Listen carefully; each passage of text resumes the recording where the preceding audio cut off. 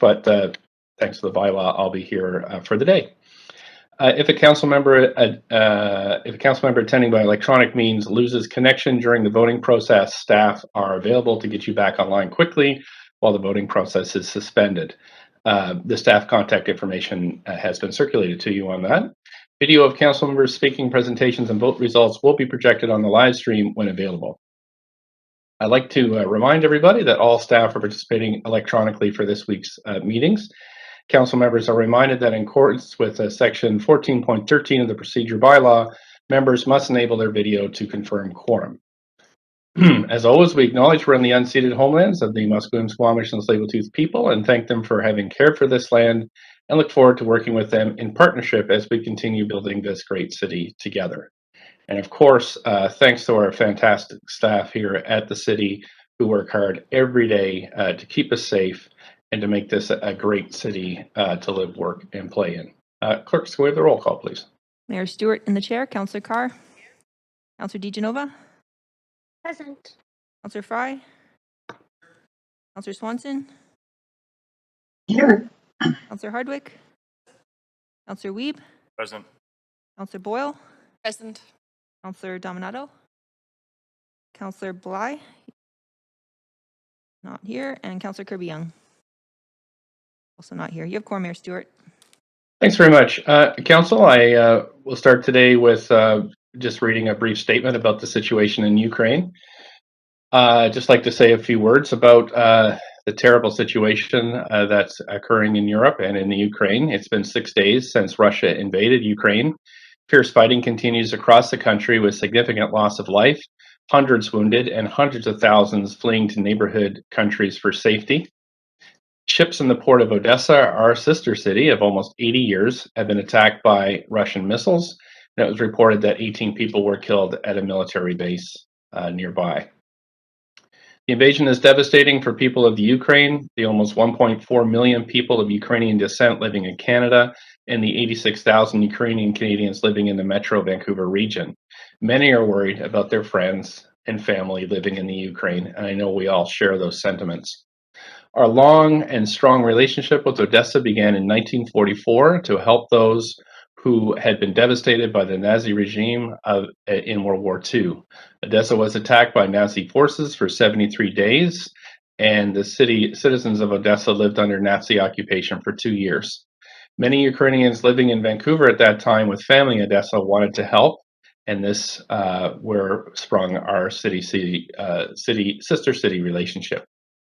Given our continued relationship with Odessa and our support for the government and the people of Ukraine, City Hall and Burrard Bridge will remain illuminated blue and yellow until March 2nd, and Ukrainian flags will be raised at 12th and Canby for the next 3 weeks. These are small but meaningful ways the city is showing its support for the citizens of Odessa and the entire nation of Ukraine. Our relationship with Odessa began during a dark period in history almost 80 years ago, and we will stand with them through this dark period too, in hopes for better and more peaceful days to come. And I know our thoughts are all with the Ukrainian people today. Council, I'm moving on now to do a proclamation for International Women's Day. It's my honor to read the proclamation for International Women's Day at this meeting this morning. International Women's Day will take place March 8th and is a day where people of all nations recognize and celebrate the social, economic, and cultural and political achievements of women. This day also marks a call to action for accelerating gender equity. The City of Vancouver continues to support and improve our work toward gender parity, and I would like to highlight a few of these achievements, starting with the Women's Equity Strategy. This was adopted unanimously by Council in January of 2018. The strategy is a 10-year initiative aimed at addressing barriers faced by cis and trans women. The strategy commits the city to apply an intersectional framework to all its work. The city is also implementing its Transgender, Diverse, and Two-Spirit Inclusion Action Plan. Both of these initiatives include multi-year projects aimed at providing all women, gender diverse, and two-spirit people with equitable opportunities to fully participate in the political, economic, cultural, and social life of Vancouver. The International Women's Day 2022 theme is Break the Bias, And this year we'll be celebrating people of marginalized genders' power and resiliency to break down barriers and overcome obstacles. So here's a proclamation.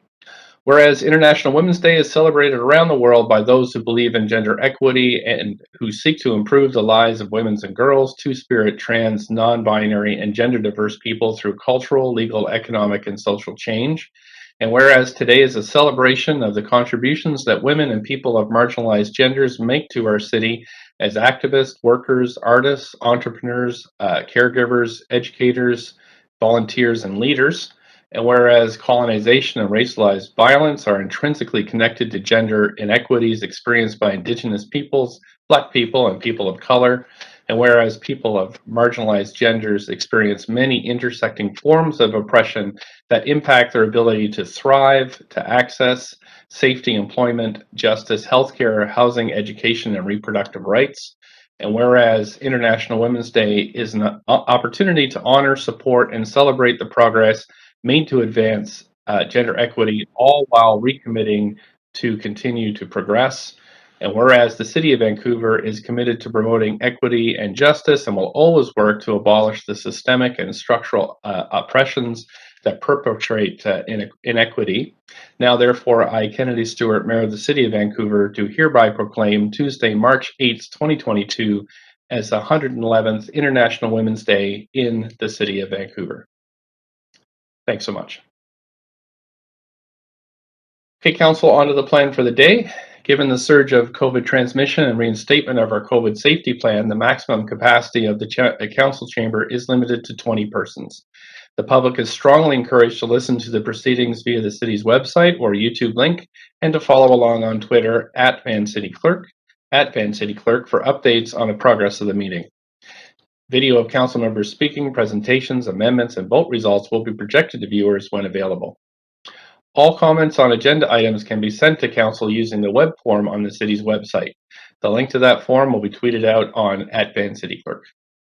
I also want to note the City of Vancouver's longstanding commitment to equity, diversity, and inclusion, including utmost respect for all genders. I remind council that when addressing speakers and staff, we will avoid using gendered honorifics and will instead refer to the person by first and last name, role, or title. Today we have 3 administrative items, 1 communication, 9 reports, 8 referral reports, 12 bylaws, 2 administrative motions, 10 council members' motions, notice of council members' motions, new business inquiries, and other matters. So that's a lot to get through today, council. We will go until noon in regular council. Then we'll break for lunch, and then in camera will be from 1 till 3 p.m. From 3 to 5 p.m. We'll continue with regular council business, and we have a public hearing starting at 6 p.m. Just a couple of notes here, council. I'll try to prompt us on the way through just to remind folks of the timing. We do have a number of members' motions that do not have speakers, which we'll be dealing with today in council. I'll just keep an eye on the clock, and if we might have to move some of those over to tomorrow's meeting, but I'll let you know if that's the case. Also, this being March 1st, Councillor Wiebe is the deputy mayor. So I have a call with the premier at 11:15, I believe, and I'll be asking Councillor Wiebe to step in at that point for the chairing.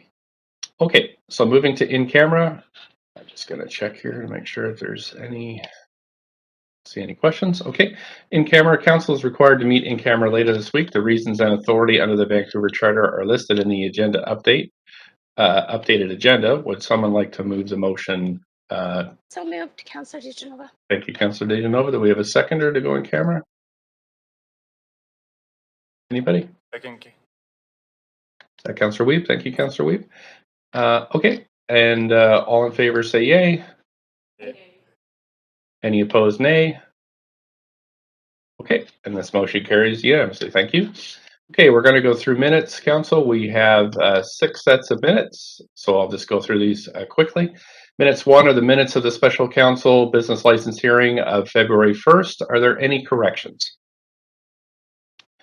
Someone like to move adoption, please? So moved, Swanson. Thank you. Councillor Swanson, seconder. Second. Thank you, Councillor Weeb. All in favor say yay. Yay. Opposed, nay. Okay, that motion passes. Thank you. Minutes 2 are the minutes of the Special Council Quarter Revision BIA meeting, February 1st. Any corrections? Have a mover, please. So moved. Thank you, Councillor Price. Seconder. Counselor DeGenova. Thank you. All in favor, yay. Yay. Opposed, nay. That passes. Thank you. Minutes 3 are the minutes of the Special Council Business License hearing of February 2nd. Any corrections? Move adoption. Thank you. Seconder. Councillor Boyle. Thank you. Councillor DeGenova, seconded by Councillor Boyle. All in favor, yay. Yay. Yay. Opposed, nay. Great. Minutes 4, the minutes of the council meeting of February 8th. Any corrections? Mover, please. So moved. Second, Councillor Carr. Okay, thanks. Councillor DeGenova, second Councillor Carr. All in favor, yay. Yay. Opposed, nay. That passes. Thank you. Minutes 5 are the minutes of the council meeting following the Standing Committee on City Finance and Services meeting of February 9th. Any corrections? Move adoption. Counselor DeGenova. Thank you. Seconder. Councillor Carr. Swansea. Thank you, Councillor Carr. All in favor, yay. Yay. Aye. Yay. Opposed, nay. That passes. Thanks. Last minutes are minute 6 of the Auditor General Committee meeting of February 18th. Any corrections? Mover, please. So moved. Second. Councillor Kirby-Young. Thank you. I heard Councillor DeGenova first, seconded by Councillor Kirby-Young. All in favor, yay. Yay. Yay. Opposed, nay. Those are passed. Thanks. Okay, Council, we're moving to matters adopted on the consent agenda. Just going to get my piece of paper out here. Okay, so we have communication 1, report 3 through 9, and referral reports 1 through 8 on the consent agenda. Please put yourself on the queue if you'd like to hold any of these items. Point of privilege, Mayor. It's Councillor Kirby-Young. Could you put me on the queue to hold an item? There you go. Okay, we've got you on. Councillor DeGenova. Which items would you like Mayor, to? I was just hoping you could clarify which items we already have speakers to, so we don't have to repeat it.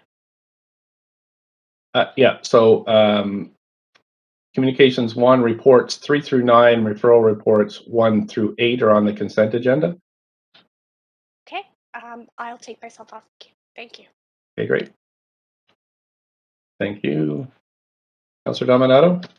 Thanks, Mayor. I'd like to hold referral report 4, please. On the 510 West Hastings Street? Sorry, referral. referral report for the Regional Context Statement Official Development Plan bylaw. Okay, thanks very much. Thank you. I'm just going to take a note of that. 1 second here. Okay, thanks. Councillor Harvick. Mic on. Okay, great. I would like to hold on under reports number 9, Board of Variance bylaw update, and under Okay. under referral reports number 5, the CD1 rezoning of 1477 West Broadway.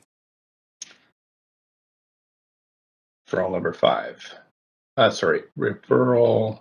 Referral 5 and got it. report 9. Great, I got it. Okay, thank you. Councillor Kirby-Young. Yeah, report number 8, inventory of parks, please, Mayor. Report number 8. Okay, thank you. Councillor DeGenova, you got you back on the queue here. Oh, no, that's a holdover, Mayor. I took myself off the queue. Okay, great. So I'm going to just go through this list just so everybody knows. So just 1 second. I just got lots of screens open here. Okay, so we have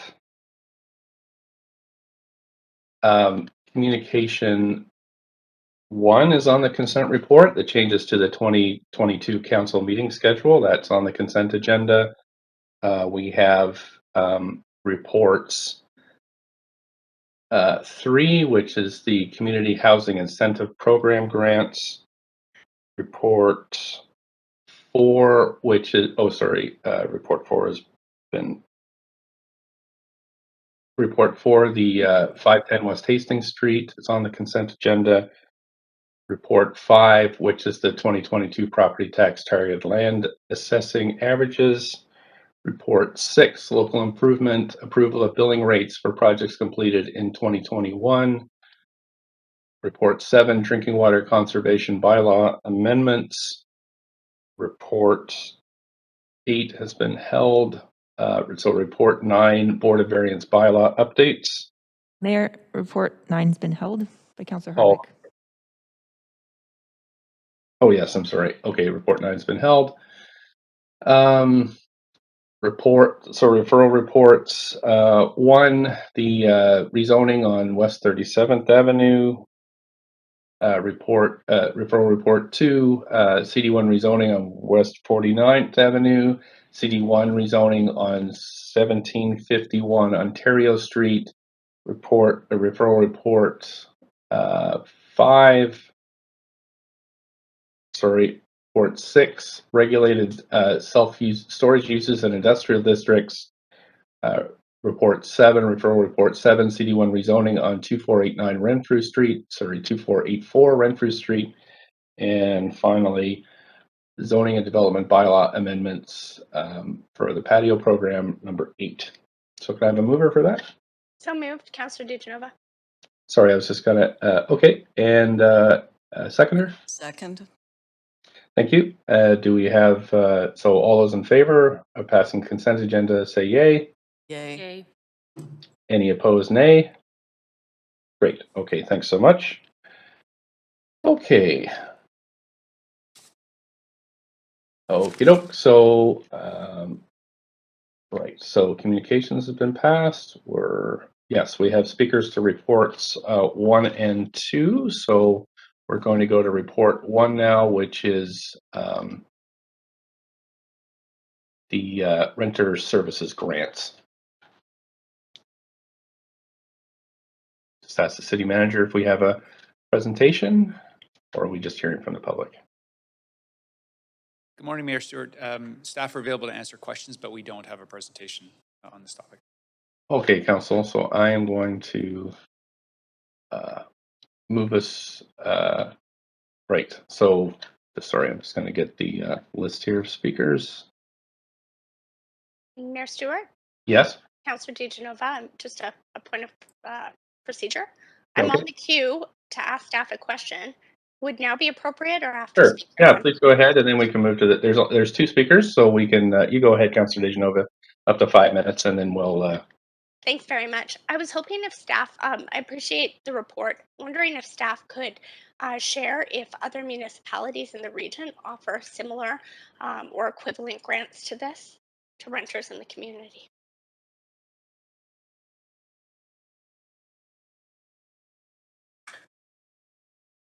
Mayor Stewart, I believe we've got ACCS staff online. Yes. Thanks. Great. Yeah, hi. Hi, this is Jennifer Hales, Senior Planner of the Renter Office in ACCS. Thank you for the question. That's a very good question. And in fact, we will need to do some research into that, Councillor DeGenova, and we can get back to you. As far as I know, I'm not aware of any specific grant program exactly like ours for renter services across the region, but we will look into it. Okay, and could you tell me the total of the entire grant program? Not just exclusive of this report. I see the numbers in this report, but our grant program for renters here at the city. So in total, in June of 2019, Council approved 1.5 million over 3 years. And this is the last year of that funding. So we've been able to disperse 500,000 a year for 3 years. Okay, thank you. And then just a follow up to that is, have we received any matching funds or requested any matching funds from senior levels of government, the province or the federal government? No, not yet.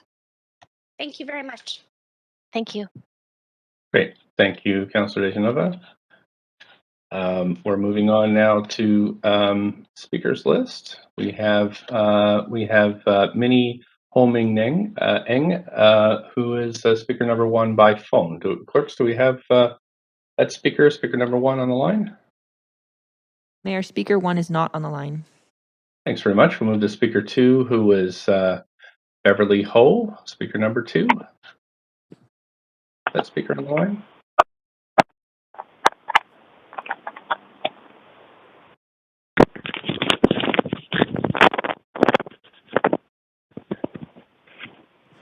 Hello? Hi there. Thanks for calling in. You've got the 5 minutes to address council. Whenever you're ready, please go ahead. Okay, thank you. Can you hear me? Sure can. Okay. Hi, my name's Beverly Ho. I'm a settler here on unceded stolen territories of the Scoamish, Musqueam, and Tsleil-Waututh peoples. I'm the operations manager at Yarrow Society in Chinatown, and I've been involved in the Chinatown Downtown Eastside community since around 2015 or 2016. And I signed up to speak today because I'm hoping that next year and for future funding cycles, the city will allocate more funds aside for smaller organizations like Yarrow Society.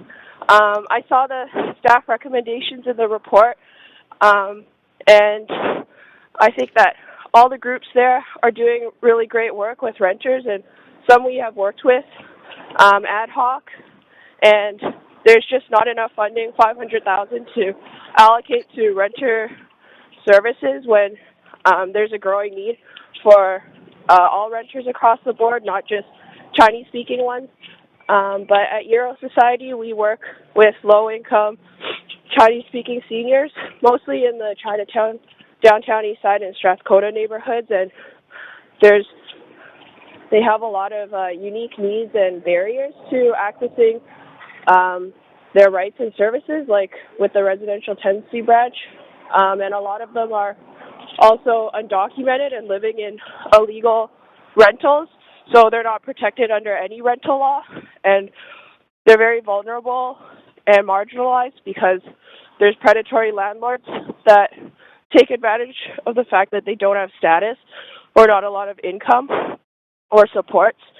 So Yarrow's continuing to do the work whether we have the grants or not, but it obviously puts a strain on us for fundraising this year.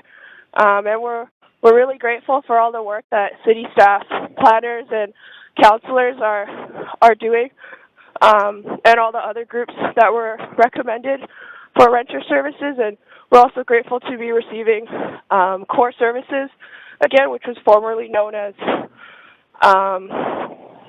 DSS, Direct Social Services. Yeah, I think that's all I have to say for today. Thank you for listening. Great. Thanks so much. You do have some questions. Councillor Fry, up to 3 minutes. Yeah, thanks, Mayor. And thanks, Beverly.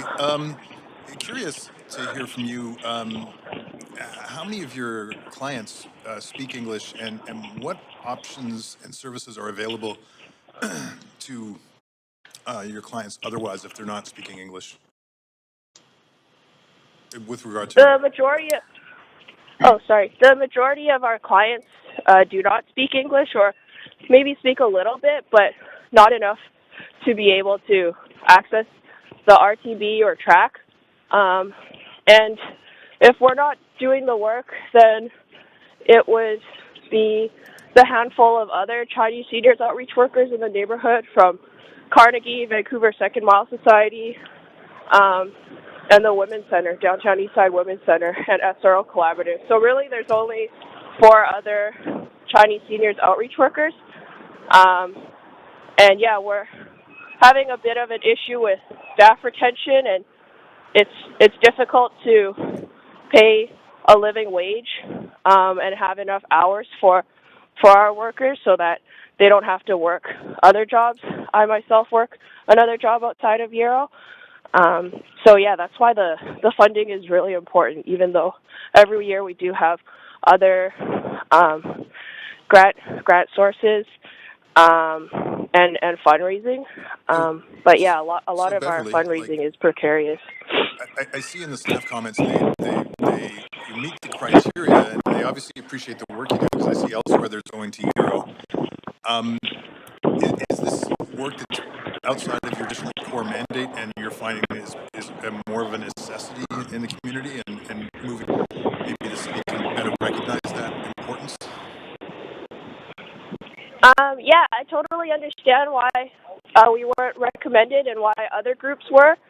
But yeah, I think in the future, if there was more funding available in general, I know that our organization, we do focus a lot on accessing health and income services as well, and we see that tied together with housing. We think it can't be separated. Housing definitely plays an important factor in someone's health, stable housing. Okay, thanks, Beverly. Thanks, Councillor Fry. Councillor Swanson, up to 3. Yeah, hi Bev, and thanks for all your work. I just have one question. I wonder if you could tell us what you won't be able to do because of not getting the grant. Yeah, thanks, Councillor Swanson. What we won't be able to do, well, we're not sure if we'll be able to fund our current outreach worker. So that position is at risk. Like, if we have to cut hours, then, and we're already like inundated with a lot of requests for housing support. There's been an increase in Chinese seniors who are couch surfing and who are in and out of shelters. So, yeah, obviously that takes up a lot more hours than our regular caseload. So I think a lot more seniors would be falling through the cracks if we were to cut back on hours or, you know, struggle to maintain the current hours.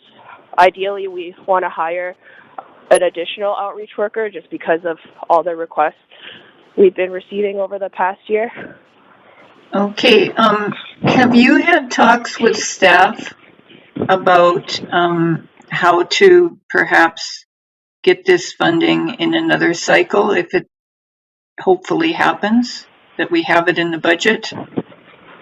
Yeah, staff was really gracious, and they asked us, I think last Friday or the Friday before that, to have a meeting with them. So I had a half-hour meeting with two planners, Jennifer and Eileen, and they're willing to meet with us after the 7th to talk about our application because they want to continue to support the work that we're doing. Okay, so I would really like you to be able to get your funding, but the problem is having to take it from someone else. So I think the best plan here is to work on getting a greater amount in the next budget. But thanks so much for coming. Yeah, I totally agree. Thanks, Jean. Yeah. Thank you. Councillor Kirby-Young, up to 3. Yeah, good morning, Beverly. I wonder if you could just, I know you described a little bit of the outreach, but I'm wondering if you could provide us with a little bit more detail on how you actually reach seniors and how you connect with them. Do you work with different housing providers or do you have relationships, or how do you actually connect with those folks? Hi, thanks, Councillor Kirby-Young. Recently, we've been getting a lot of referrals from other organizations and outreach workers like Downtown Eastside SRO Collaborative, Rain City Housing. They run a shelter. Yeah, usually other organizations or seniors hear about us through word of mouth. We have a few clients who their friends are clients with us, or they access our services or recreational programming. And we also do a bit of door knocking every week or every other week just to check in on current clients and to see the leaders in the building and see if there's any needs that Euro can help address or support. Okay, is it mostly, do you find that it's some of those providers that are noticing that some of the seniors have challenges or have concerns, or is it the seniors that are really asking for that help? How do you find that works?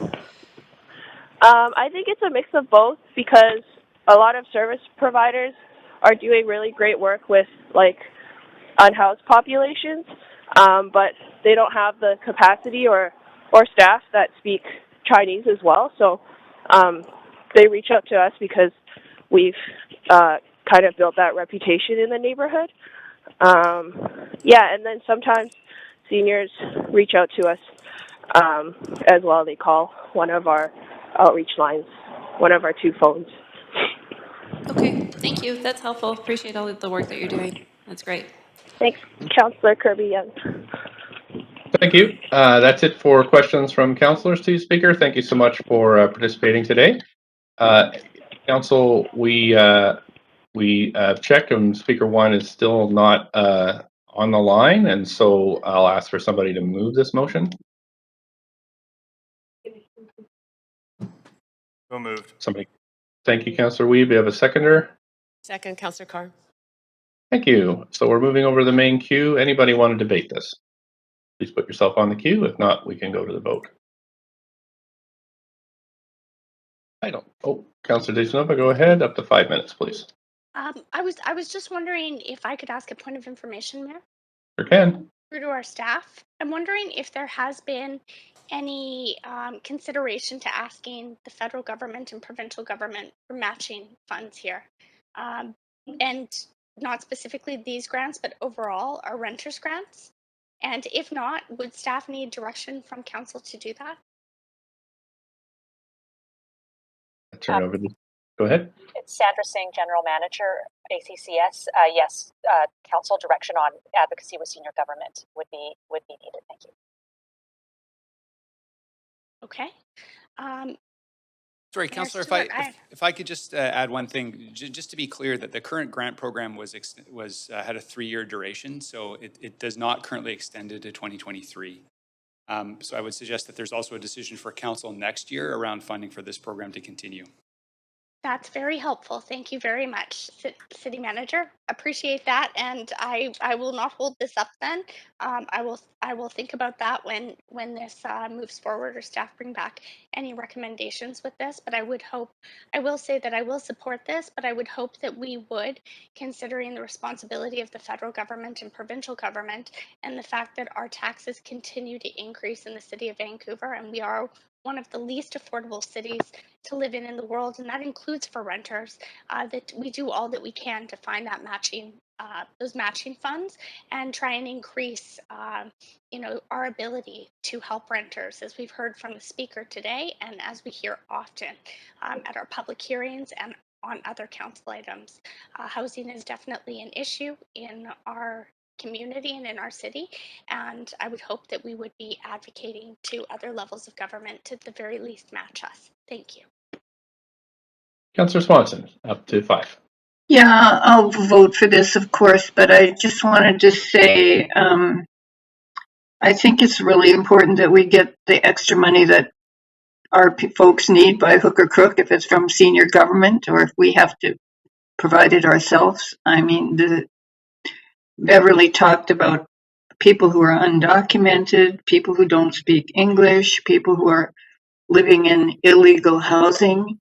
Those people are, just marks for being exploited unless there's someone there that can speak their language, that can help them navigate through the various bureaucracies that they have to navigate through in order to get even basic rights. So I hope that the next budget will reflect the need there. Thank you, Councillor Swanson. I don't see anybody else in the queue, so I can move to a vote on this item. Thanks, clerks. Vote's been triggered.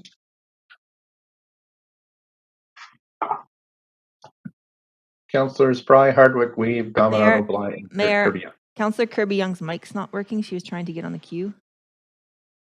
Sorry to interrupt. Q4. Okay, Councillor Kirby-Young. Hi, this is the city moderator.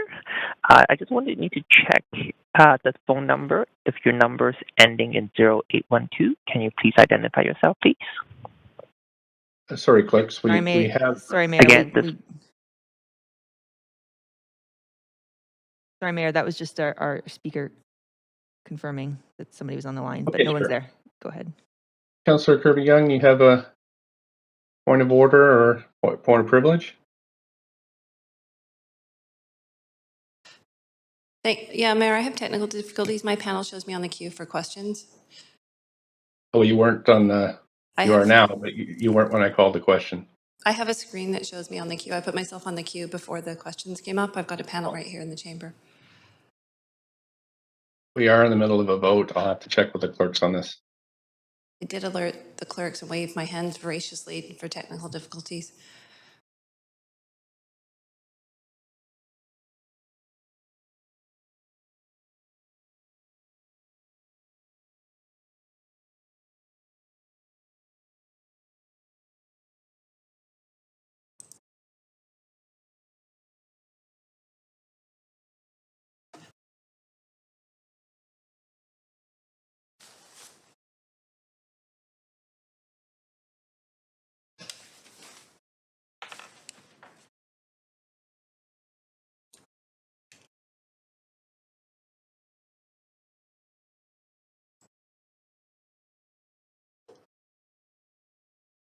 Okay, Councillor Kirby-Young, I'm not sure what you have to ask at this point. Ordinarily, I wouldn't do this, but you can go ahead with up to 5 minutes. Thank you. Yeah, I have a question through you to staff, if I might, and it was really with respect to understanding a bit more about the city manager's comment that the program wasn't going to be continued. And I noticed in one of the appendices, it provides an update on the renter's office work. And I know that was an initiative that was implemented after this grant program. And so my question was really if staff could comment on how the renter's office work interfaces with this. What is the total annual budget currently for the renter's office? And do we see this as a potential alternative to this program? Staff? Thanks, Mayor Stewart, through you. So yeah, and I'll defer to ACCS staff as well if they can supplement this. There was a specific allocation of funds for the Renter Service Grant Program of $1.5 million over 3 years. The Renter Service Office is a different budget allocation. I don't have those specifics, but I'm not sure if ACCS staff can speak to that point.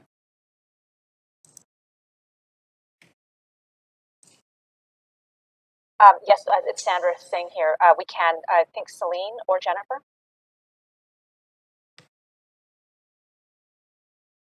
Hi, it's Jennifer Hales here, Senior Planner of the Renter Office. So as the City Manager pointed out, $1.5 million was allocated for 3 years to the grant program as part of the Renter Office work.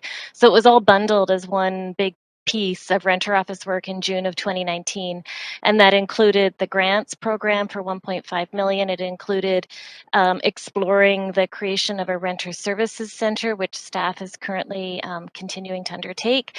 It included some staff positions, and it included exploring a tenant relocation certification and program.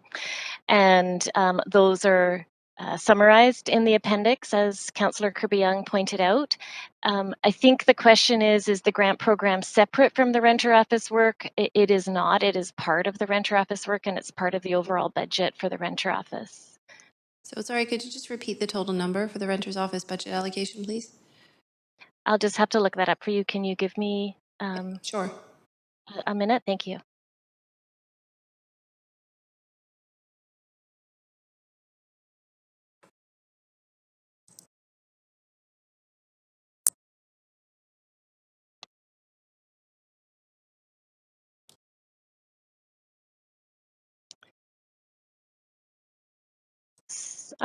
So in June of 2019, Council approved $5.6 million in total for the Renter Office, and that included 1.46 to exploring the creation of a Renter Services Center. It included $2.4 million for a staff team across 5 departments.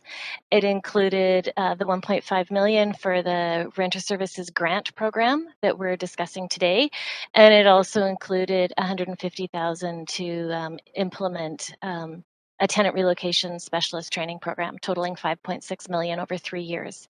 And of course, that 3-year time period has been extended a bit because of the pandemic. There was some time that some projects were put on hold because of the pandemic and not full staffing. Okay, and last point, we're looking to regularize that funding because some of the startup funding was EHT because it was deemed a pilot. Is that correct, including the initial staffing and setup? That's correct. All that money was EHT. Even though it was going to be an ongoing initiative? That's correct. Okay. It's Sandra Singh, General Manager here. It was approved as a pilot project as a one-time. Right. And can you remind me, please, Sandra, of the difference between that qualifying for the EHT funds versus the vacancy control not? Because we didn't use the word pilot, even though they were both ongoing initiatives? Yeah, and I think to clarify as well around the original intention of this, it was to fund the first 3 years with the recognition that anything beyond that first 3-year phase would need to be, if it to be continued, would need operating funding. Paul, I don't know if you could speak to the EHT approach. Thanks, Councillor, and through the mayor. So yeah, it is a good question. I think there has been kind of an ongoing exercise by staff to ensure that we are interpreting the requirements around EHT funding correctly. I think with respect to the vacancy control, because that was a regulatory requirement that's now being established, we didn't see there was any potential to characterize that as a pilot. Clearly, the intention when council implements regulation, the expectation is, and I think from the folks who are being regulated as well, is that that's going to continue, and that's our understanding as well. So we didn't see that there was a way to reasonably configure that as a pilot. I think in this case, with the Renter Services Office and the grant program, the expectation was that there would be 3 years of funding, an assessment of outcomes, and then a decision by council at that future date to determine how much or in what manner to continue that. So that, I'm not sure if that distinction makes sense, but that's kind of how we saw it. That's very helpful. Thank you. And thank you, staff. Thank you. Okay, I don't see anybody else in the queue, so we'll move to the vote on this item.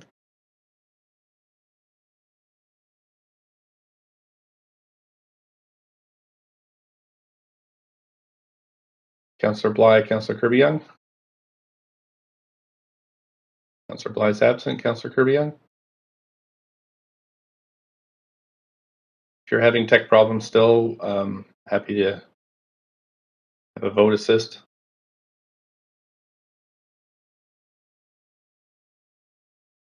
In favor, please. Councillor Kirby-Young, please mark her in favor. Thanks so much. That's passed unanimously. Thank you so much, Council. We're moving on to our next item,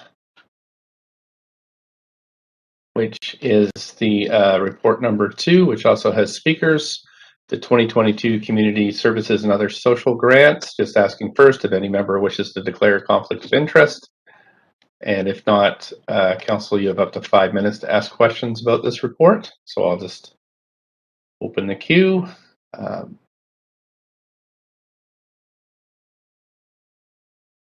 Clerks, I just want to make sure that everybody has an opportunity to put their name on the questions list. Don't see anybody on, so we can move to the public. And the first speaker on this item is Annie Danilko. Annie Danilko, speaker number 1. Hello. Hi there. Thanks for calling in today. Hi. You have up to 5 minutes to address council. Please go ahead. Thank you. Thanks, Mayor and Council, for letting me phone in on this important program that we're having today. My name is Annie Danilko. I am Haida with the Raven clan. My mother's name is May. I just want to give my appreciation to the Coast Salish people for allowing us to be on their lands. And they ask us to be good stewards and to take care of the lands as if they're our own. And what I'm phoning in today for is to support the grants that are given through the Grandview Woodland Food Network. I started at Britannia as a youth program with Off the Grill, and that was sponsored by Ian McCruz at the time. He was our food sustainability person with Grandview Woodland. So I was working with the community. I ended up making connections and cooking for many of the events at Britannia Community Center. We did things with reconciliation. We did events with the master plan, and I worked a lot on master plan for Britannia Communities senior centers. We were having a hard time about getting past, some of the things that were happening there. And so I ended up participating on the Planning and Development Committee, which turned into me being a board member. And then in my time as being a board member and working on the master plan, and now with the renewal, has really opened my eyes to what a community can do when we have the funds, and also for what we can do as a base. Because what I'm sure a lot of the speakers and a lot of people getting grants know that if you have a base grant already, it's easier to get some more money for your grants. I have participated with many of the programs, which is the bulk food buying that we have 75 people in. I participated in the food fit that helps you get to a healthier lifestyle, and I also participated in the programs with eating the veggies, not so much gardening with the veggies. So I benefited from that as well. And I'm just so excited to be able to support our new food sustainability person, Ruth Elizabeth, and I'm sorry I forgot her last name. I'm a bad president. And also I was wondering if I could let you guys know about how proud I am about Britannia and what happened through the COVID shutdowns, how Ian McCruz ended up with the Food Connection starting a food bank, and we had deliveries for people when everybody else was shutting down. We had, it says here, 8,485 volunteer hours, 200 volunteers that helped deliver food and package it up. We had over, I'm looking at my notes now, and I can't read them. Isn't that great? But we had lots of boxes. Oh, here we go. 11,000 boxes of food delivered within a week of COVID shutting everybody down. And it did prove that we do have a chain issue with the foods, and that in an emergency or a crisis, we've proven that community can step up and step in faster than any government or other bigger organizations. So I just wanted to give my appreciation to all of the Britannia volunteers and everyone that have made COVID easier. There was a lot of other programs that we did. We went online, we did telephone calls, we connected with vulnerable people, and we did all of that in a very, very timely manner. And so I believe my time is almost up. So is there any questions? Thank you so much for phoning in. There are no questions for you, but want to thank you for participating today. And with that, I will move on to the next speaker, but thanks so much for calling in. We have speaker number 3, Ian Marcuse. Hello, can you hear me? Hi there. Thanks for calling in. You have up to 5 minutes to address council whenever you're ready. Thank you very much. So hello, Mayor and Council, and thank you very much for the time to speak today. I'm here to support the social granting, specifically the Sustainable Food Systems Grant, which Annie was actually referring to just previously, as recommended, though with a caveat. My name is Ian Marcuse. I live in Vancouver. I am the coordinator of the Vancouver Neighborhood Food Networks and past coordinator for 15 years of the Grandview Woodland Food Connection at Britannia Community Centre. So these 15 current networks are organized via a community-based model, and we work within specific neighborhoods through host community centers such as Britannia or neighborhood houses. Our vision is to help build a sustainable, resilient, connected, culturally appropriate food system in Vancouver, rooted in justice, sovereignty, and equity for all people in the planet. And we deliver a wide range of capacity building food programs, including advocating for food justice, poverty reduction, indigenous food sovereignty, urban food growing, including community and school gardens, community meals, good food boxes, cooking and nutrition workshops, community food markets and food distribution, community food celebrations, and food recovery programs, to name a few. I'd like to say that investing in community food security as a key social determinant of individual and collective health eases strain on social and healthcare systems due to poverty and inequity. Food networks support Vancouver's healthy city strategy. While the Sustainable Food Systems Grant has been critical as core funding, and Vancouver has done much to cultivate a more sustainable food system, and while we recognize there are many competing needs, we also need to acknowledge that given the importance of food security, that the $200,000 allocated citywide is gravely insufficient. Our network sustainability remains very precarious. Staff are underpaid and overworked, with many networks operating on very few hours. As such, we have seen significant staff turnover, which limits community and organizational capacity building. Meanwhile, food security is now one of the most critical issues of our times. Rising food prices have even middle-income families reconsidering their food purchase, let alone lower-income households. New reports are emerging that low-lying Delta area and prime agricultural lands in Metro Vancouver may be underwater by 2080. The recent climate-related floods and landslides highlight our very vulnerable food supply. Then, of course, this pandemic has further widened food inequity, hitting low-income households hard.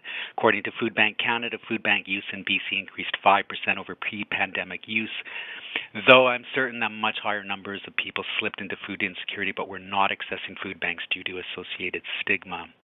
When the COVID lockdown hit, the food networks played a critical role in providing emergency food provision. Though not our mandate, we were well positioned to take on this function due to the years of community development work and cultivating community food security through building rich networks of community relations and partnerships. We were able to rapidly direct resources appropriately and efficiently when even food banks shut down for weeks before centralizing food distribution. I would argue that the many community-based food organizations became the de facto emergency food distribution plan in Vancouver. During the first 14 months of COVID, the Food Network supported 7,800 households, over 20,000 individuals, delivered 105,000 food hampers, provided 178,000 prepared meals, and leveraged 215 new partnerships. But back to building food-secure neighborhoods, Vancouver Coastal Health 2011 and 2019 evaluations of the food networks provide strong evidence that community-based food programs increase access to food, build food awareness, knowledge, and skills, increase community capacity and social connection, and have helped impact food policy work. Despite this important work, many food networks are struggling for lack of support. As such, we are calling on our municipal government to take the necessary steps to increase the Sustainable Food Systems Grant, ideally working with the province to secure matching funding. We're proposing as an ideal target an annual target of $1.7 million, a mere 0.1% of the city's $1.74 billion budget. This amount would fund 22 full-time, union-paid food security programmers in every neighborhood and every community center in Vancouver. Multiply significantly what the networks have already achieved, and building on Vancouver's already great reputation in urban food security, this funding would undoubtedly place Vancouver as a world leader in this field. The impact in further building our local food security resilience would be enormous. That's my spiel. Thank you. Thank you very much. Right on the 5 minutes, you do have a question from Councillor Swanson. Councillor Swanson, please go ahead. Yes, that was very impressive, I must say, very impressive. Have you talked to the staff about this $1.7 million plan? Or city staff? Yeah. We have very good relations with the food policy team, Sarah and Jason and Caitlin. We meet with them annually, and yes, we brought this forward. We do have a collective impact report that we shared with the staff, which included these numbers. These are ideal targets. And, the thing is that the food systems grant has stayed about the same for since it started, 8, 9, 10 years ago. So while it's an ideal target, we recognize that probably, working with the province would be a good strategy as well. But yeah, I mean, the food policy team is aware of this request and remind us that we just have to keep working hard at it. But we kind of keep getting the same answers, is that money's tight and money would have to come out of other budgets, and understandably, that's understandable. Okay. Anyways, yes. So you have to ask for what you need. That's the first step. So thank you for doing that. This council isn't going to be the one that adopts the next budget, unfortunately. Or maybe fortunately, we'll see. But I would certainly be willing, if you want to give me a call, to work on this 1.7 million. Thanks. Thank you. Thank you, Jean. Councillor Certainly, Weed, we'll up be to looking 3 at minutes. election strategy. Yeah, thanks a lot for coming to speak today. Recognizing that you're looking to run them out of the community centers, what conversations have happened with the Park Board's local food action plan, which has a lot of the similar goals and outcomes that you're hoping for? Yeah, and also we are very engaged with the Parks Board around their policy. In fact, I was involved in the first action plan way back, 12, 13 years ago. So, yeah, we do have very good relations also with the Parks Board. So, yeah, we maintain communications with them. Okay, and it'd be great to bring this to the Vancouver Food Policy Council to discuss this idea, because I think it is an idea that we need to talk about, because it is one of the stuff that is hurting this community the most is our food insecurity. So thanks a lot for coming to speak today. Thank you. Thanks. That's it for questions, Speaker. Thank you so much for coming in today. And we are going to move to our next speaker, who is Ann Nienaber. Speaker number 4, Ann Nienaber. Thank you very much. Can everyone hear me? Sure can. Please go ahead, up to 5 minutes. Thank you. Good morning, Mayor and Council. My name is Ann Nienaber, and I'm the Executive Director for Multicultural Helping House Society located in Vancouver, British Columbia. I'm speaking to you today as I would like you to please reconsider our application for funding for the City of Vancouver's Core Support Grant. Multicultural Helping House Society has played a critical role in providing social and settlement services to newcomers, seniors, youth, and women. Multicultural Helping House Society provides settlement services. We assist newcomers to settle into Vancouver, find employment, access community resources, and supports integration needs as well. We provide, and which have been exacerbated by COVID-19. Due to the social isolation experienced by newcomers, especially seniors, and the increased challenges this has created for settlement in Vancouver, our programs have also had to address this new reality experienced by newcomers, women, youth, and seniors as a result of COVID-19. Newcomers have also been experiencing greater economic marginalization, such as finding employment in these challenging times. Newcomers are having to make ends meet in a country and a city which is already a challenge, and now in an environment of COVID-19. From April 2021 till now, in this fiscal year so far, we have serviced and engaged over 4,557 seniors, 2,620 youth, and in a variety of activities, educational workshops, outreach, employment assistance, as well as wellness and physical activities. The pandemic has increased the demand for activities and our services as it has exacerbated existing social inequities due to language, employment, and social isolation. We provide newcomer services to refugees, temporary foreign workers, permanent residents, international students, and naturalized Canadian citizens. This past fiscal year, we have serviced over 2,000 newcomers since April 2021 in 10 different languages. The work that we do at Multicultural Helping House Society directly supports the City of Vancouver's commitment to improve and to work towards a fair, safer, more inclusive city. Moreover, Multicultural Helping House Society supports the City of Vancouver's Healthy City Strategy, specifically healthy human services, equitable access to high-quality social, community, and health services. Not funding Multicultural Helping House Society has put us in a very difficult position. Our request to the City of Vancouver for $70,000 total was to support a Vancouver's seniors-focused program to target socially isolated seniors, as well as a youth-focused program for vulnerable youth, specifically those facing retention issues in the school district. So this fund was going to fund a part-time Vancouver seniors and youth coordinator. Also, these funds would be used to fund the continued management of Multicultural Helping House Society. The requested amount was going to be stretched to help cover these costs to keep Multicultural Helping House Society able to provide its services in Vancouver. I understand that funds are limited, as per my conversation with Peter Brookman. If the city could please reconsider our application, even if the amount is less than what was asked at $70,000, anything would help us to be able to continue to provide our services. Thank you for your kind consideration. Thank you for your time today. You do have a question from Councillor Dejanova. Councillor Dejanova, up to 3 minutes. Thanks very much. Thank you for your presentation. And I'm very aware of Multicultural Helping House and all the good you do in the community. I'm wondering if you can tell me how many years you did count on and receive a grant from the city. Thank you very much for your question. In my time with Multicultural Helping Out Society, I started in April of 2020. I have applied. This is my second application to the City of Vancouver.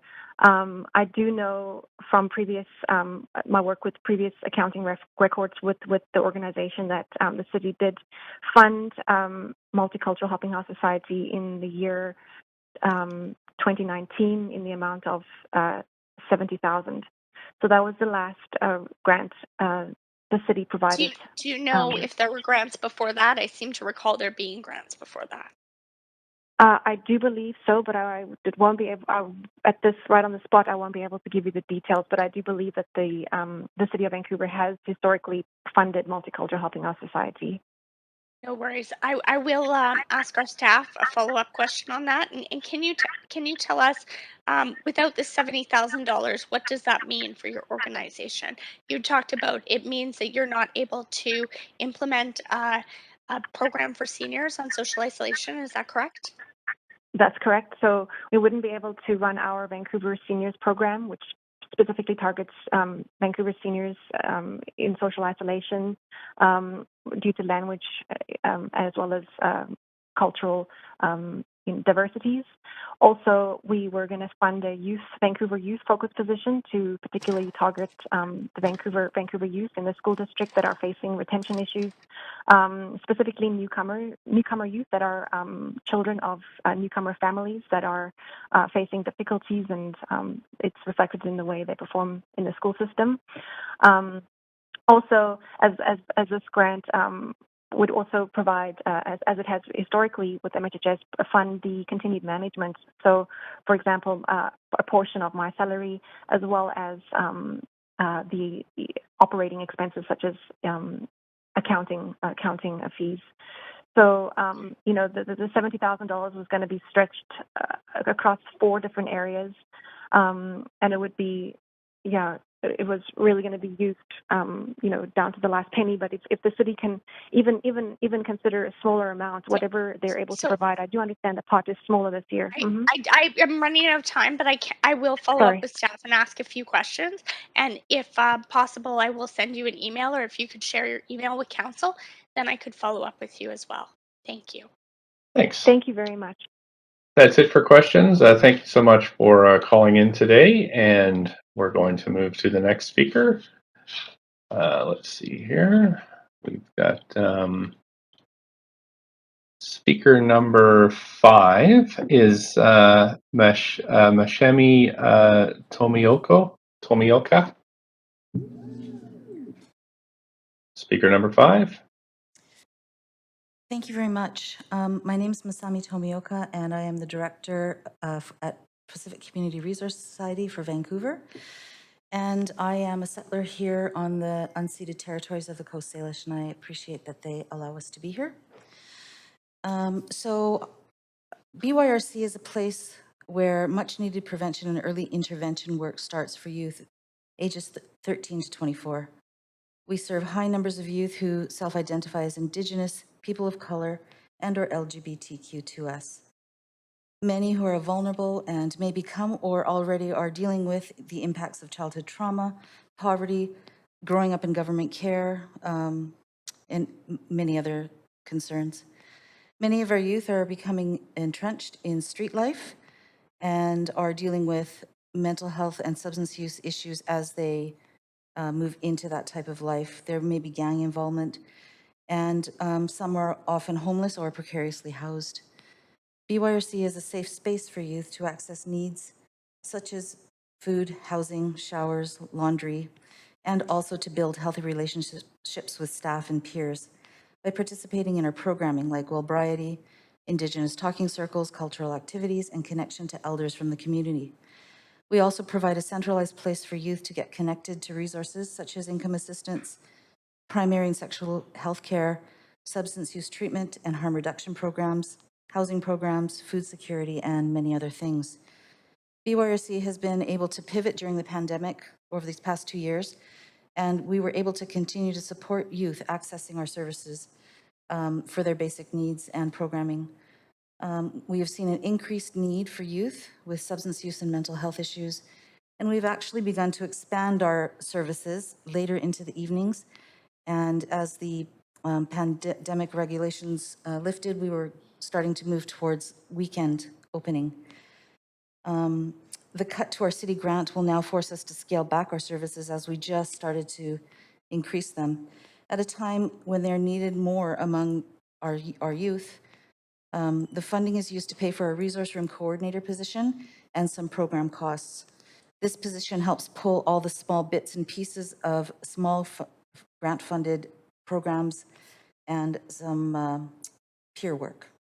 The resource room position is critical for the ongoing operations of the center and the partner programs that feed into it. Youth depend on hubs such as BYRC to connect with youth support workers to help them meet their needs, whether it be housing, food, or referral services. Our fear that if youth don't have the safe space to go, then they will drift elsewhere, including the downtown east side. And we are trying to keep them connected right in their own home communities and prevent them from becoming more entrenched and disconnected. A $27,000 cut may not seem like a lot of money, and you may think that because we're a larger organization, we can absorb that. But it's a 25% cut. And this is kind of an incorrect assumption because 95% of our funding comes from government contracts and grants, like this one from the City of Vancouver, to pay for specific work to be done. We have very little discretionary funding to spread across our programs, including providing over 17,000 meals to youth through our BYRC kitchen and supporting 600 or more youth in our Vancouver housing programs, supporting youth to graduate from high school at our East Van Education Center, or our Pathways to Education program. Our grant has not been increased over several years, and yet our costs have significantly increased, including salaries for staff. Program costs such as transportation, food, and supplies have also increased significantly. And PCRS has already absorbed those costs, and this $27,000 cut will not be able to be absorbed. Therefore, I am respectfully requesting that Council reconsider the reduction of our grant and restore it to the previous year's funding level so that we can continue to provide high-quality programming and supports to some of the city's most vulnerable youth at a time when we know that the impacts of COVID-19 and the drug poisoning crisis are hitting our communities. Thank you so much. Thank you for calling in. You do have questions from Councillor Carr. Thank you so much for coming in. Really appreciate you being here in council chambers. Just to say it's extremely difficult knowing that we would have to take money from another organization at this point in time in order to increase yours. But I'm very interested in knowing, you said your monies are specifically targeted for certain services. So money from the City of Vancouver, if reduced, would impact what specific services amongst all the ones that you listed? Right, so the supervision of our drop-in center would be decreased, so we may have to close a couple of days a week because we wouldn't have a supervisor to actually be in the space from 2 o'clock until, currently we're open till 7, and we were hoping to expand our hours to 10 o'clock in the evening to catch those youth who maybe don't have a place to go so that we can have time to be able to find them a shelter or a sleeping space somewhere. And how many youth typically do come in? It must vary from day to day, but... It varies, and as we started opening up fully in last July, I would say we have currently 50. Over the period of a week or on any... Oh, no, on an evening. In evenings? Yeah. Okay. Okay, appreciate that information. Thank you very much, and for the work that you do. Thank you. Thank you. That is it for questions. Just thank you so much for calling in today. And I'm going to move on to the next speaker number 6. Kamiya Kazemi. Thank you. Hi there. You have up to 5 minutes whenever you're ready. Dear Vancouver City Council, my name is Kamiya Kazemi, and I am a peer worker at the Broadway Youth Resource Center, also known as BYRC. I'm here to speak to you about the recent 25% cut in funding by City Council as well. Firstly, I would like to speak on my personal experiences as a young person who has accessed the many essential services of BYRC. I first heard of the center through a housing worker over a year ago while living in transitional housing through Pacific Community Resources Society. At the time, I was struggling financially as I had lost my job because of COVID-19 restrictions. I was a 20-year-old transgender woman of a racialized experience, fleeing an abusive home life, living in poverty, and dealing with systemic barriers, all while trying to balance my education and mental health. As a marginalized youth, I can speak on the fact that we are often turned away, mistreated, invalidated, and stigmatized when trying to access essential life-saving supports. I was initially hesitant to access services at BYRC. However, looking back now, I'm glad I did. I started doing kitchen shifts through the Youth Peer Navigator program to help make ends meet. I was greeted with a level of kindness and respect I was not used to. It felt unreal. I was able to access, um,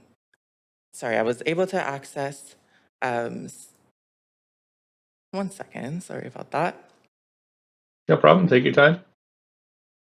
I was able to access support groups, be a part of the Youth Advisory Committee, access grants when in need, and most importantly, I was allowed to grow, which quite frankly was something that I did not feel able to do anywhere else.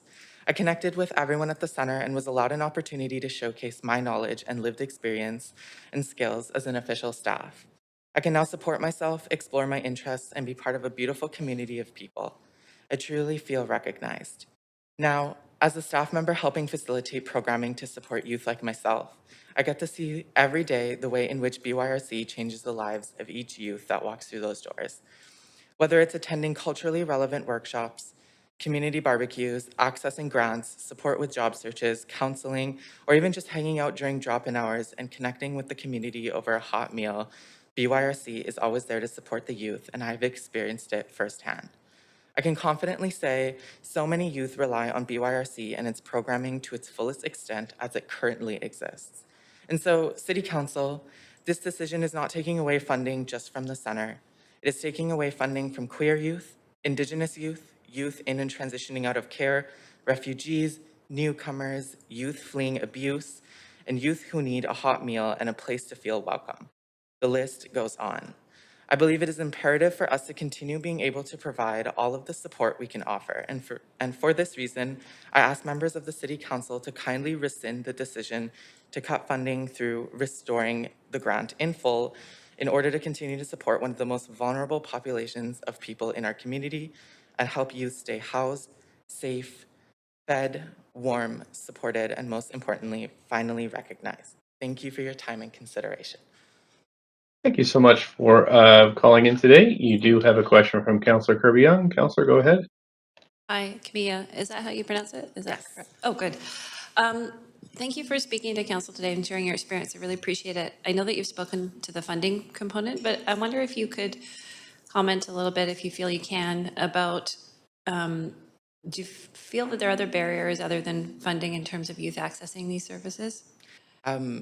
Sorry, so just to get a better understanding of your question, did you mean at BYRC specifically or within youth services in general? It could be both, however you'd like to answer that. I'm just curious in terms of how to sort of better connect people in or what the challenges are in doing that. So I can speak on my experience as a young person. Oftentimes across many community or youth or even social services, there's often a lack of proper programming that's there to support youth. There's a lack of proper understanding of appropriate language to use, especially for youth who are marginalized like myself. There's often a lack of education and understanding of unique identities such as mine, being a transgender woman, and the experiences that come with that. Oftentimes, there can be a lot of discrimination even within these services, and so because of that, I have found that in youth services, I haven't been taken seriously, or I haven't had people who are able to be competent enough to help me access the services that I need in order to, continue living a safe and fulfilling life. And so, yeah, that's what I would say that's my answer for that question. Okay, I appreciate that, and I really appreciate you sharing your own experience. I know that's not always easy to do, but it's important. Thank you. Thank you. Thank you. That's it for questions. Thank you so much for coming in today and sharing your perspectives on this issue. We're going to move to our last speaker, who is Beverly Ho, speaker number 7. Mayor, speaker 7 is not on the line. Okay, great. Thank you so much for that, clerks. And I'm just going to ask now for somebody to move the motion as we're done speakers. Somebody? Point of privilege, Mayor. Yes, go ahead, Councillor Wee. Yeah, out of abundance of caution, I'm actually going to step away from this item. My mother sits on one of the boards, so I have a family member directly on one of the boards getting a grant, so I'll step away due to abundance of caution for this vote. Okay, thank you. I'll move. Swanson. Thank you, Councillor Swanson. Do we have a seconder? Second, Councillor Dutron. I heard Councillor Fry. Okay, now I'm moving queues. I know a number of you on this queue now, but I'm moving over to the main queue. So we have up to 5 minutes for debate. Councillor Dejanova, please go ahead, up to 5. Thanks. I have a point of information through you, Mayor Stewart, to staff, and I'm hoping that they can answer this. And if it takes a moment, I understand. I was going to wait for information on a previous report, but then they said that they could get that in just a moment. I'm happy to give a moment of my time to this, but I'd like to know, with the Multicultural Helping House, how many years did the city fund their grants and these specific services?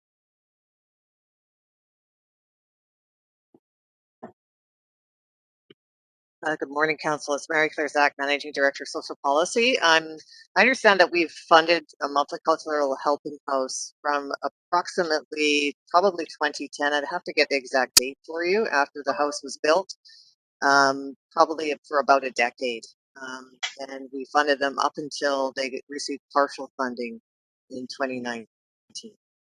Okay, and thank you. I don't need the exact date, but that was a very good range. It gives me an idea.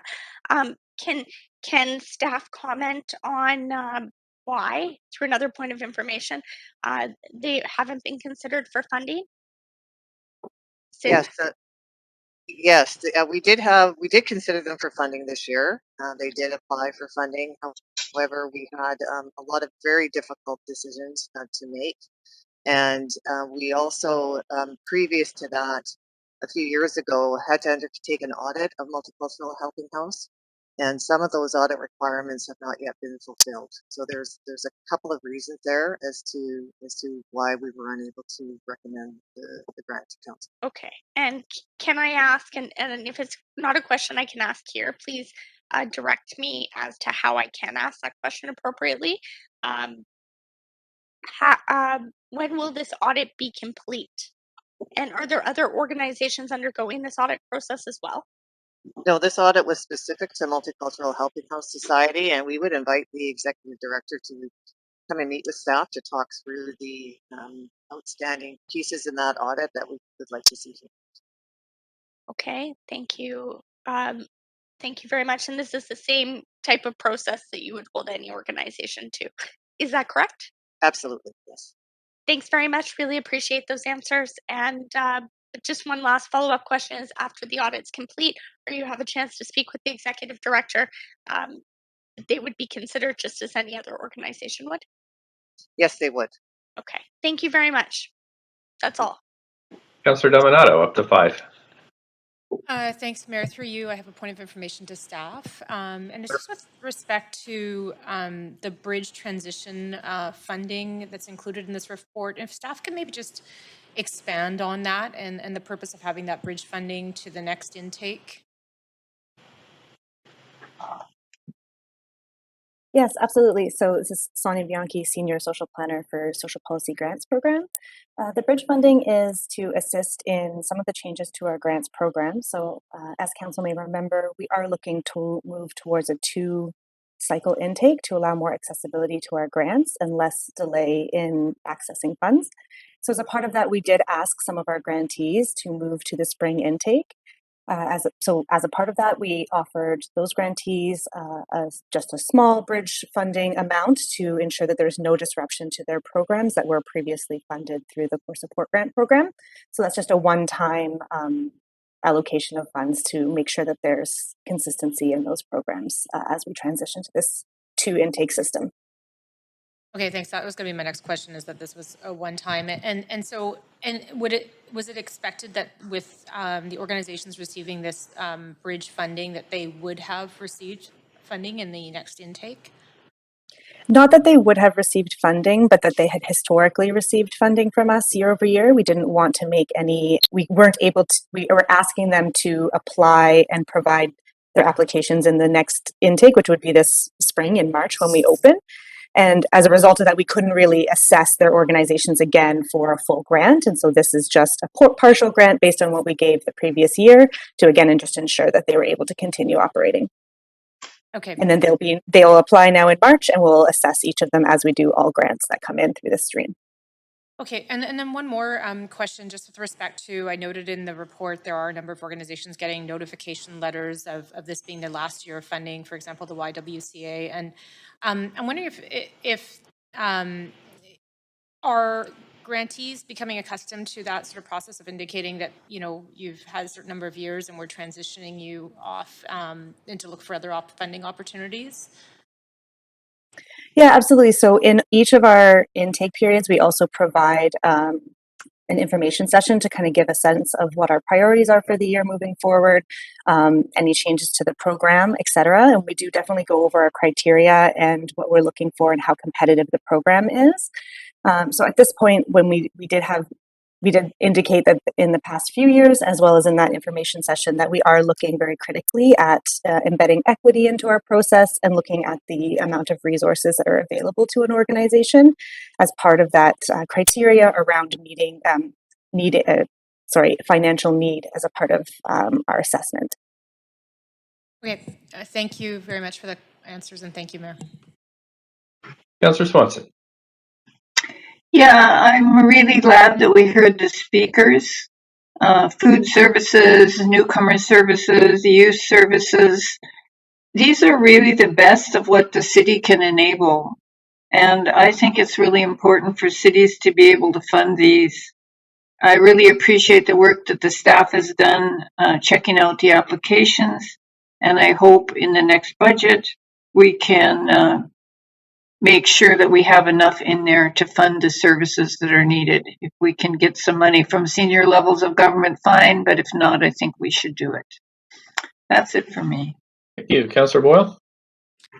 Thanks. I also want to just speak strongly in support of these grants for a huge number of critical organizations who have provided incredible service above and beyond during the pandemic, and particularly to speak to the importance of the core funding that the city is providing in these grants. I know many nonprofits have a hard time accessing core funding like that and multi-year funding, and it's such a critical part of providing stability to plan ahead for these organizations that, again, do so much in our community. So really grateful for the work that staff and we as a city provide in partnership with so many community and social serving organizations.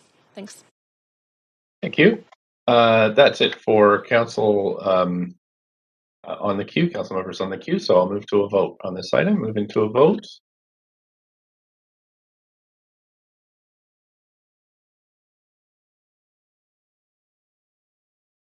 Staff, you can mark Councillor Weave as, yep. Declare conflict. Great. Thanks so much. That passes unanimously.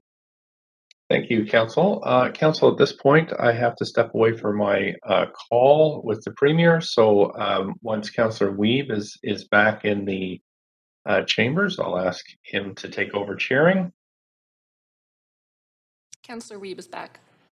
Great. So if we're all ready to go, I'll hand it over to you, Councillor Weeb. Thank you so much. And I'll see Council in camera at 1 p.m. Thank you so much. Thank you. We'll now move on to Report 8, Inventory of Parks, their status on the Vancouver Charter, and recommended permanent park designations. City Manager, do we have any report from staff or just questions?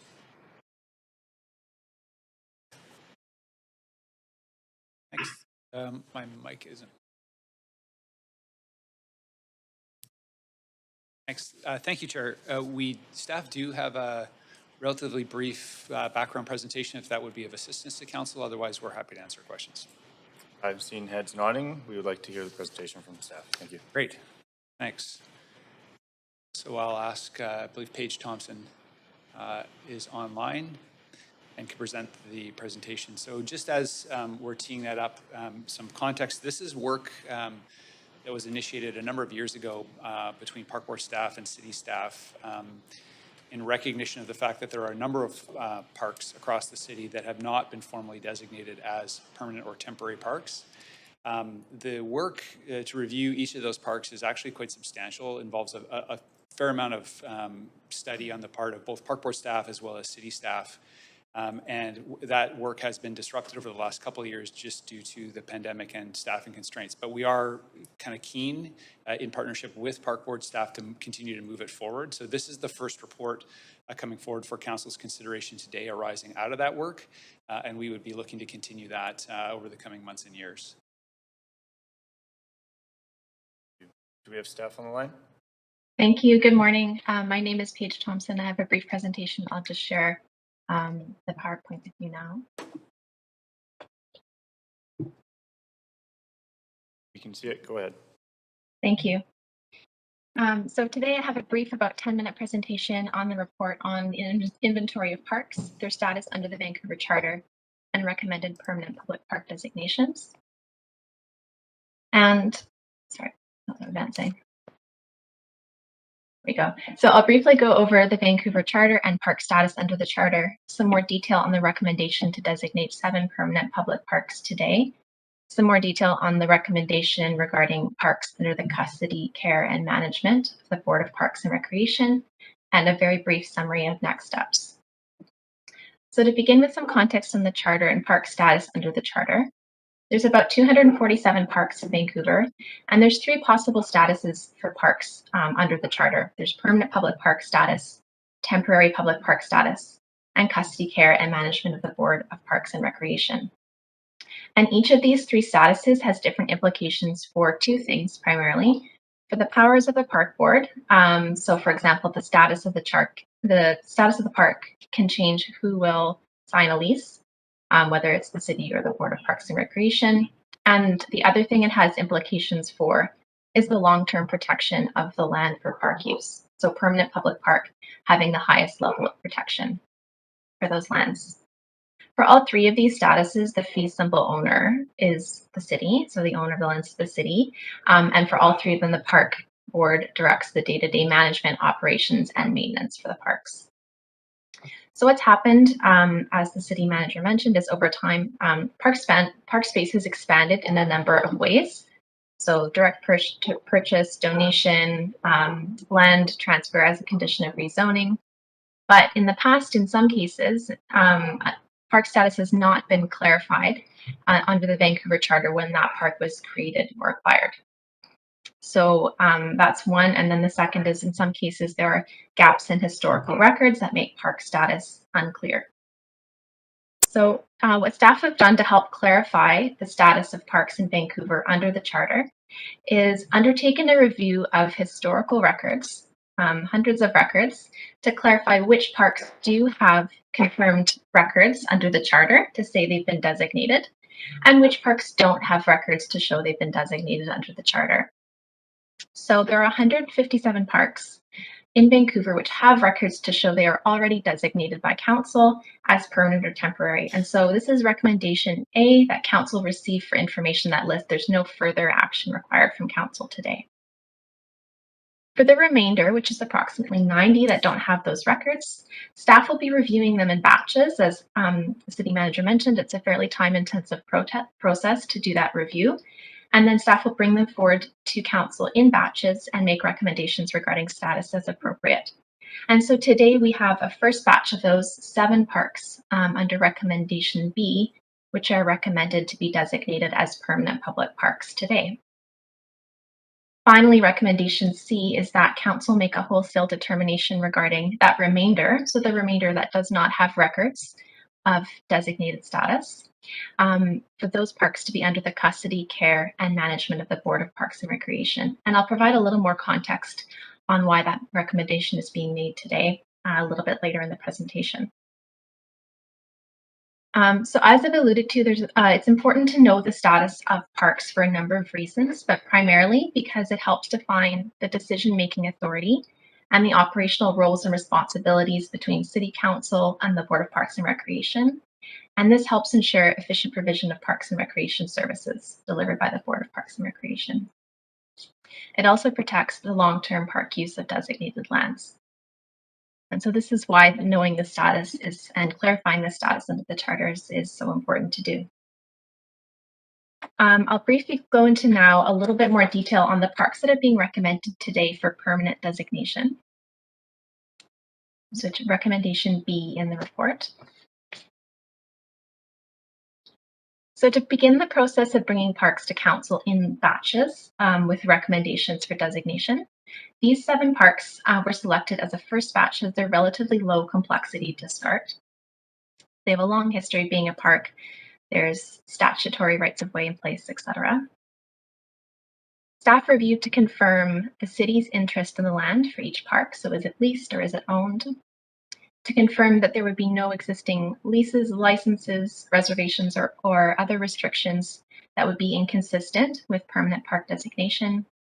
To confirm there were no anticipated future utility uses or street widening or other things that would be inconsistent with permanent designation. And then also considering the current use of the land. So for example, utilities and infrastructure.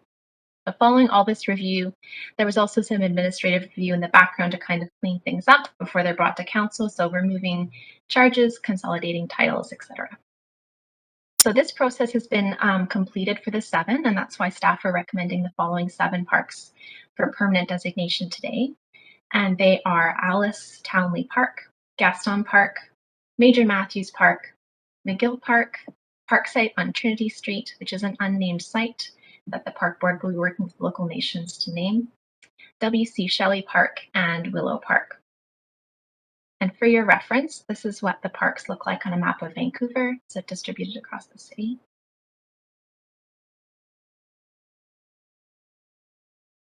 So just to summarize recommendation B, through this review, staff have confirmed these 7 parks are suitable and recommended for permanent public park designation.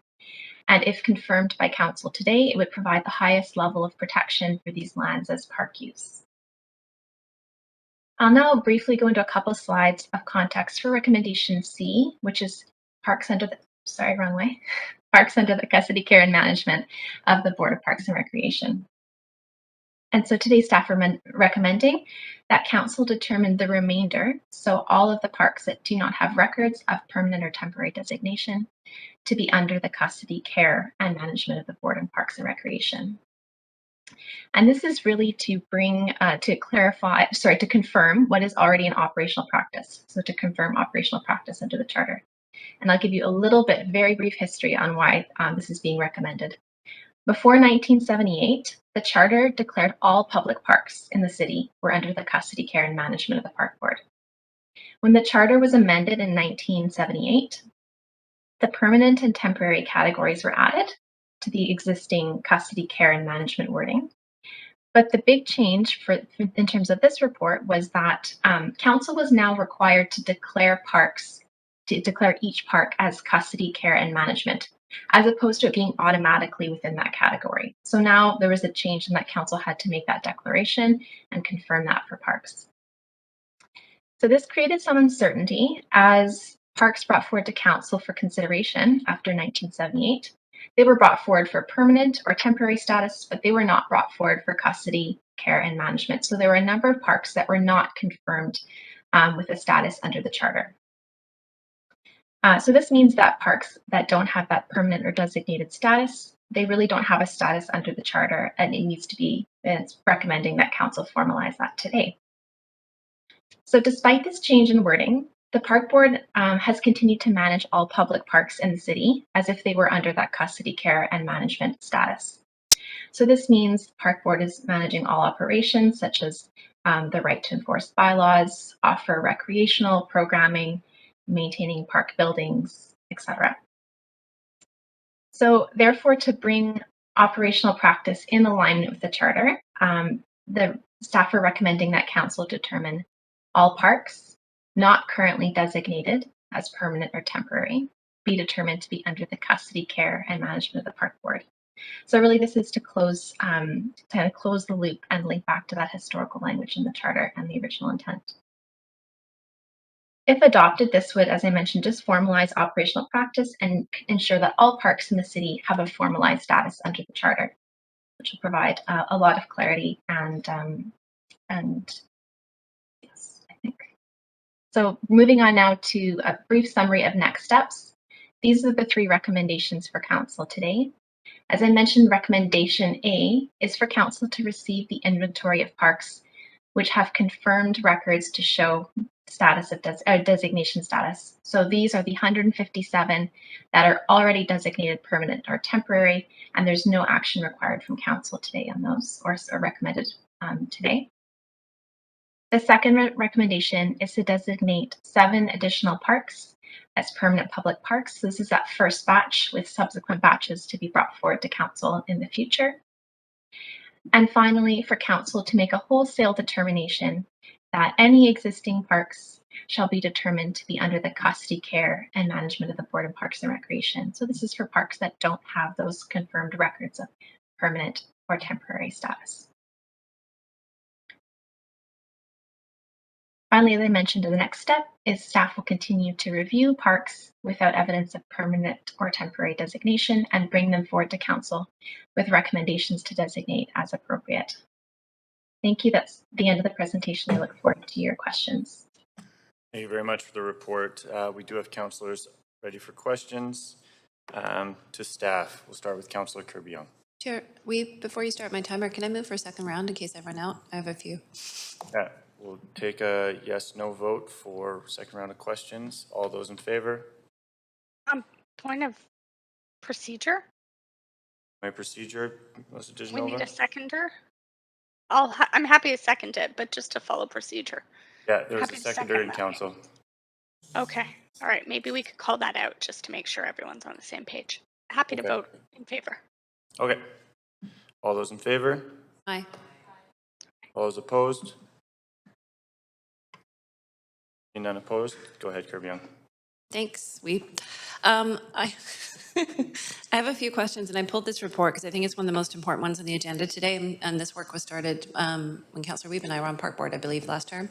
My first question is with respects to Charleston Park, and when Council considered this, the False Creek South plan and development, there was direction that was given at the appropriate time in future to designate the current green space as permanent public park, and obviously that's a large project to unfold, but I didn't see Charleston referenced at all on this list. So I'm just looking for a bit of perspective on that, please.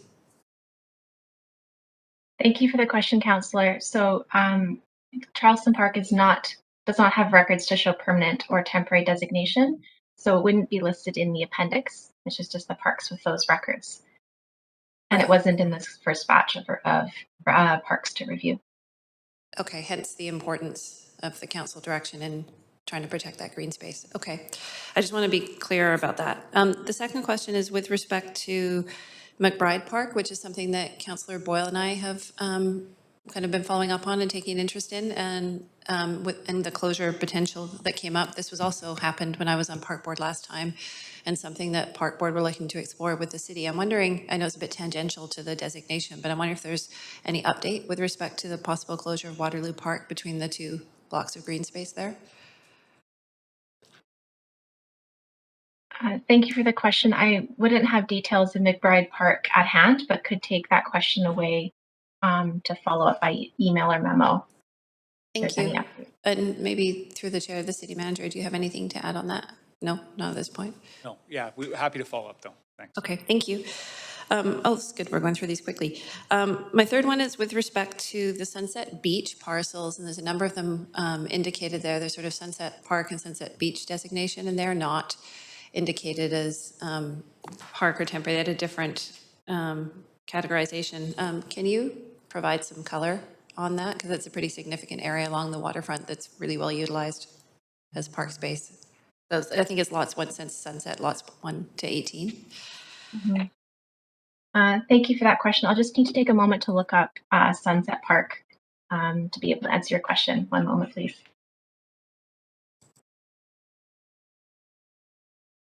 It's in Appendix A, I believe. Well, Paige is looking that up. This is Karen from legal. Page 24. I can jump in a little bit and just note that Sunset and some of that area has permanent Crown water lot leases. Sorry, can you So- speak up? We're having a bit of a hard time hearing you. Oh, okay. Into the computer directly. Is that better? Yeah, much better. Thank you. Okay. Sunset is interesting, and that area around Sunset is interesting because there's a mix of titles there. Some of them are water lot, oh, there's quite a few Crown leases and water lot leases, and then some of them are owned by the city themselves. We have to look them up, but they're quite old, and there's a lot of different titles, and so quite a few of them are actually under lease. And under lease to, can you just expand a little bit, just so that council has a bit of sense? Yeah, so they're provincial. I believe most of them are provincial land. I'd have to pull up the lease documents to verify it's provincial and not federal, but they are leased to the city for park purposes. And some of them have, I believe, terms that might be coming up. So I would have to look into the specific lease details for each one of those to be able to confirm that. But there is a mix of ownership in that area. Is there any reason for risk or concern that they would not be released for the same purpose? That I can't speculate on. That would have to be a conversation that real estate might need to advise on, and I'm not sure if there's any current communications happening with respect to those. Okay, my last question, I've got a little bit of time, let's see if we can get through this, is with respect to the process which you outlined quite clearly of the 90 remaining that didn't have designation records, and you were batching this work to sort of keep it moving forward, and as opposed to sort of that large piece. Do you have a sense of what that process and timeline looks like in terms of bringing forward future designation groups? Yes, thank you for the question. As mentioned, it's a fairly time-intensive process, so we anticipate we would be doing similar batches. But it's hard to comment on the timeline as we don't yet know how many from that 90 would be brought forward to council with a recommendation to designate it as permanent or temporary, and also unknown as we move up in kind of further complexity in parks and how long each one will take to review. Okay, that's my time. Thanks. Thank you. Thank you. Councillor Dijanova, you're up.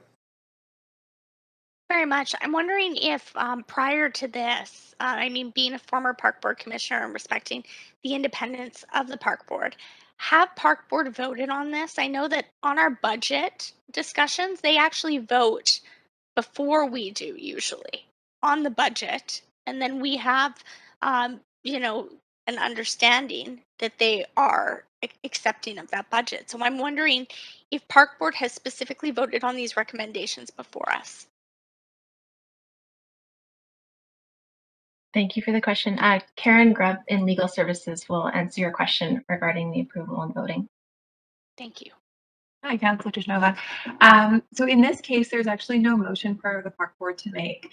There are two recommendations here, and both of them fall squarely under the jurisdiction of the council, the City of Vancouver Council. However, park board has been updated on this process. We've been very involved. This whole process has been completed collaboratively. Between park board and city staff. And the general manager of the park board has been quite involved in this process and has provided all of this information to the board in the form of a memo prior to this, and has not received, I believe, staff can correct me, but I don't believe they've received any concerns or questions on the matter from the commissioners. It would be great to just have that information, although a formal vote, I understand, isn't needed. We do ask them to vote on the budget and their matters. So Yeah, so the vote isn't required here because there is no matter for the park board to decide. However, do we have any feedback from them, as you'd mentioned? Could I ask? yeah, I believe Donnie Rosa is on the line, and so she can probably provide that information to you. Thank you, Councillor. Yes, it's Donnie Rosa, GM of the Park Board. And as a matter of fact, the Park Board is in support, and this is a favorable move. We didn't bring it for a vote, but notionally, yes, in support.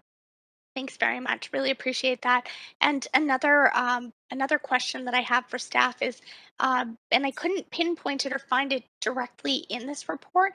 Wondering how much will the city be increasing the budget or envelope that we provide to Park Board for park maintenance for each of these parks? Thank you for the question. To clarify, the change in status of parks being designated will not impact the the operations and maintenance are already being done by Park Board. And so there's no change in budget contemplated in this report. Okay, so although we are considering, we are designating this parkland, the park board may have future plans for these parks to make sure that, uh, you know, the horticultural needs, that other possibilities that are considered. I could go on and on and on within parks. They would have to come back to us. Um, that hasn't been considered yet. If I could ask, maybe that's a question for the general manager of the park board, Donnie Rosa. Sorry to put you on the spot, Donnie. Thank you, Councillor. I'm not entirely sure about whether or not we would come back to council for those types of decisions, but the general maintenance and the types of horticulture and what goes on in these parks, I don't anticipate a drastic change.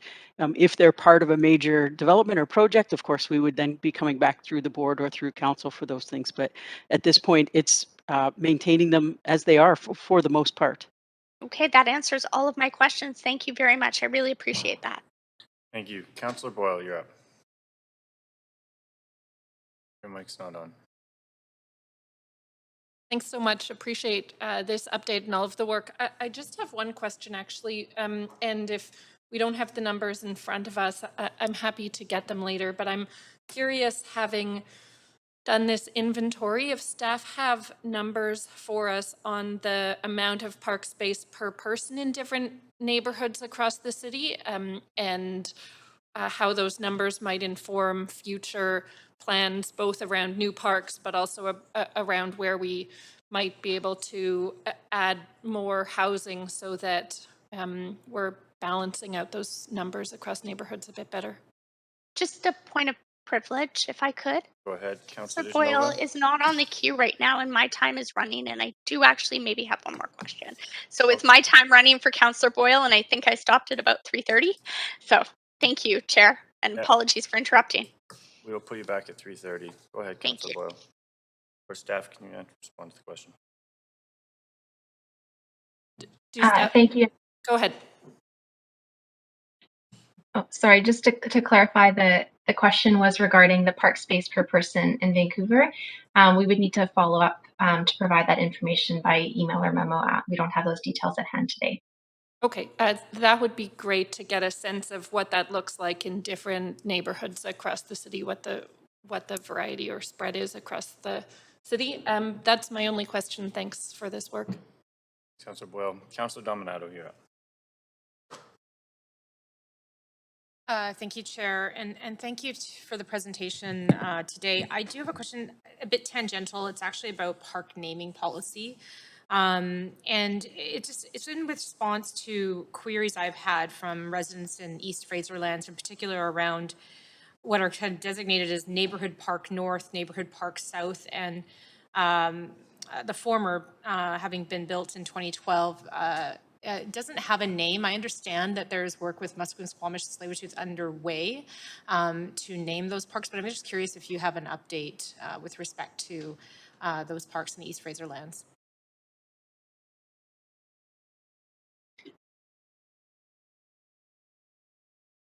Thank you for the question. We would need to follow up by email after with regards to specific parks in East Fraser lands. That would be great, and I'd certainly appreciate that, and do appreciate the thoroughness of your report today. Thank you. Thank you. Thank you. Councillor Kirby-Young, second round question. I'll wait because I haven't. Wait. Councillor Dijanova? Thanks. I just wanted to follow up, and since there was an offer of a memo or coming back to council with information on Councillor Boyle's request, I was just also hoping that staff could clarify whether or not we still have a target in each area or neighborhood of 2.5 acres of green space per 1,000 people.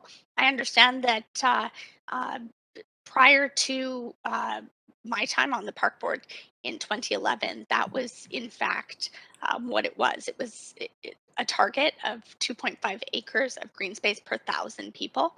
But then that was changed by the government at the time to a 5-minute walk to green space, but that green space had no prescription. It could be a small postage stamp of green space, as long as it was a 5-minute walk from a person's residence. So could that also be clarified in the memo is my question, or response back to council.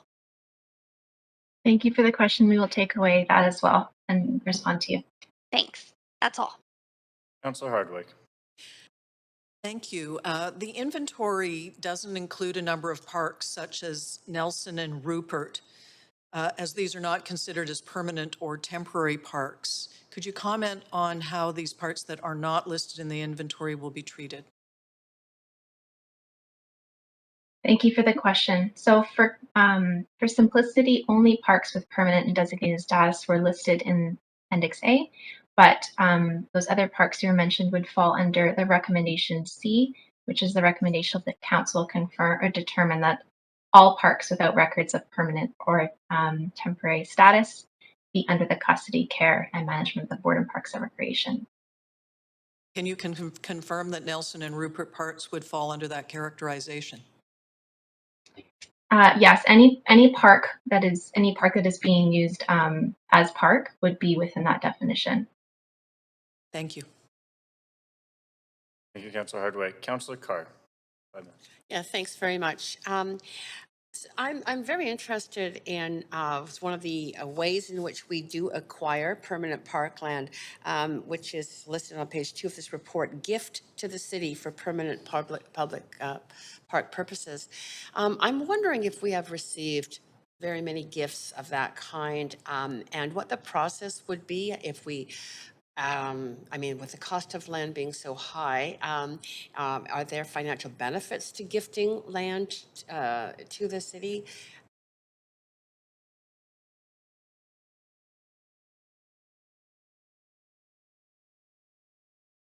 Hi, this is Karen from Legal. I will try this one on. We don't have too many records of lands being gifted to the city in the past, but it has happened on occasion. I remember about I would say 6 or 7 years ago, I worked on a file where a gentleman gifted a home that was his home to the city for community purposes in memory of his late wife. And that was something where essentially the property was given by a deed to the city, and we received it. The council does have the power to take land and acquire it under the charter, and park would be treated the same way as any sort of other real property. The difference being that under the charter, if land is given to the city either in a will or as a gift sort of a living trust or living memorial, as it might be, it would then fall under those categories in the charter as receiving permanent designation. It's very rare when this happens. I can't comment on whether or not this has any tax implications for the person giving the gift. I think it probably would have some sort of favorable financial implications for them. But it is an unusual circumstance that we would be dealing with on a case-by-case basis. Okay. It would be great if it could be more than just unusual or common, but thank you very much for that answer. Yeah, do you mean in terms of encouraging that Yes. type of Yeah. gift? Yeah. It's just getting That would be nice. increasingly expensive to purchase land for parks. I'm worried about our ability to serve upcoming growth in population with more park space, and how we finance that, and whether or not those gifts are available. Those gifts could be pursued. But you did answer the question, so thank you very much. Thank you. Councillor Kirby-Young. Yeah, thanks. I have one follow-up question actually for our GM, Donnie, following up on Councillor Carr's question, and that is with respect to the Vancouver Park Foundation that was an initiative passed last term for the explicit purpose of trying to encourage private donation of land. Can you advise on that, on this, any status, any movement? Thank you for the question, Councillor. First of all, we do have a policy to accept these donations, and certainly of this magnitude. And yes, we are continuing that work. We have done some administrative work to keep it moving, and we are turning our attention as we have capacity now to do this work. Okay, because that was, I know that in the time since that motion was passed at Park Board, the BC Parks established their own foundation provincially. And they have had, I understand, some success with some donations, so I'm hopeful to see that move forward. Thank you. I'm happy to move the recommendations, Chair, seeing no one else on the queue. I have myself on the queue for questions. Okay, I'll hold. First question, yeah, it's great to hear at Metro Vancouver's Park Foundation's also seeing some land being gifted. My question is, in recommendation C, it talks about all existing parks. I'm wondering why there wasn't an appendix that showcased that list of parks, recognizing there might be neighborhoods hoping to see their park on this list. I'm just wondering, was there parks that we weren't sure about, or what was the reasoning behind not giving a list for recommendation C? Thank you, Council, for the question. We could provide further inventory. We're just aware of the length of the report, and because recommendation C was a wholesale declaration for all of those parks fitting that definition, decided not to list them individually, but certainly could provide that by email as follow-up if that would be helpful. Yeah, I think that would be helpful. I think it'd be great to see the list of parks. Councillor Kirby-Young. Happy to move the report, Chair. Second, Councillor DiGenova.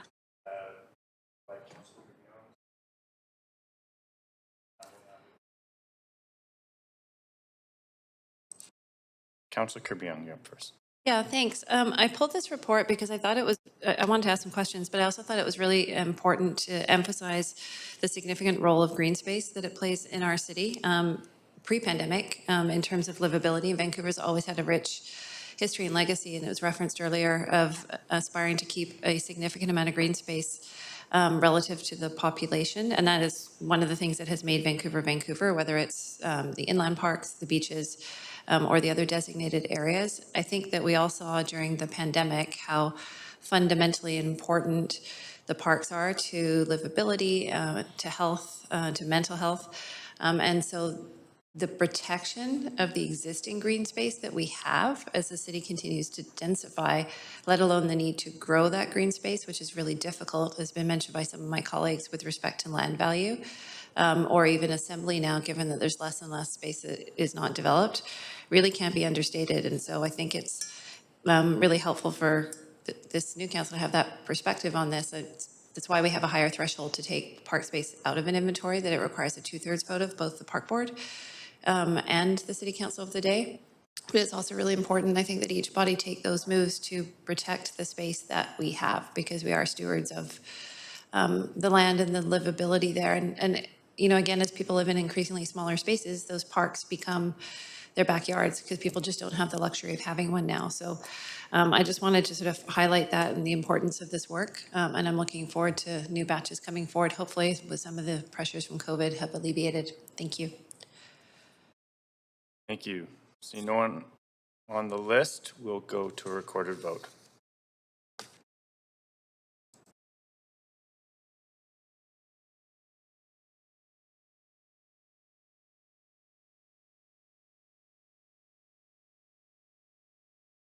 And that is unanimous. Thank you very much, Council. Thanks, staff, for the report. We'll now move on to report Board of Variance bylaw update. Do any members wish to declare a conflict of interest on this item?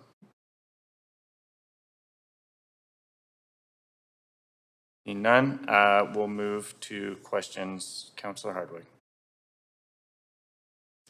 I'm presuming there's no staff report on this, just to confirm.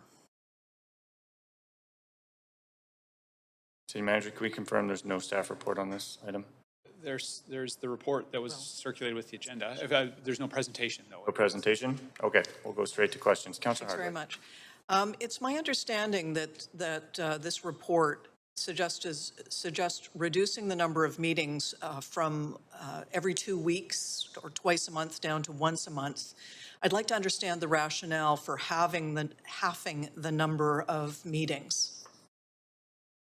That's a question. Yep. Staff, do we have staff online to answer this question? Louis, did you want to take that one? Maybe I can get a couple more seconds back.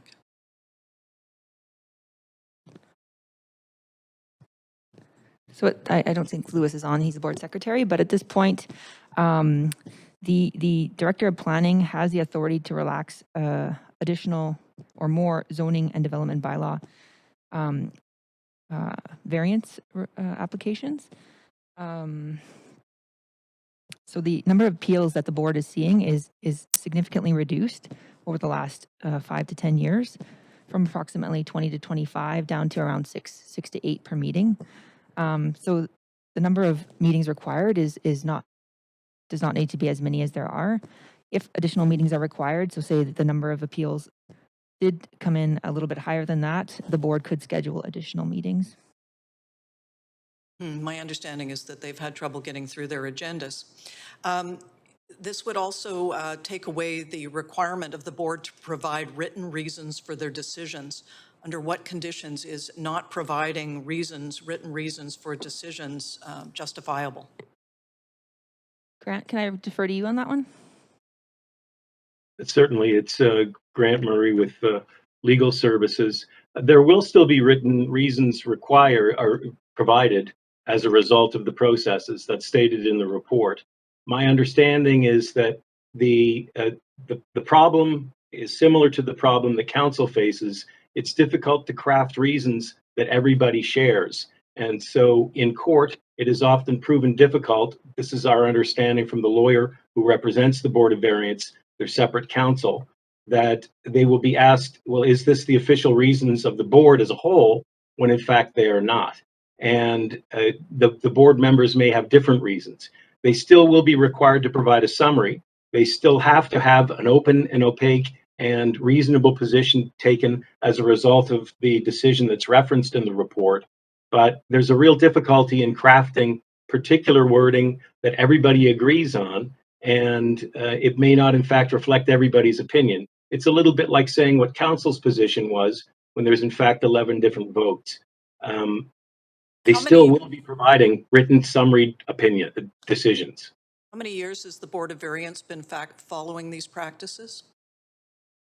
So, well, the requirement for the introduction of reasons was done in the last bylaw. It wasn't in the previous bylaw. There's no mention of reinstating third-party appeals to the Board of Variance, a topic of considerable controversy a number of years ago. Is that contemplated that we will be reinstating third-party appeals toward the Board of Variance? My understanding is that third-party appeals were found to be ultra vires or outside of this jurisdiction of the Board of Variance. They had no authority to hold them all the time that they did hold them, and the court struck it down. If we wanted to have third-party appeals, we would have to ask for a Vancouver Charter amendment. That's interesting. Thank you very much for your answers. Thank you. Councillor Dominato.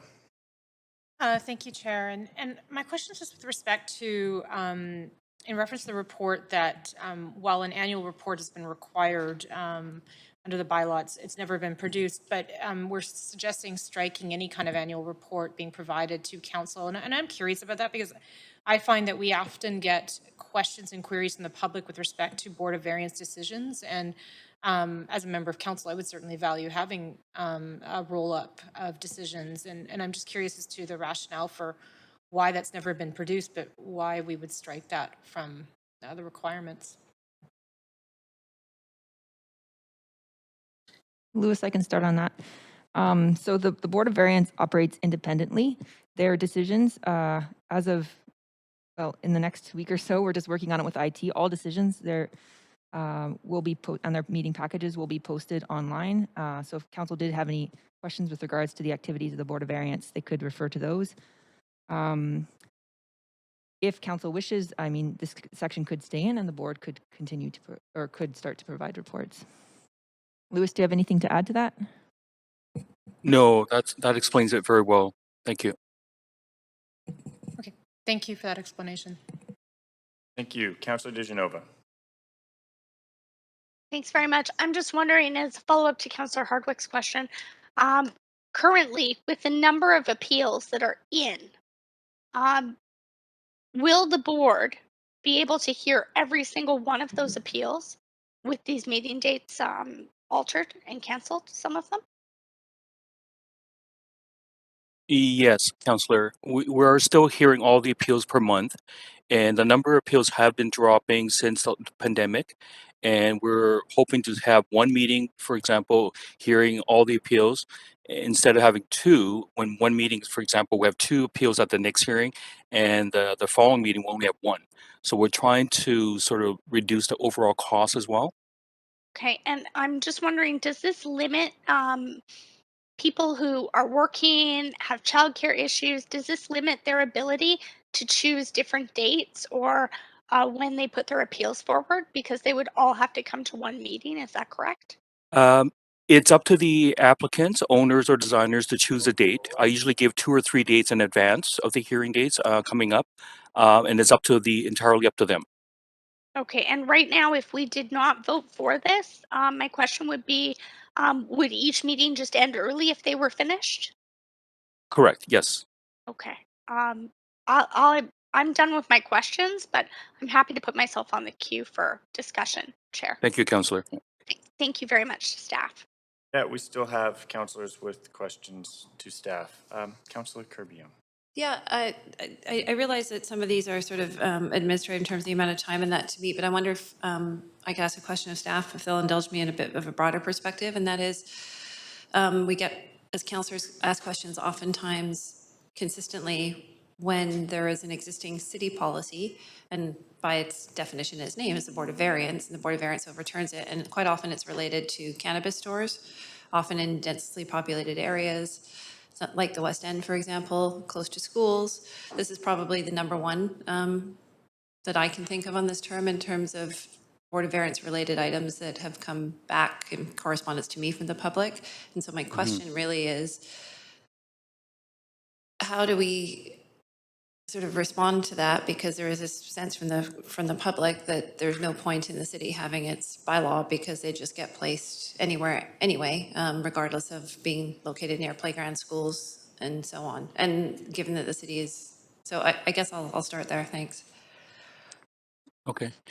Sitting at all these appeal hearings since 2016, dealing with the cannabis appeals in front of the Board of Variance are allowing appeals based on limited time if they choose to accept the variance of the zoning.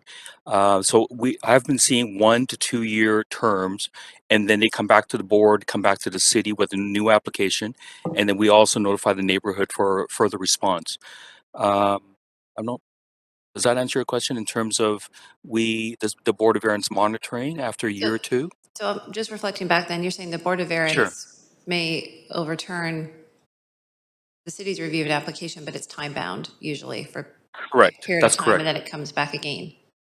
Yes, and we're looking for comments from the neighborhood and further input over the last 2 years. If there are any complaints on file, Do you have any police reports. Yeah. sorry to jump in because I have limited time, but do you have any insight as to why they're doing that? Because it really is the number one frustration that I hear. In terms of the rationale and the reasons, while we're talking about reasons coming to the Board of Variance as to why they're Well, they look at the disregarding, overall. perhaps, if I could characterize it that way, the city's bylaw. I guess it will be up to the board members to answer that question, but I've been seeing them asking for surveys and land surveys to see exactly where they're at. Some of them, for example, we had an appeal recently, it was 274 meters from property line to property line. And if you take it from building face to building face, it was over 300 meters in distance. And we just allowed one appeal based on that ground in terms of the distancing. And then we gave them for 1 year, and they'll have to come back for a further year for further review. Okay, and then a more global question. So the Board of Variance, like, can you comment on the scope of its powers then to overturn city bylaws in general? Well, they're relaxing the zoning, and it's really case by case. And I can't say they're all overturning all the cannabis appeals, but it's case by case, neighborhood input. I wish some of the members were here to answer that question. That's all I have for you, Councillor. Yeah, I could Point of procedure. It's more of a Point of governance procedure. question. Go ahead, Councillor. Maybe pause my timer, please. I would. May I ask my point of procedure? Yes, you may. Are we here to discuss meeting dates for the mandate of the Board of Variance? We're discussing the report Board of Variance bylaw update. Okay, and I'm just wondering if this is within the realm of the recommendations. I allowed it because it was put towards the report, and I think Councillor Kirby-Young has completed that comment. Mm-hmm. Thank you. Okay, no, I didn't mean to interrupt. Councillor Kirby-Young can continue on. I just wanted to make sure I understood what we were discussing. I thought the recommendations were about dates. Thank you. Bit broader. Thank you. Councillor Kirby-Young, if you want to stick to the report. Yeah, thank you. So just linking that back to the report, I'm asking the question around scope in terms of the discussion that came up around the meetings or reporting back in terms to council. And that's why I'm asking, trying to understand the scope of it in terms of what information might be reported back when we discuss the annual report to council. So I was just looking for some perspective there, and just perhaps staff maybe just articulating kind of broadly the role of the Board of Variance. Certainly. Sorry, I'll just weigh in here. It's Grant Murray with the Law Department. The Board of Variance for the City of Vancouver has more power than other boards of variance outside of Vancouver. Again, it's one of either the good things or the curses of the Vancouver Charter. They can essentially review any exercise of discretion that is carried on by the Director of Planning or the Development Permit Board. They're entitled to second guess that, and provided that they're not being unreasonable about their second guessing of it, they're authorized to do that. To a large extent, our zoning powers have a great deal of discretion in them. So the more discretion granted to the Director of Planning and the Development Permit Board, the more discretion the Board of Variance also has. And that's an important consideration. I've joked that if we're going to blow up the balloon, they get to play with it too. And there's an awful lot of discretion packed into our zoning bylaw, and that's why the Board of Variance is entitled to weigh in on it too. If you're looking for some type of memo about the description of the distinction between our Board of Variance and others, I'd be happy to entertain that. But it is more powerful, and there is an awful lot of discretion that they can revisit. Very helpful, Grant. Thank you. Thank you. Councillor Dominato.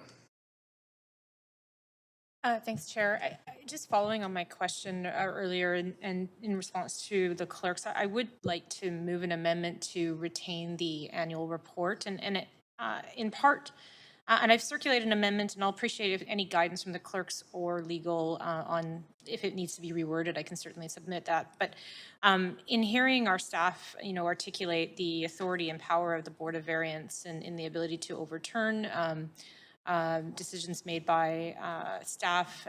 And given that often we do get queries on the subject of decisions made by the Board of Variance, how it relates to city policy and the regulatory framework, I think there's a lot of merit in having that roll-up summary that comes to council.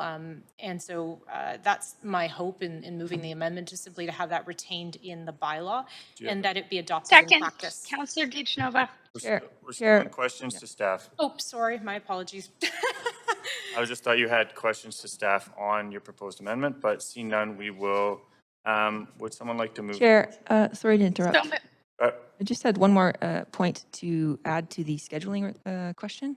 Yeah, we will have. Go ahead. So a lot of comments we received from the board also were with respect to their time. They are generally largely a volunteer body.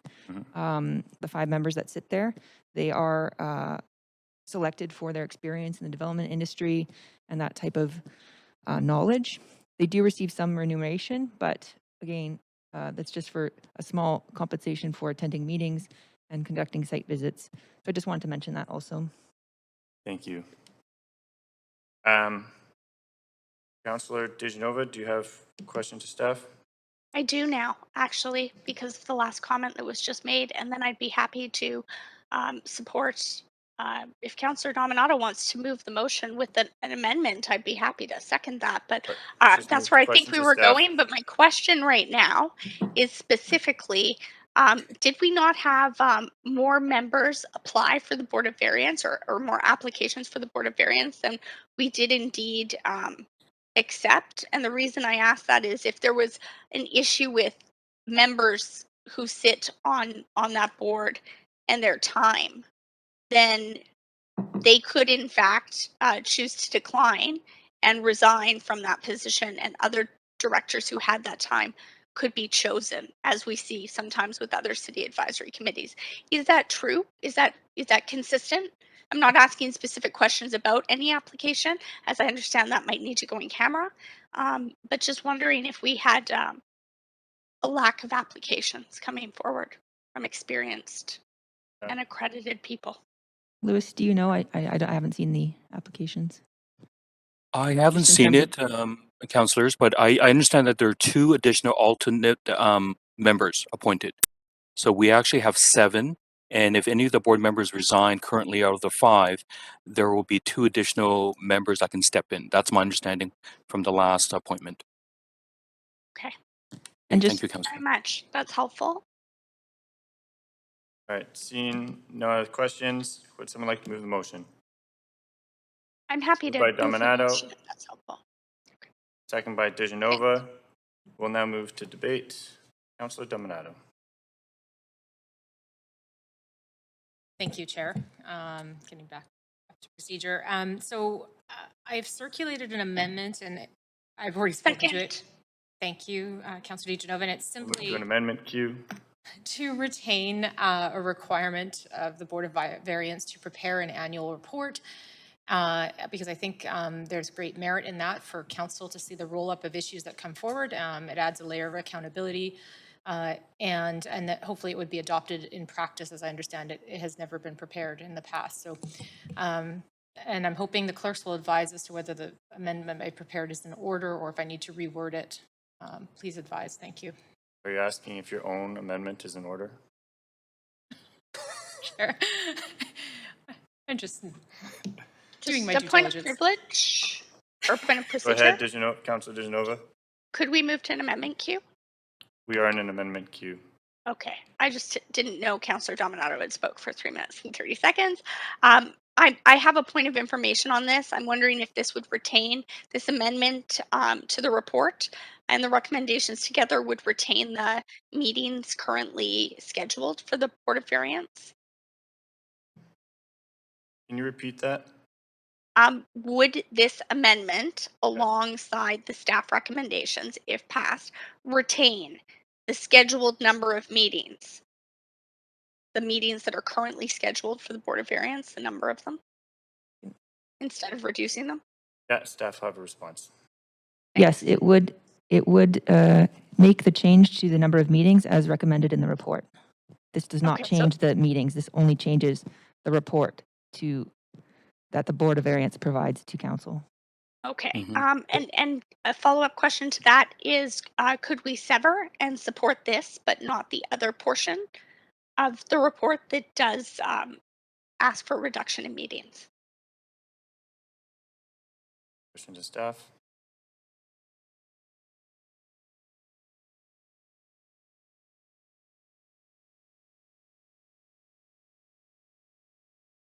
Counselor, are you Sorry. asking? Yeah, sorry, Katrina. Are you asking to keep and maintain the 22 to 24 meetings per year, Counselor? Yes, I am. As Okay. Lewis, I can answer. In terms of Okay, the sure. way the motion is worded currently, it can't be severed in that manner. It can't be severed in that manner. So this amendment, if passed, could not be severed from the other staff recommendations. This current That amendment, if yes, but not the meetings. This amendment does not apply to the meeting schedule. I wanted to just make sure, because I'd like, and what I'll say in support of this is I support this amendment. Appreciate my colleague bringing this forward, but and while I support this, I will not support a reduction in the meetings, because I understand that there are a number of different matters that come before the Board of Variance, and those include people who are looking to possibly alter their homes for reasons of making them more accessible. I know that there are people who come before the Board of Variance for many other reasons. So for that reason, I will support this amendment, but I won't be able to support the main recommendations that would change and reduce meetings and people's accessibility to the Board of Variance. Thank you. Thank you. I have a question to clerks. We had to ask if this was in order. Is the amendment in order?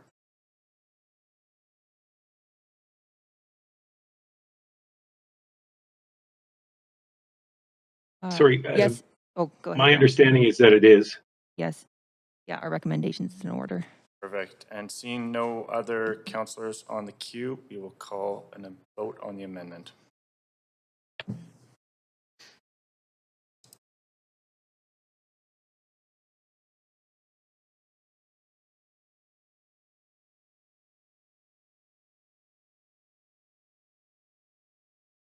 Has passed with no one in opposition.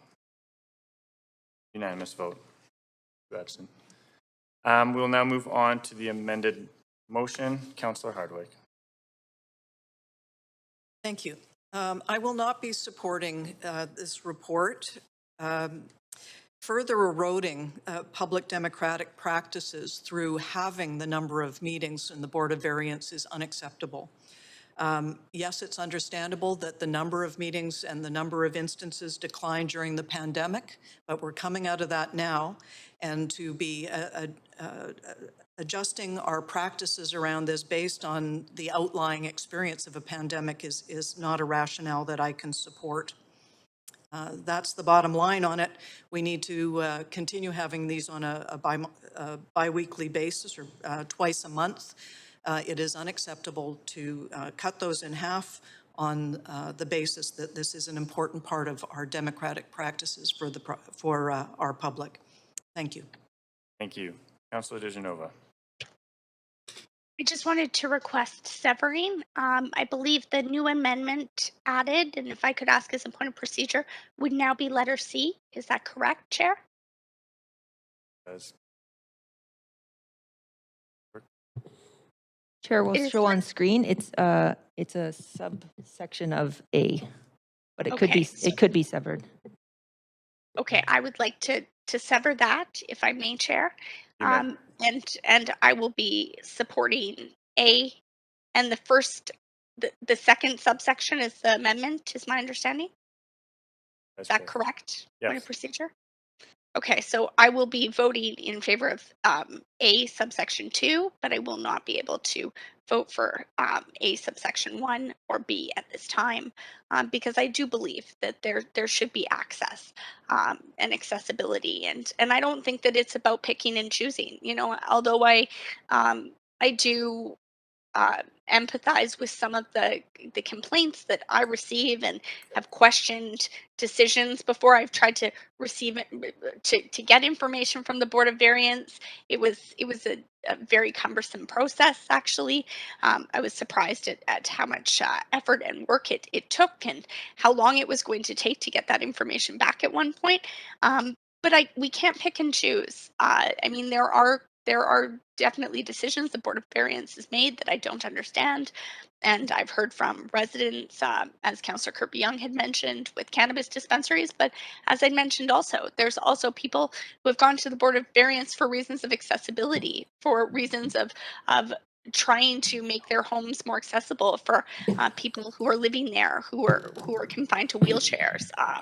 And I believe that we need to make these meetings accessible. So for those reasons, I won't be able to support the staff recommendations, but I do appreciate the work staff has put into this and appreciate the annual report that will be coming back to council, and that's why I will support the amendment. Thank you.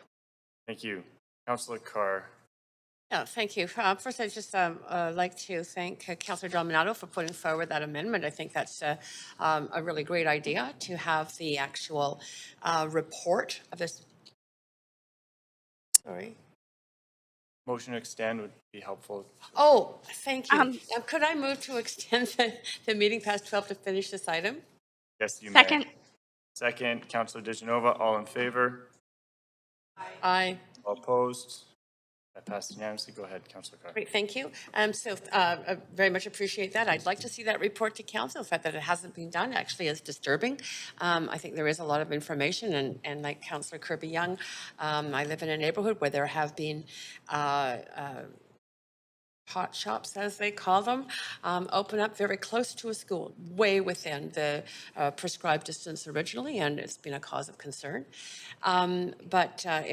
Overall, I am very supportive of the changes suggested. And just to counter Councillor Hardwick, the change around meeting times is to say it must meet at least once a month, and that there is the board's ability to hold meetings to meet the need or the demand of the items. I think having a meeting to deal with one item is difficult for people who are asking to be there on a volunteer basis and for staff and that support. So it makes much more common sense to me to see that decrease, which reflects the number of appeals we have currently. If that number of appeals increases, I am absolutely trusting staff will include increased numbers of meetings. And if they need to come back to us to say, we need to have scheduled into people's schedules at least 2 a month, I think they'll come back to us to say that. But for now, this makes abundant good sense to me, so I will support.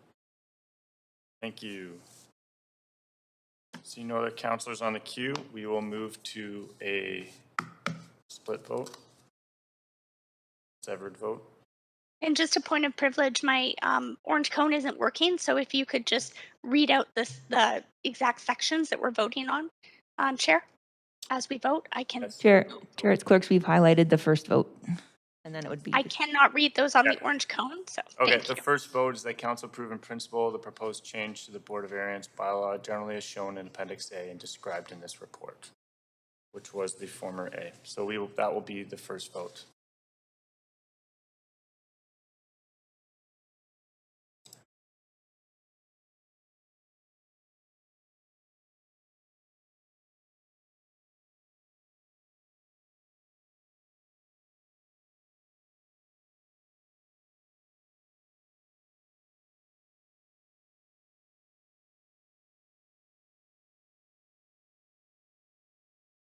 Chair, Councillor Kirby-Young needs to vote.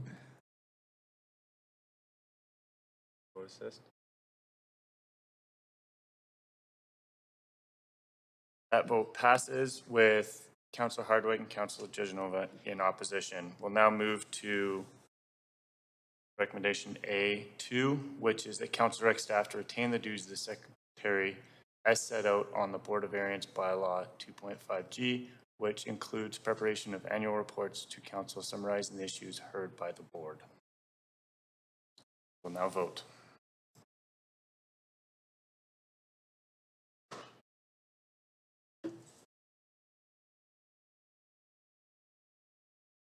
That passes unanimously. We'll now move on to recommendation B.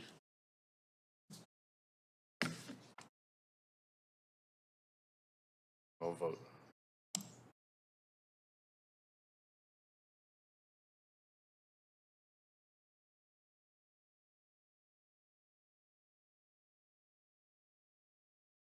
That passes with Councillor Dijanova and Councillor Hardwick in opposition. That concludes this report, and seeing the time, we will now move to lunch from 12 to 1 and move to in camera from 1 to 3. So we'll be back in chambers at 3 o'clock. Thank you, everyone. Thank you. Good job.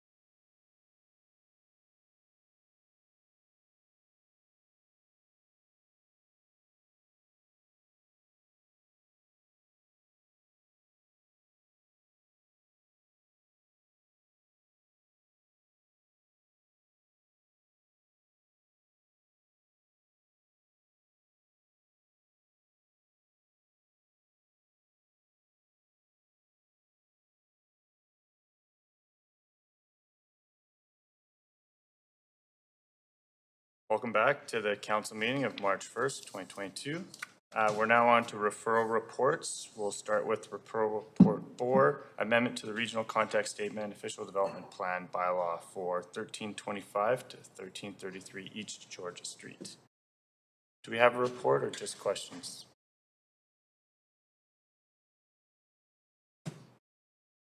Chair, this was held by Councillor Dominato. Thank you. Councillor Dominato, go ahead.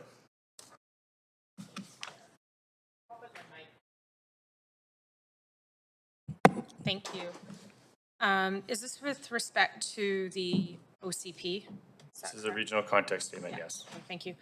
I do have a question for staff, and it's with respect to, I'm trying to choose my words carefully in the context of a public meeting, is the referral of this to public hearing and the implications for future use of this site, and whether that will be permissible with a temporary modular housing site. And maybe staff could comment on it at high level. Thanks for the question, Councillor. And I believe we've got staff from ACCS, Sandra and her team on as well. So to confirm, what's being proposed here is a 10-year time frame for the temporary modular housing. So it would need to be removed within that 10 years. That is the understanding of the applicant for the project. So they're building that into their plan, but would defer to Sandra and her team if there's anything else they want to speak to in that regard. Alison Dunnett, Senior Planner, Esther Rosen, Supportive Housing and ACCS. No, just to say that the construction process here is a little bit different. This is a concrete box pod. And so there will be some differences in the relocation, but we're confident right now in the team and that they're prepared for that. Turned over to Chris Robertson. I think he might have something additional to add.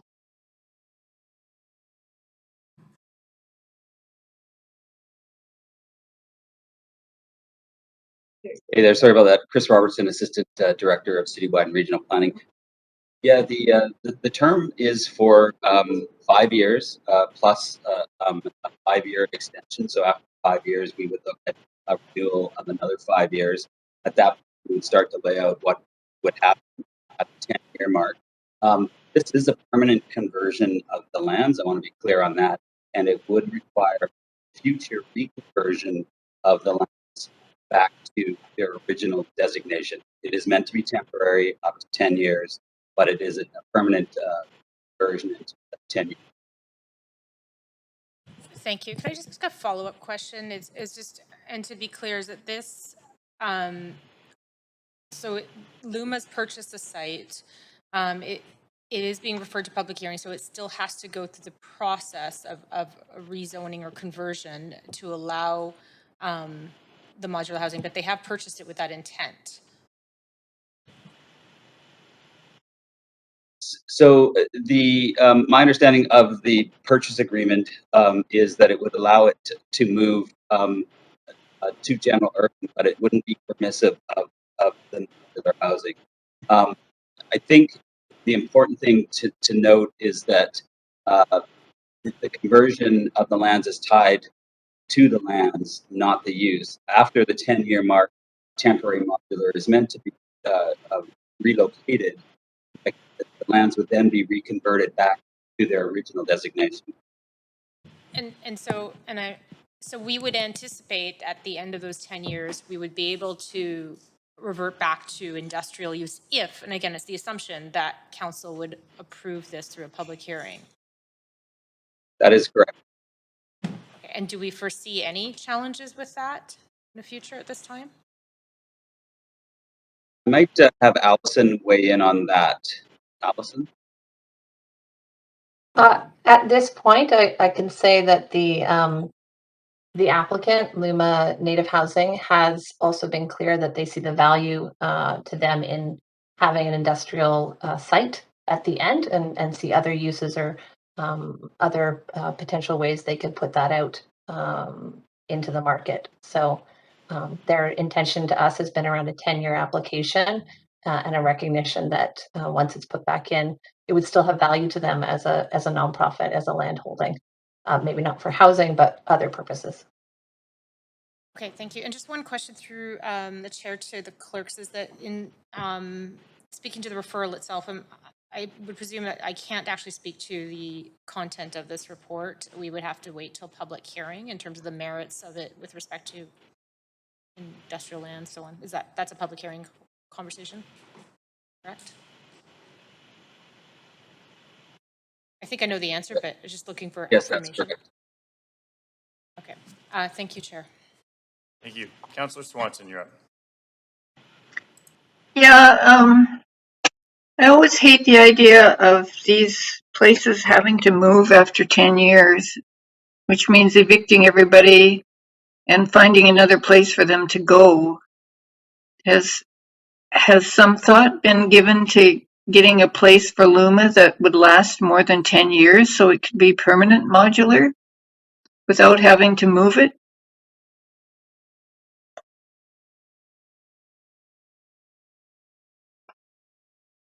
Yeah, is ACCS able to handle that question?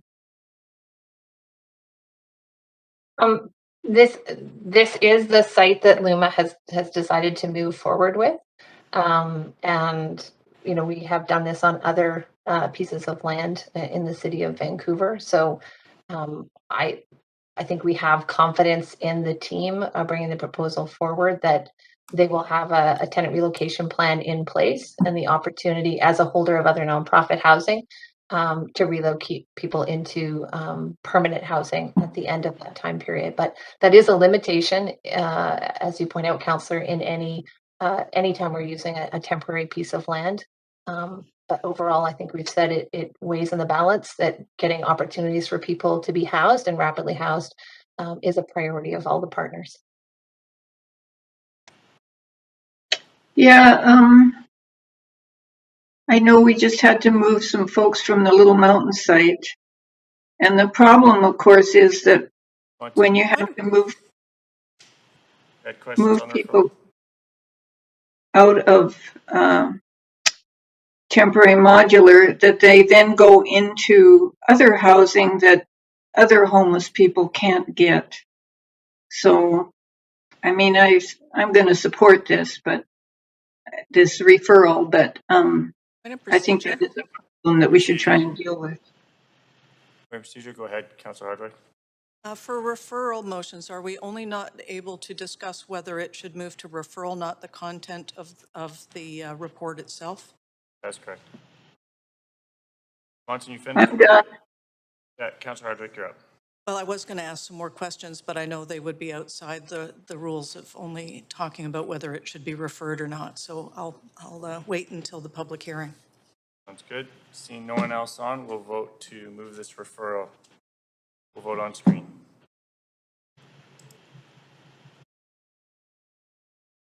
Do we have a mover for this referral report?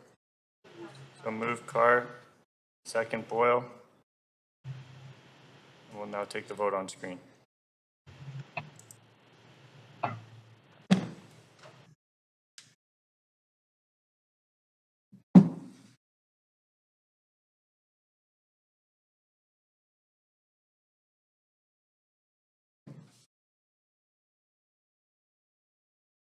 The vote is unanimous. We'll move on to the referral report, CD1 rezoning 1477 West Broadway. This was held by Councillor Hardwick. Go ahead, Councillor Hardwick. Thank you very much. I have circulated an amendment through the clerk and checked the wording on this because my understanding is, just to confirm, that at this stage all we can do is either approve a referral, deny a referral, or refer it back. Just Correct. confirming that is the case. Will be need to be moved in on the floor before we could do an amendment. Referral, is that correct, clerk? Yes. May I speak to it before, or? Yes, you can speak to it now. Thank you. So this is a case of cart and horse. 7 times throughout the report that council has received, the city staff state that the proposed height and density of the proposal aligns with the Broadway plan. refined directions, even though the Broadway plan is not finished, nor has it been approved by council. Moreover, there is an information bulletin that has just been published by the city inviting public input into said Broadway plan.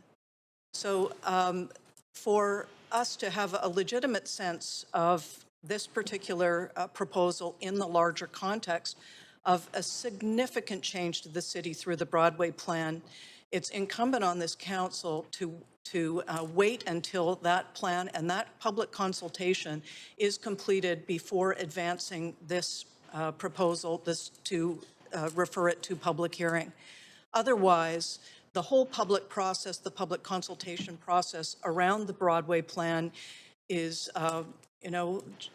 not seriously, I know I have to watch my words carefully on this, but how can we say that we're consulting with the public and then turn around and have this proceed at this time?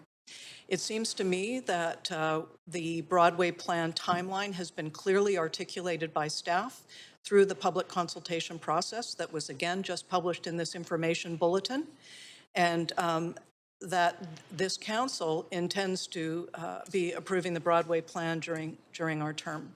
So on that basis, I believe that this referral should be referred back to the Broadway plan and not approved and moved forward to public hearing at this time. Okay. Seeing no one on, does anyone like to move this referral report?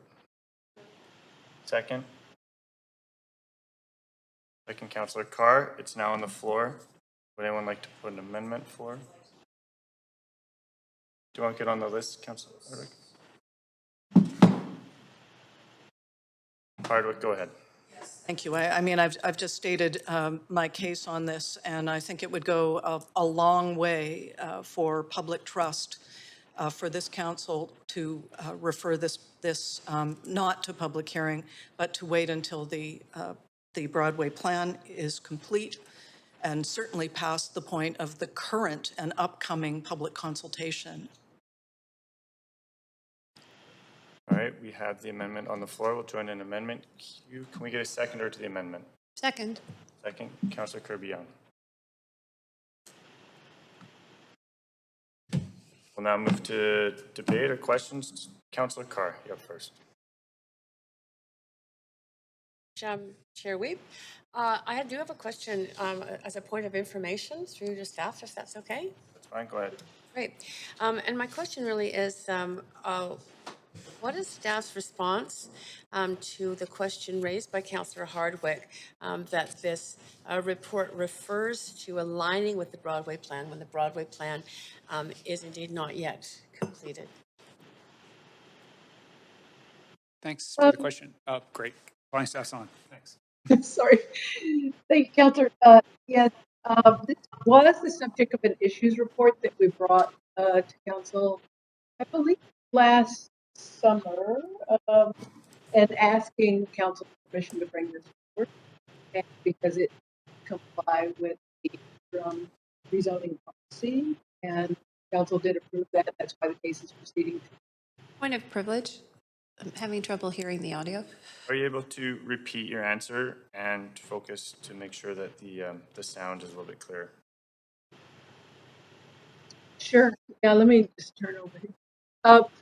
Thank you for the question. We did bring this item to the council last summer. I'm looking just give me the specific date. Last summer in an issues report, because it does comply with the interim rezoning advice on whether or not cases can proceed forward. This one in particular, we were trying to align the station development with work going on with the subway. Council did approve the issues report so that this case could. If I could have a second question? Go ahead, Councillor Carr. Great. Thank you. Just in follow-up to the answer, could you just remind Council of what that issues report that we passed last summer stated around height and density and in regards to the station area where this is located? The author of the report, John Rottenberg, is on the call. John, could you respond to that question?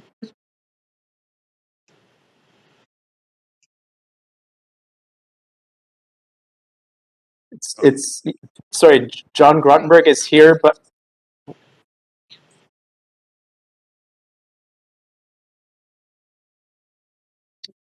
I see, John, you must be having trouble. Des, could you respond to the question? Hello? Go ahead, we can hear you. Desiree, hi there, Desiree Druitt here, rezoning planner. I think the question was, at the time of the issues report, what was in the Broadway plan regarding heightened density for the site, is that correct? Well, the Broadway, what was in the, I guess, proposed or developing Broadway plan? What was it in the issues report that we passed at council that provides the basis for this particular referral coming forward?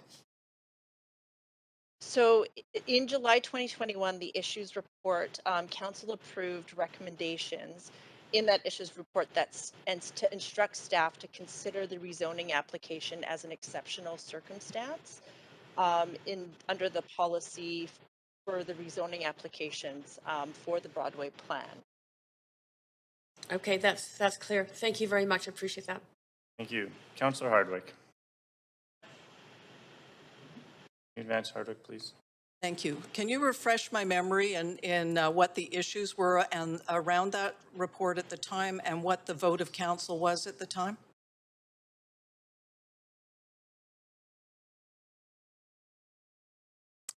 I'm referring to the fact that the original application on that site was for a 5-story development.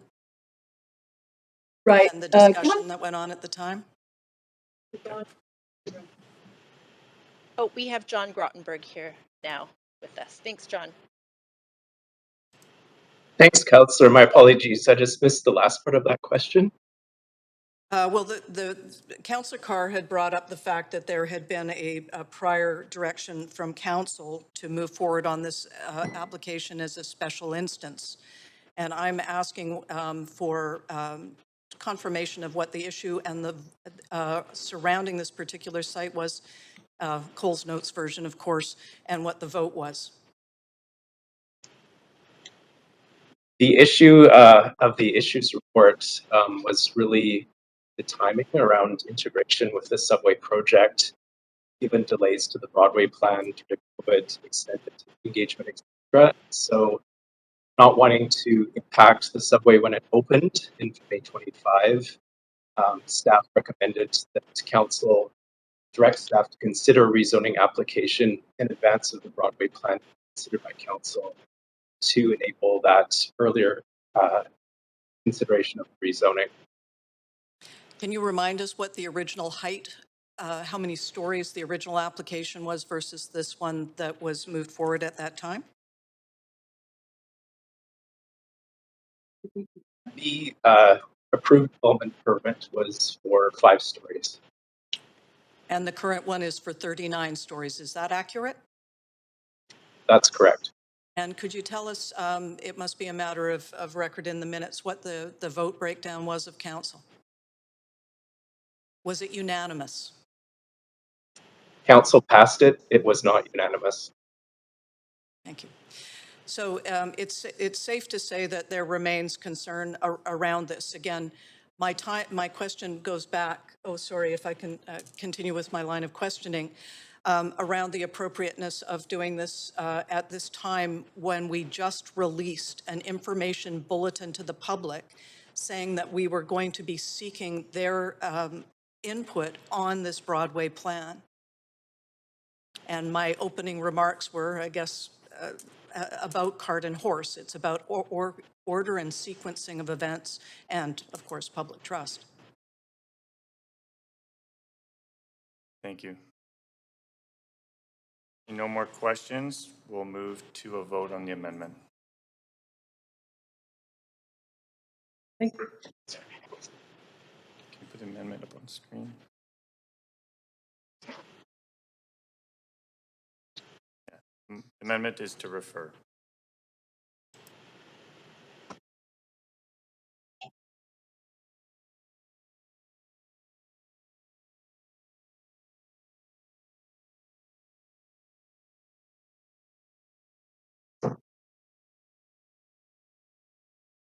voting that council refer the CD1 rezoning 1417 West Broadway back to staff until the Broadway plan is complete.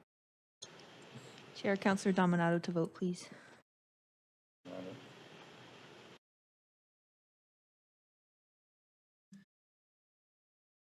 That fails with Carr, Fry, Weeb, Boyle, and Dominato in opposition. We'll move back to the referral report. Do we have any other councillors that would like to speak to the referral report? I have privilege. Could you just repeat the vote, Chair Weeb? I was having trouble hearing. In opposition, Carr, Fry, Weeb, Boyle, Dominato. Okay. You're absent. Nope. Perfect. We'll go to vote on the referral report, C1 rezoning 1477 West Broadway.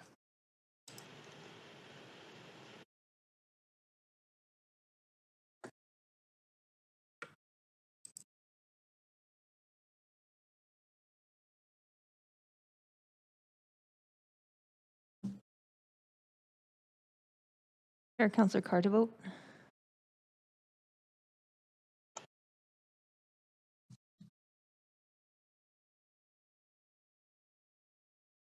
That passes with Councillor Hardwick, Councillor Bly, and Councillor Kirby-Young in opposition. We'll now move on to bylaws. We have 12 bylaws on the agenda for enactment. Council members who are not present for the meetings related to the public hearing enactment bylaws must confirm they have reviewed the proceedings of the meetings and wish to vote on the enactment. Bylaw 1 is from the public hearing of November 16th and 23rd, 2021. Councillor Bly was absent from the item. Councillor Bly, have you reviewed the proceedings and will you be voting? No and no. Okay. Bylaw 2 is from the same public hearing. Councillor Bly, Councillor Carr were absent for this item. Councillor Bly, have you reviewed the proceedings and will you be voting? I have not and I will not. Councillor Carr? Has none. Bylaw 10 is from the public hearing of June 17th, 2021. Councillors Dijanova and Hardwick were absent for the item. Councillor Dijanova, is she present at this moment? No.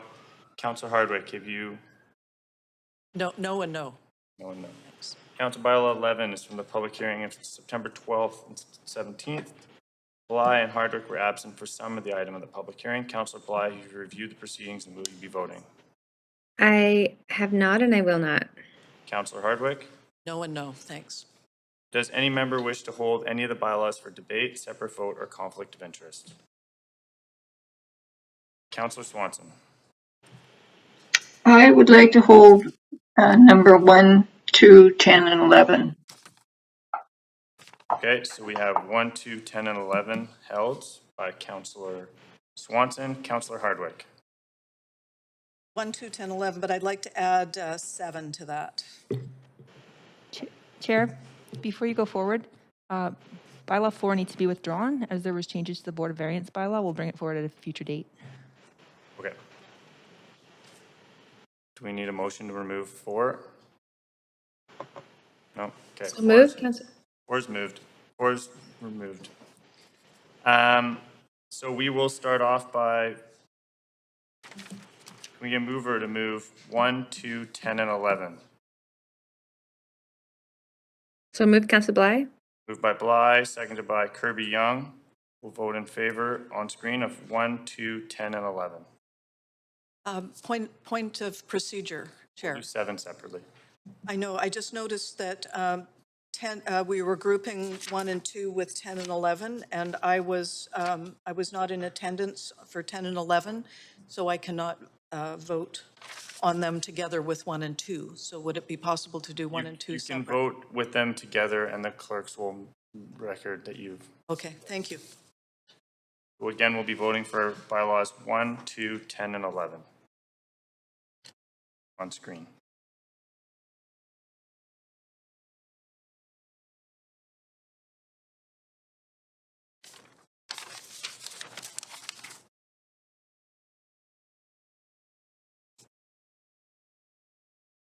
And that has passed with 2 in opposition, Councillor Swanton and Councillor Hardwick. We'll now be voting on bylaw 7. 728, 796 Main Street. We have a mover. Moved by Dominato, seconder, Councillor Bly. Councillor Bly. We're voting on bylaw 7.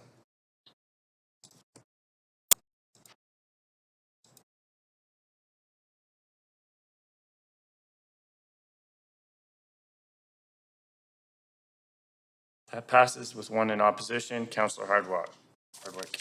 We'll now be voting on 3, 5, 6, 8, 9, and 12. Do we have a mover? Kirby Young, second. Councillor Carr. We'll go to vote on screen.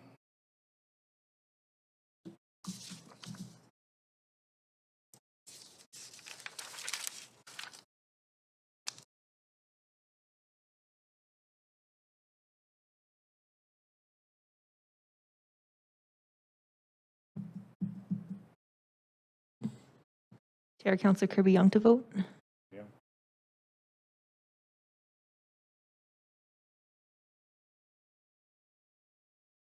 That passes unanimously. We'll now move on to administrative motions. There are 2 administrative motions on the agenda. We'll move to the first one, approval of foreign development for 619, 685 West Hastings Street. Do any members wish to declare conflict of interest on this motion?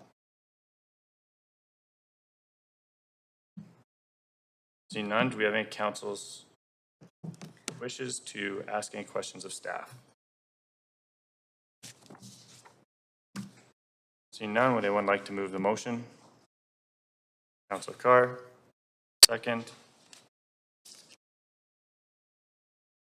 Councillor Dominato, are there any discussions? Seeing none, we'll do yea or nays. All in favor? Nay. All opposed? Seeing none, motion carries unanimously. Approval form development for 1535, 1557 Grant Street. Does any member wish to declare conflict of interest? Seeing none, are there any questions to staff? Seeing none, would anyone like to move the motion?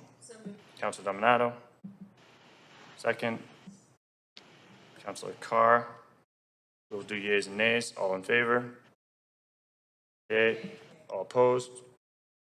None opposed. The motion carries unanimously. We'll now move on to council member motions. We have 10 council members' motions on the agenda today. Motion 1 is to request for leave of absence as follows. Councillor Bly for civic business for meetings on March 1st from 10 to 12, 1:30 to 2:30, from March 2nd from 10 to 12. Mayor Stewart for personal readings for meetings on March 3rd from 6 to 10. Boyle for civic business for meetings on March 2nd from 2:45 to 4. Is there a mover? Move Carr, seconder.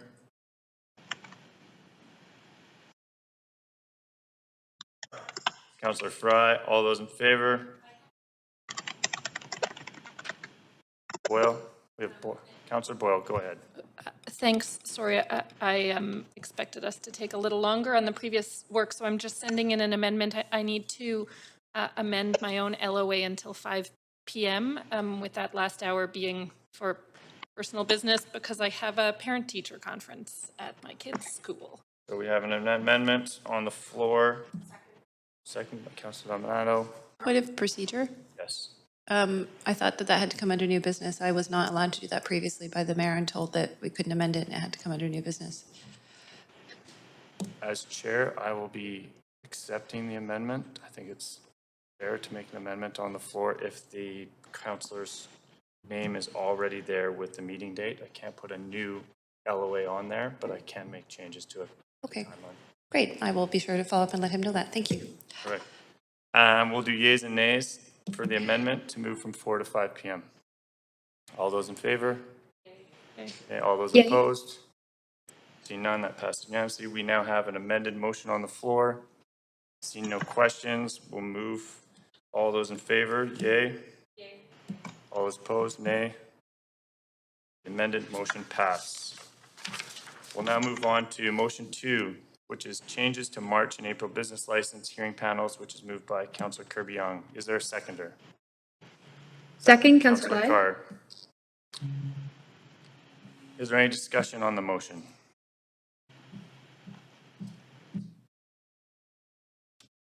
Seeing none.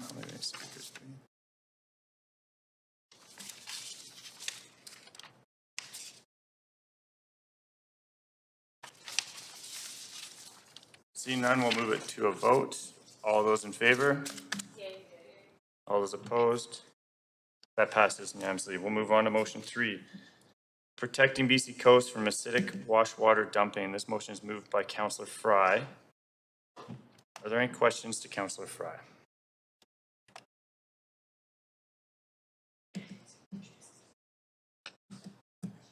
Seeing no questions, but we'll wait for him to introduce it. Councillor Fry, would you like to introduce your motion for 2 minutes? Thanks, Councillor Wiebe. Yeah, this is a fairly straight ahead advocacy motion to go to LMLGA and hopefully UBCM. I did spare you all the onslaught of emails from the various supporters of this. They wanted to do a whole campaign. I'm like, you know what? We get a lot of those. We don't really need it. The dirty little secret is that cruise ships, when they can collect and condense the exhaust, they distill it into a liquid form, and that solution is stored in tanks that is discharged into the water. Our neighbors to the south in California have banned the use of scrubbers altogether to prevent this from happening. Washington State has similarly banned the use in Puget Sound and in the Port of Seattle. The Port of Vancouver has just introduced, as of today, their approach to banning the discharge of some of the scrubber acid wash into the Port Fraser jurisdiction. This is part 1 of 3 phases that they'll be pursuing for this. And the intent with this motion is to really pursue further advocacy for all of British Columbia, and in particular our Salish Sea, which this council unanimously supported the year of the Salish Sea. The thing with this acidic scrubber wash is it has one of the most vulnerable impacts it does is actually prevents shellfish from properly forming their shells. And so it's a devastating effect on shellfish fishery, and of course not to mention our salmon and other ecosystems. So yeah, I know we have speakers to this, and Anna Barford will give a very detailed explanation of the science behind it for any question you might possibly have, but I'm happy to answer any you might have now. Thank you very much, Councillor Fry. Are there questions to Councillor Fry? Seeing none, would someone like to second the motion?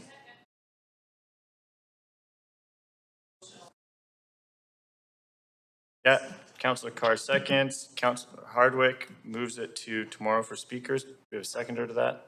Second, Councillor Bly. Councillor Fry, or Councillor Carr, will vote yeas or nays to move it to tomorrow. All those in favor? Yay. All those opposed? Motion's been referred to the standing committee meeting tomorrow. Motion 4 is assessing vacant lands to support housing for BC's most vulnerable. This motion is to be moved by Councillor Fry. Councillor Fry, would you like to introduce your motion? Thanks, Chair. And this is another motion for LMLGA and hopefully the UBCM. As we've discussed in these council chambers in the past, there are currently schemes to incentivize reducing one's taxes by changing the use of vacant land. And we see this most obviously through the creation of air quotes, community gardens in order to shift the property classification towards something like a Class 8, which is a Class 8 recreational, which imparts significant savings on how the mill rate calculates your final property taxes. There is an additional property classification known as supportive housing Class 3. The tax rate on supportive housing Class 3 is absolutely minimal and is a great opportunity. Now, the catch with supportive housing Class 3 is that it does actually require an act of cabinet to actually determine that it's that use, and it further is talking about permanent long-range supportive housing. Now, through our recent, our own work here at council in the last session, where we approved the tiny home pilot, we recognize that there's an opportunity to do different kinds of supportive housing on a more temporary basis. So the idea here, and in particular talking to some of my colleagues across the province at UBCM, including at Prince George, where they're really struggling with a lot of these same issues, is if we can find ways to maybe incentivize the use of that vacant land and get those additional incentives for the owners of that land through incentivizing a new property, temporary property use, in this case, supportive housing class 3.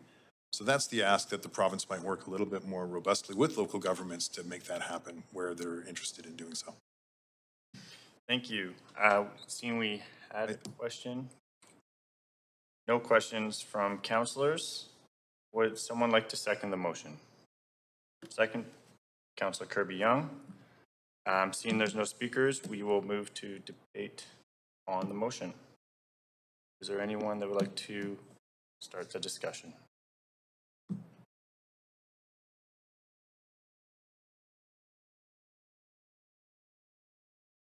Seeing none, we'll move to a vote.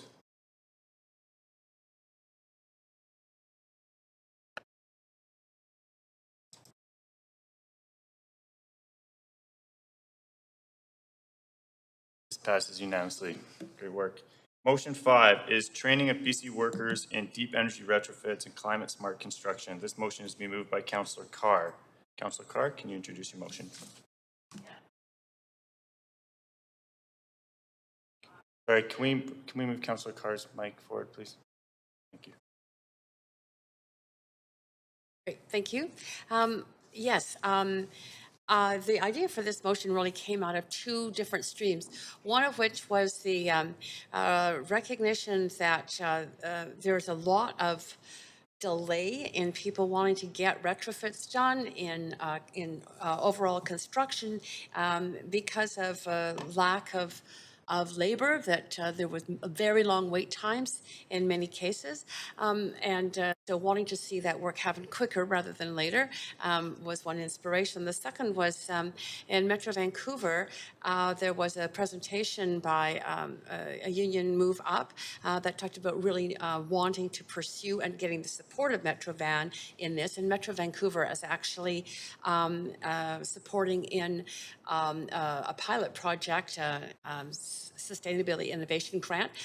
No, actually not that yet, but in a pilot investigation, the work to see how indeed there could be more training that enables faster development of climate smart buildings as well as retrofits. And since we really are seeking, and certainly Move Up is seeking provincial support, I thought to put this through the LMLGA and UBCM to get province-wide support around getting the trained workers to move forward in this important climate emergency action. Thank you. Would anyone like to ask questions of Councillor Carr? Seeing none, do we have a seconder for the motion? Councillor Hardwick, seconds. As we have no speakers, we'll move to discussion. Would any councillors like to get on discussion? Seeing none, we'll move to a vote. Vote on B5.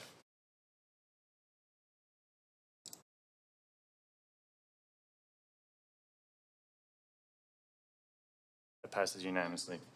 Motion 6 is increasing the provincial incentives for installing solar panels and solar hot water. This motion is being moved by Councillor Carr. Councillor Carr, you have 2 minutes. Great, thanks so much, Chair. This particular motion arises out of two streams of thought. One of them is that we do need to increase our actions around climate, the climate emergency, and certainly installation of solar panels, solar hot water is a move that many cities and jurisdictions are taking, not just those such as California, which I guess one would expect.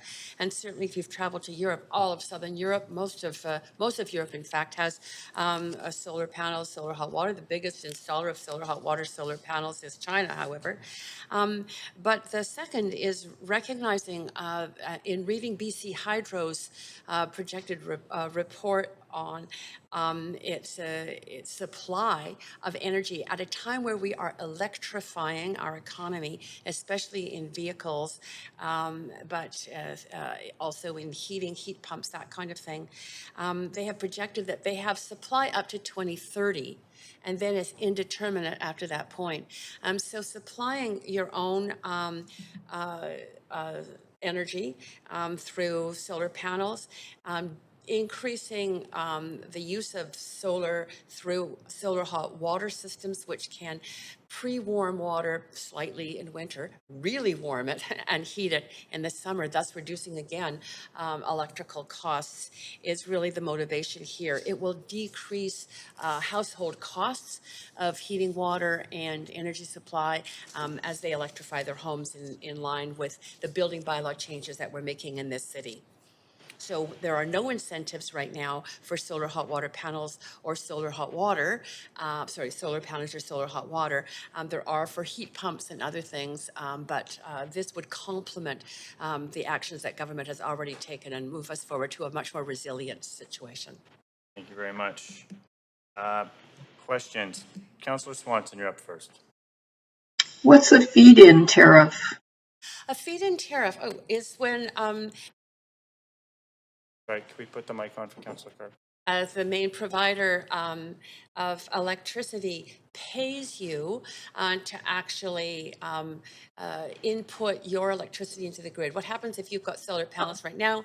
You move them into, you move that energy moves into the grid. Hydro would pay you an amount for that. They used to have feed-in tariffs, and it was the feed-in tariffs that in fact excited First Nations enough to install solar farms on a number of locations. Then they dropped the feed-in tariff, which actually was very economically hard on the First Nations that moved in that direction, but it would inspire more people to install solar panels and be a source of electricity that hydro could add to its overall supply. Thank you. Seeing no more questions, is there a seconder for the motion? Kirby-Young, second. Councillor Kirby-Young. Is there any discussion on the motion?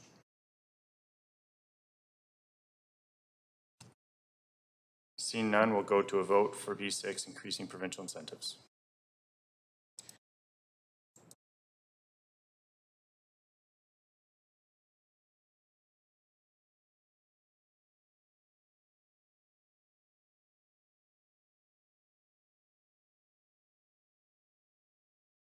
That passes unanimously. We'll move on to motion 7, is the unintended consequences of recent policy changes to DCL waivers on affordable housing. This motion is moved by Councillor Dejanova. Dejanova, you have 2 minutes. Yeah, Councillor Weeb, I'm back now, so whenever you like to turn over the chair, happy to take it. Thanks for. I'm happy in the position, but if you want to take it back, Sure. Go ahead. We are just starting on motion 7. Great, thanks so much. Thanks for doing that. And clerks, I'll need to, I think, get the Creston panel up as well. Sure, we can manage it in the interim. Okay, great. Okay, so we have Councillor Dejanova. You have up to 2 minutes to introduce your motion, followed by questions.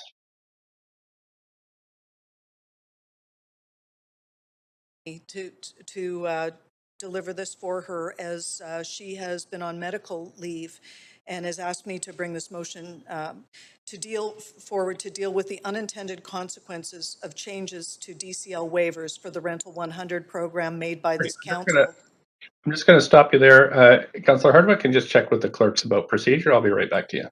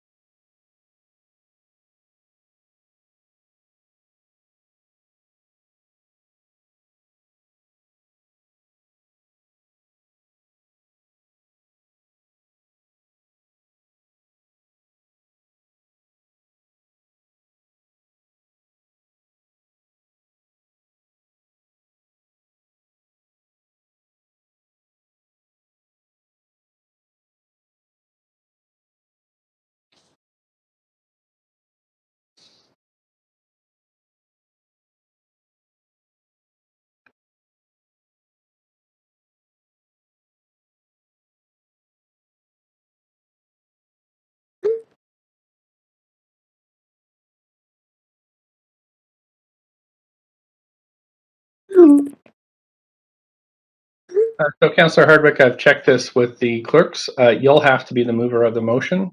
That's the only way we can move forward. You can't serve as a proxy.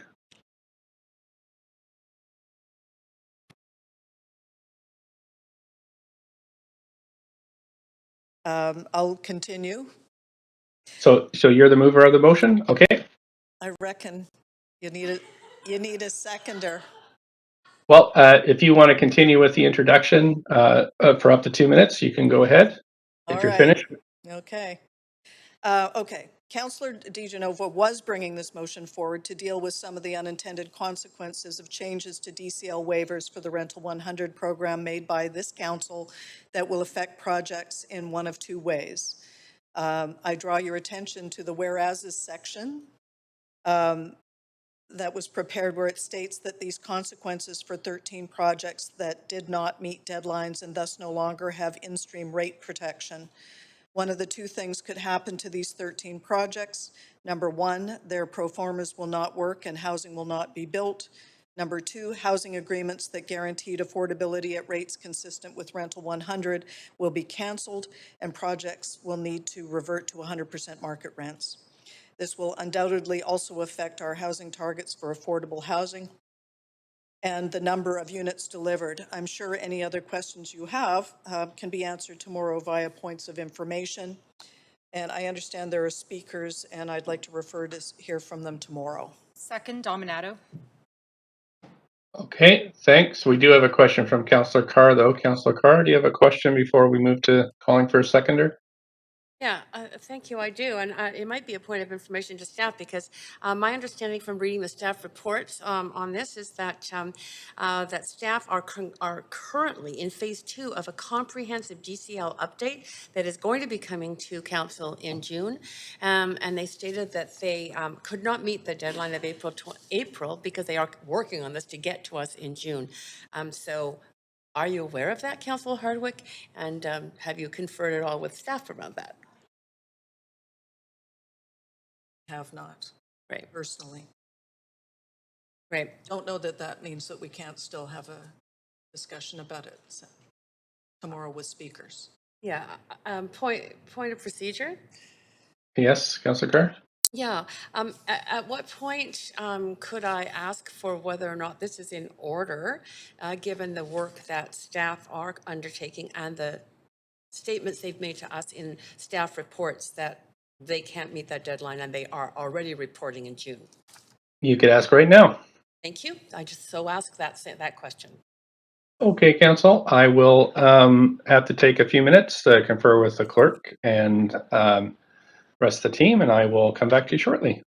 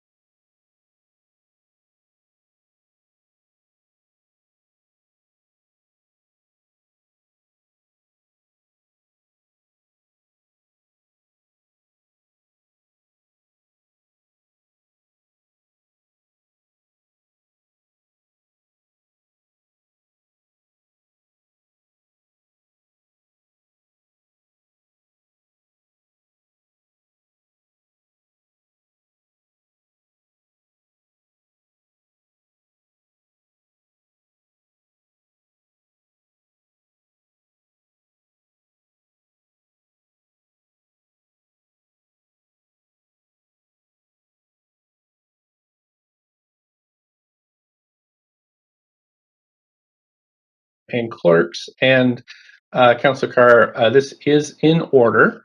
So I'm just looking at the queue here, and you do have 13 seconds left for questions to Councillor Hardwick, but that's the ruling. Are you? Sorry, I can't see you, but.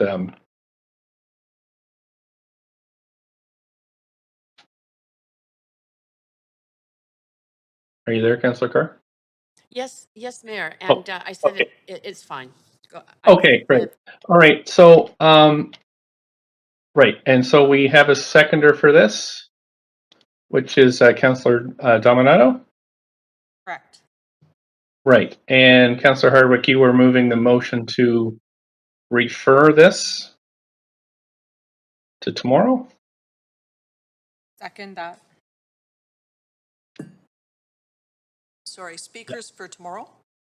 There are Yeah, you, speakers. Councillor Hardwick, you were moving the motion to refer this to tomorrow to hear from speakers? That is correct. Okay, seconded by Councillor Dominato. And I'm just wondering, the referral, I believe, is debatable. I'm just wondering if Councillor Wiebe, if you could take the chair for a second and I could just say something in the debate. Yep, I now have the chair. Thank you, and I'll just start. Go ahead. So, Council, I am looking at the massive number of motions that are coming in. We have 8 meetings left from this one. Many of these motions have, I would say, well, very dates for completion for staff that are not possible. My thought is I'm going to vote against referring this to here tomorrow. And I would think, Council, that, that may be an option if I know folks are keen to get stuff done before the end of their mandate. But if we keep having 5, 10, 15, motions coming forward every meeting, it's a recipe for chaos. So I'll be voting against referring this to tomorrow's meeting and may do so on other motions. So that's all I had to say. Councillor Wiebe, if I could take the chair back. Yep, there's yours. Okay, thank you very much. Okay, so with that, I'm going to call a vote on whether or not to refer this to tomorrow's meeting.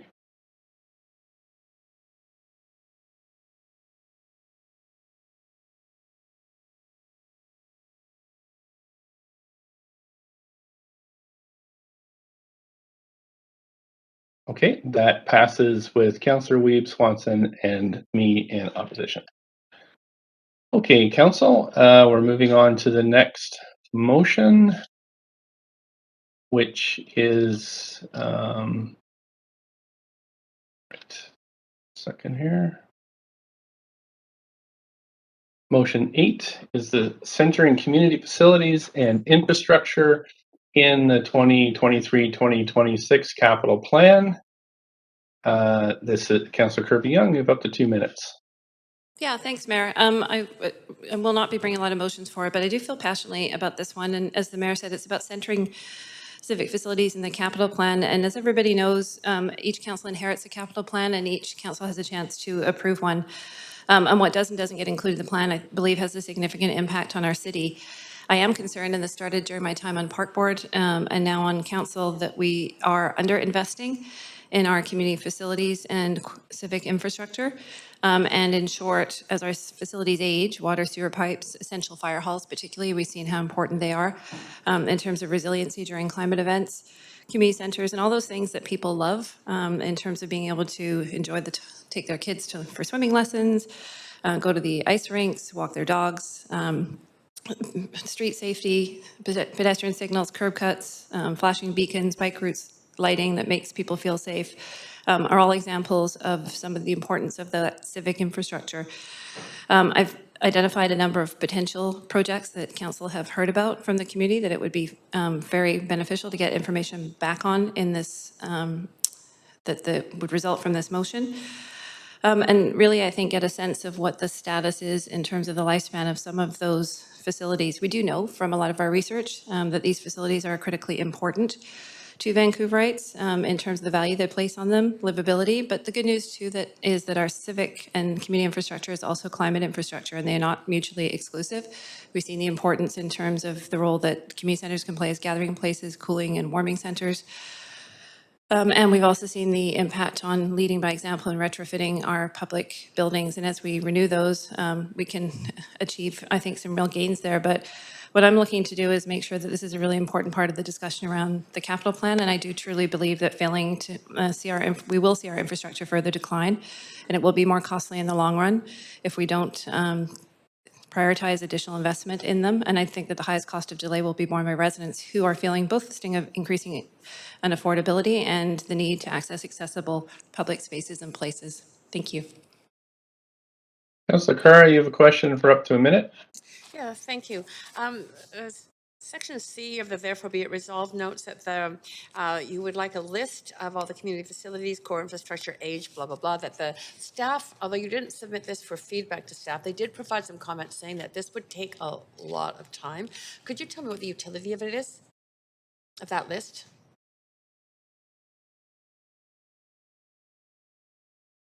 I just didn't catch the last part, Councillor Carr. Could I tell you? The utility of that list. I think the utilities in terms of council understanding how old the facilities are and sort of what the priorities are in terms of renewal and what the magnitude is of what we need to renew and what we don't. I do know some of this work has been done, for example, already on things like community centers. It may not be an exhaustive list, but I certainly believe that there's the information from what I know is readily available on things like fire halls, community centers, pools, for example. So I know that some of that work has been done. Thank you. It's my time. Okay, thanks. That's it for questions. Do we have a seconder for this motion? There's two of them already there. Sorry. So do I have it? It's been co-submitted by two members, Councillor Kirby-Young and Councillor Dominato. Oh, okay, thanks. Yes, sorry, I forgot to mention that. That was my bad. No problem. So there's speakers to this one. Folks want to refer this to tomorrow. Have a move. Somebody move that motion. So moved, Councillor Dominato. Thank you. Seconded. Okay, all in favor say yay. Yay. Opposed say nay. Thanks. Motion 9, number 9, expanding BC manufacturing and construction of climate smart made in BC prefabricated wood frame housing. Councillor Carr, up to 2 minutes. Please. Thank you. We know that we have to move towards buildings that are climate smart. We certainly in the city are doing that, and throughout BC, that's communities are on the move to do that. But here in the city, we know that much of the construction of prefabricated wood frame housing that is also climate smart does deliver also housing affordability. So if we could possibly align the supply of the prefabricated wood frame housing with, in fact, the BC second growth forestry industry, we would be achieving, I think, a lot of social good and employment and strengthening of the economy at the same time as responding to the climate crisis. This is a motion that is intended to go to the LMLGA for the UBCM to ask the provincial government to actually move forward with the development of and the promotion and support of a zero carbon standard wood frame modular housing manufacturing industry in BC. I have to say I got my inspiration from this at an FCM convention in Saskatchewan, where one of the field trips was in fact to wood frame modular housing, very, very inexpensive and beautiful housing produced within the province. And I really thought that was an incredible synchronicity of jobs and economic activity along with affordable housing. So that's the motivation behind this. Thank you. Do we have no questions? We have a seconder. Right. Thank you. We're on the main queue then. And I don't think, I'm just checking here, I don't think we have speakers to this one. Just double checking. Correct, no speakers, Mayor. Right, okay. So we're into debate and decision on this one. Anybody wish to speak to this motion? Don't see anybody in the queue, so we can call the vote.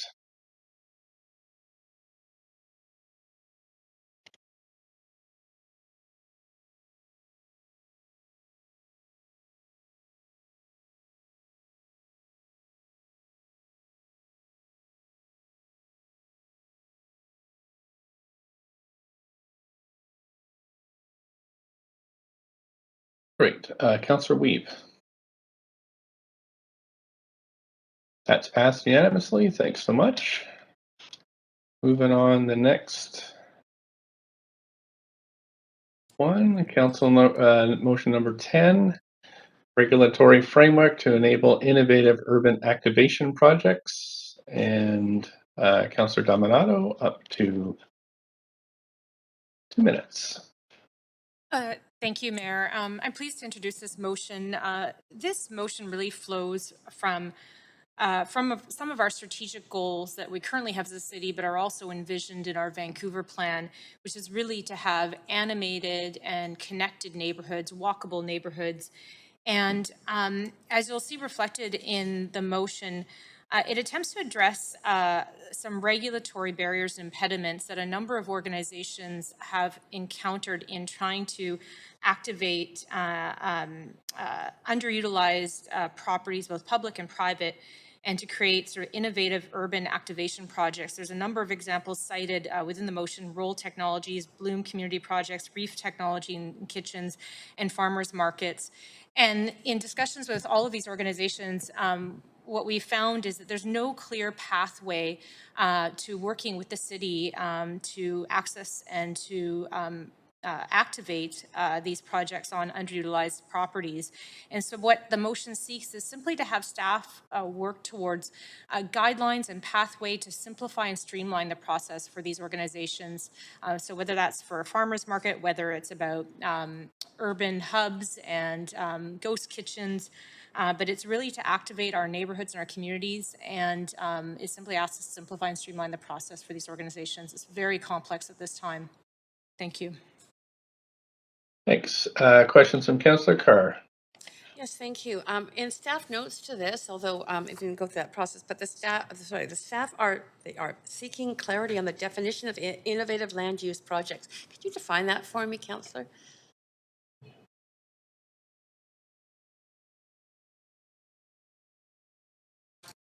My revisions back. Oh, sorry, I don't have my mic on. So can you reset my timer, Mayor? That what we're talking about is activation of underutilized properties, both public and private. So this could be pop-up retail, it could be pop-up food and beverage, ghost kitchens, farmers markets. And so there's examples cited in the motion, but that was clarified through the second iteration of this motion. Great, thank you. Councillor Boyle. Thanks. I also have a question related to the staff feedback, which is that the staff feedback outlined that this would require a significant amount of work, considering, as you outline, how many different areas these could cross. And I guess I'm wondering how you see that aligning with the work we've already given staff around addressing the permit backlog and streamlining. Yeah. So I responded to staff feedback with a revision to this motion. Initially, I had proposed a regulatory framework to support these projects and refined it to focus on simply developing and actually coming back with recommendations for guidelines and a pathway for these organizations. Because right now we're making it very difficult to do business in the city. And so it's to be responsive to our organization so that we can have an active and animated city. And so I did respond to staff concerns with that respect. But wouldn't it still compete with that work that we've already directed them to do? From my perspective, not. It needs to be a priority, and I think it very much aligns with that work. Okay, I'll ask that. Councillor Fry, sorry about that. Councillor Boyle, I guess you cut your mic off there at the end of the minute. Councillor Fry. Yeah, thanks. So neat ideas that come out of this, pop-up bars, restaurants, that kind of thing. Has there been any contemplation around how this might be leveraged to provide pop-up washrooms and that kind of, I certainly think it could be entertained as part of it. I think it could be looked at. As staff would develop guidelines for organizations, I think certainly that could be contemplated. And I think it would make a lot of sense in the context of the concerns we continue to hear in the city about a lack of washrooms. And again, we're talking about underutilized public and private properties. So. okay, thanks. Second. Seconded. And I don't, just gonna check here. We have speakers to this one. We do. We do. I think so. There we go. Just looking here. Correct. There are speakers, Mayor. Right. Okay, thanks. Right. So can we have a motion to refer this? Motion to refer to your speakers. Thank you. Second, Council Bly. Councillor Dominato, I heard second. All in favor, yay. Yay. Opposed, nay. Great. That's been referred. Thanks, Council. Okay, now we're moving on to new business. We have one item of new business on the agenda today, which are requests for leaves of absence. Councillor Kirby Young for civic business for meetings on May 25th from 3 p.m. to 6:30 p.m. Councillor Carr for civic business for meetings on March 10th from 3 to 5. Somebody like to move this motion, please? So move, Council Bly. Thank you, Councillor Bly. Seconder? Anybody? Again. Councillor Boyle. Heard Councillor Weeb first. All those in favor say yay. Okay. Opposed, nay. That's passed. Thank you. And new business. Folks want to stick themselves. Oh, I'm sorry. I've got the wrong queue queued up, so I am going to move back to the other queue, and you'll have to put yourselves on this queue. Okay, so new business. If you're introducing a motion, remember it's the title of the motion and the date. Councillor Bly. Thanks very much, Mayor. I have a notice of motion for the meeting of April 12th. And the title of the motion is Enabling a Recovery Community Center in the City of Vancouver. Okay, thank you. Councillor Swanson. I have two motions, one for March 29th. It's called Using the Capital Plan to Help Reach Housing Affordability Targets. And for April 12th, it's called Asking for a Change to the Vancouver Charter to Allow the City to Levy a Progressive Property Tax. Thank you. Sorry, I'm just trying to advance here with Councillor Fry. Yeah, Councillor Fry, go ahead. Oh, I think you skipped Councillor Dominato, but that's okay. Councillor Fry, go ahead. Yeah. I have two motions for March 29th. Number one is strengthening the conditions of landlord licensing in Vancouver. The second one is meters meeting needs, parking meters as ad hoc cycling infrastructure and strategies for retention and replacement. Okay, thank you. Councillor Hardwick. Yes, I have a notice of motion for the March 29th meeting entitled Plebiscite to Measure Public Support for a 2030 Winter Olympic bid held concurrently with the 2022 civic election. Thank you. Councillor Boyle.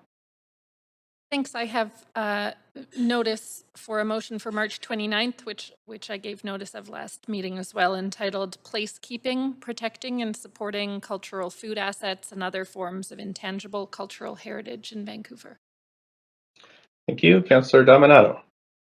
Thanks, Mayor. I circulated earlier this afternoon urgent new business, and it's a motion with respect to the Vancouver Fraser Port Authority Rolling Truck Age Program, and it is time sensitive due to the fact that the port has just wrapped up additional consultation with respect to this program. I'm hoping that council would indulge me, and it is simply to have you submit a letter on behalf of council in support of the rolling truck program. So looking for some guidance there. Yep, I mean, you can bring it up. People can call notice on this. Does anybody want to call notice on this item? Sorry, am I in the wrong? I'm just going to make sure this is the right spot, Councillor Dominato. Thank you.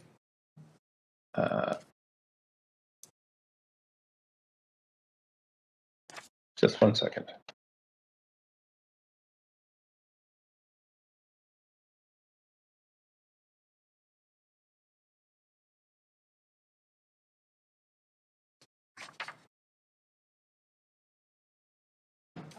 missed it. New business is next.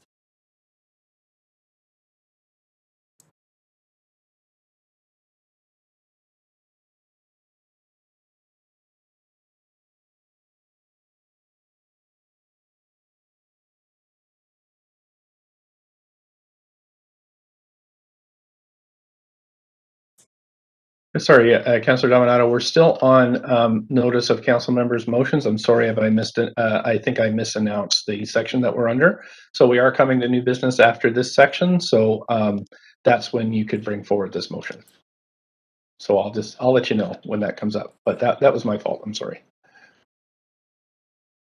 Councillor Kerbian. Yeah, no, I was following which section you announced, so I'll wait. Okay, no notice new motion. Okay, Councillor Harbeck, any notice of motions? Yes, I have, Councillor DeGenova, as stated earlier, is away on medical leave, and she asked me if I would read this motion title, Prioritizing Public Safety, for March 29th, 2022. Okay, thanks very much. I guess she could introduce that motion on the date, and that would be under her name, but thank you for that. Just before we move to new business, council, we have 8 new members' motions. The city manager and I were discussing just the level of workload. So I may be coming back to you after conferring with the city manager about perhaps prioritizing the dozens and dozens of outstanding motions that we have. And that just to come back so we can manage this workload while respecting your of course rights as councillors to bring this work forward. So look for an email from me in the next couple of days. Okay. Now we're on new business. So first item is new business on the agenda today, a request for leaves of absence. Did I already read these? I read these already. And clerks, can you help me? Did we pass this one? We did pass this one. Right. Yes. Now, Councillor Dominato, you can do new business. Great. Okay. Go ahead. Thank you, Mayor. And what I'm proposing is a motion, an urgent motion in support of the Vancouver Fraser Port Authority's Rolling Truck Age Program. This program was put in place to ensure that it gets older container trucks off the road and to reduce particulate matter that can be carcinogenic. So there's many, not only health benefits, but also environmental benefits in terms of reducing GHG emissions and helping us meet our climate targets. The Rolling Truck Age Program was supposed to come into effect February 1st, 2022. However, due to some issues around the supply chain for new trucks, as well as a request from the Federal Transport Minister to consider a delay in implementing the program, the Port Authority has engaged in further consultation, which just wrapped up last week, but they are hoping for support from this council to the Federal Minister of Transport, indicating our support for this program. And so it simply asks that we request you write a letter to the Federal Transport Minister in support of the program. And so that's what I'm seeking. And I hope that council will indulge me. Okay, great. Thank you. So as this is new business, people have a right to call notice on this if you'd like. If not, we'll need a seconder. Second. Second. All right. Okay, thank you. We're on the main queue then. I'm going to clear this one. So if you'd like to speak to this new business, please put yourself on the queue. Councillor Fry, up to 5 minutes. Yeah, and I won't take too long. Just really happy to see this come forward and happy to support it. I think the Vancouver Fraser Port Authority have really been doing a lot of good progressive work in the environmental arena, and I do want to support that. And I think the rolling truck program in particular addresses some stuff that we've talked about at this council, in particular around pollutants from the truck traffic that comes from the port along Clark Drive and Knight. And we know that diesel particulate matter in particular that comes from these trucks has some pretty significant health impacts. And we have a lot of housing along these routes. We know that we can do better, and I applaud the port for doing better, and I hope we can encourage them on the national stage with the minister as well. That's it. Thanks. Councillor Carr? Thank you, Councillor Fry. Just took all the words out of my mouth. Those were the points that I wanted to mention, along with the fact that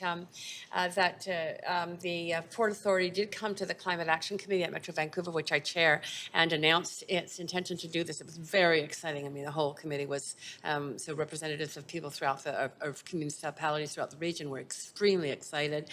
So thank you for bringing this forward, Councillor Dominato. Yes, I believe we should be writing that letter. It will help us achieve reductions in our GHGs in line with our climate emergency action plan.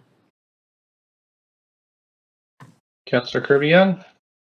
Yeah, thanks. I'm a big fan of this. I think that particulates don't respect municipal boundaries, and we know that buildings and transportation are our largest challenges in terms of emissions, and so this makes a whole lot of sense to me. I really appreciate the leadership of the port. It's not easy when you are attempting to affect change. Obviously, it comes with some challenges, but I think the role and nature of it is an attempt to sort of strike a balance and address that. But we do need to move on this because they are such a significant source. And I think it'll help, honestly, residents. Sometimes it feel like the small things that they're doing, but then they see, you know, these sort of large situations of trucks barreling down Ninth Street and in and out of the port consistently. So I appreciate Councillor Dominato bringing it forward, and I'm happy to support. Thank you so much. I don't see anybody on the queue, so we can call a vote on this item.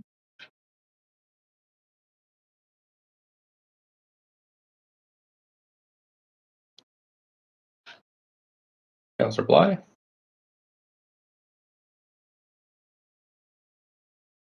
Councillor Bly? Sorry, Mayor, I'm having trouble with my panel. Can I get a vote assist in favor? Sure. Thank you. That has passed. Thanks so much. We're going back to the queue here. Okay, anything else, Councillor Dominato? Nothing further, thank you. Okay, thanks, Councillor Weed. Yeah, so I've got two motions. One that got passed at the Vancouver Food Policy Council. The first one's called regarding strategies to increase participation on advisory committees. So, Councillor Weed, this is a we've already done the section on introducing new members. No, so this is a motion that I'm looking to refer to the nomination subcommittee. It's a motion from one of our advisory committees, and it's just for review for the nomination subcommittee. So I'm asking for it to be approved for a referral. I've got two referrals. Okay, go ahead. Yeah, thanks, go ahead. Yeah, so the first one's on regarding strategies to increase participation on advisory committees. The committee had some really great conversations. I've had conversations with other advisory committees on better ways of increasing participation on our advisory committees. So they put together a motion. I've sent it around, and I think it'd be great for the nominations subcommittee to review the ideas from this committee. Okay, thank you, Councillor Weed. You still have the option of calling notice on this, so I just want to inform councillors of that. If nobody calls a notice, then we need a seconder. Second, Dominato. Thank you. I'm going to move us to the main queue. Any debate on this item? I don't see any debate, so we'll call a vote on this. Mayor? Sorry, Councillor Kirby-Young. Okay. Yeah, Go ahead. I'm on the queue for a point of procedure because just got these. You can call those. You can call those anytime you like. You don't need to be on the queue for that. So. Okay, super. Thank you. Sorry, okay, there's my mic. We just got these late and I was just scanning through and I just want to be clear procedurally what we're voting on because the motions say therefore it be it resolved that the Food Policy Council do this, but there's nothing that I can see that's an action of council and I'm not understanding why this needs to be a council vote versus the Food Policy Committee could just forward it directly in their communication request to the Undrick Committee because I want to be clear on what council is being asked to vote on. Right. If you think the yeah, we have to vote on the text of the motion as presented. This is the problem with bringing these under new business is we have no opportunity to consider them. So my point of procedure then, maybe I can ask a different way, is that the motion says therefore be it resolved that the Vancouver Food Policy Council. So Mayor, is that even procedurally valid that council can vote on something that refers to another body? If you ask, I could rule on a point of order, but I'd have to be asked to do that. Then I'd have to rule it on a point of order because I think that Councillor Weed could just simply forward it on as their liaison to the other committee. So as a point of order, it's pursuant to section 8.7, does this actually require a council vote or is an order? Right. I will check and come back to you.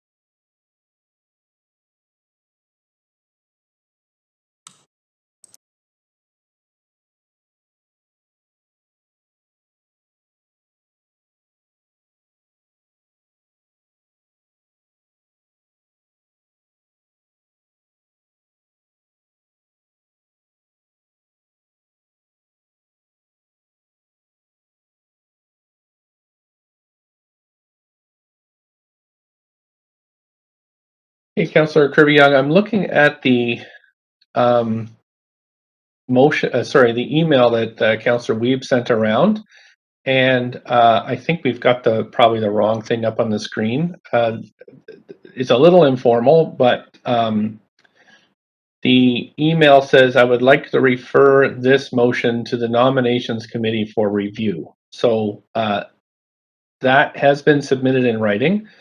Perhaps clerks could pull that up on the screen.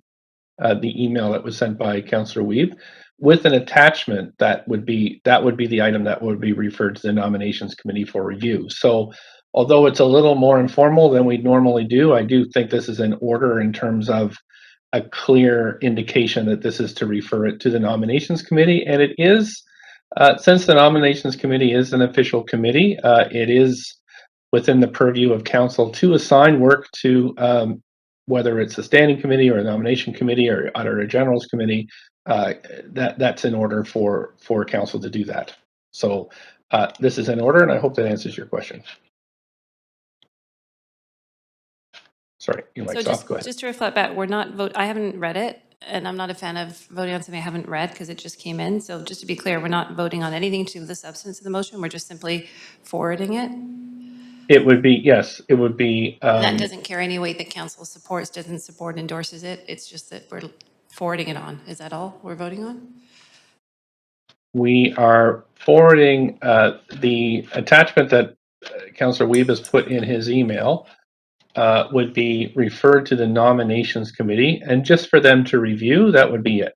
It's, for information, there is no other action required for the nominations committee. That would be it. So more or less for information. Okay. Okay, thanks. Right. So I will call a vote on this then. Can I comment on it, Mayor, after the point of procedure? Okay, yep. Yeah, I just want to comment on this, that I think the whole procedure concerns me, that it will carry a connotation or weight. I think getting something at the moment, like literally within 3 minutes that you're supposed to vote on something, is just not great best practice.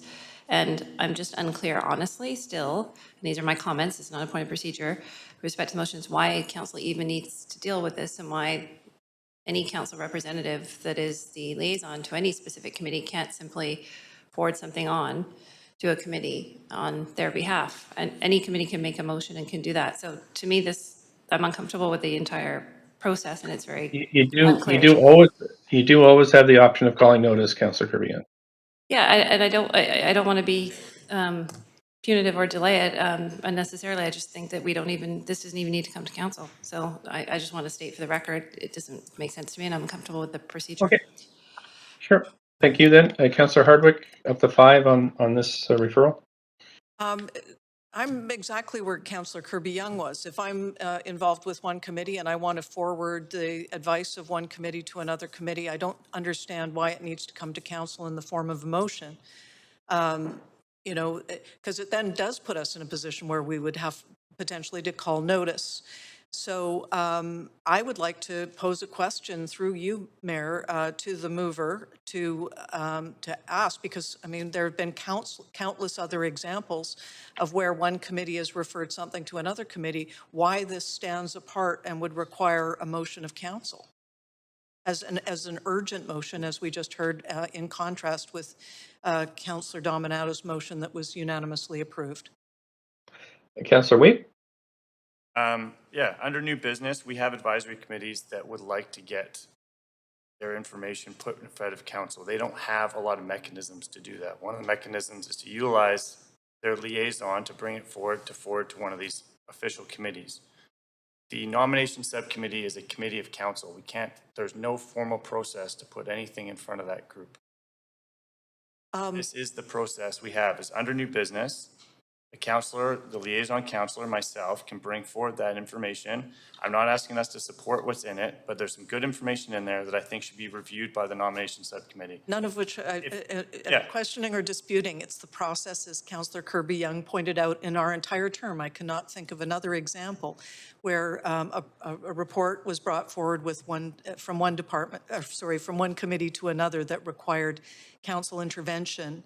Yeah. Normally what we've done is we've created full motions and we try to debate before it's gone to the nomination subcommittee, or the other motion I have is to be sent to the UNDRIP committee, not being discussed by us prior to going to that committee or task force. And so the goal is how do we have our advisory committees connect to these bodies? There's one of the questions that's actually in this motion that they discuss is how do they better have contact with our advisory committees? How do they better contact with council and staff?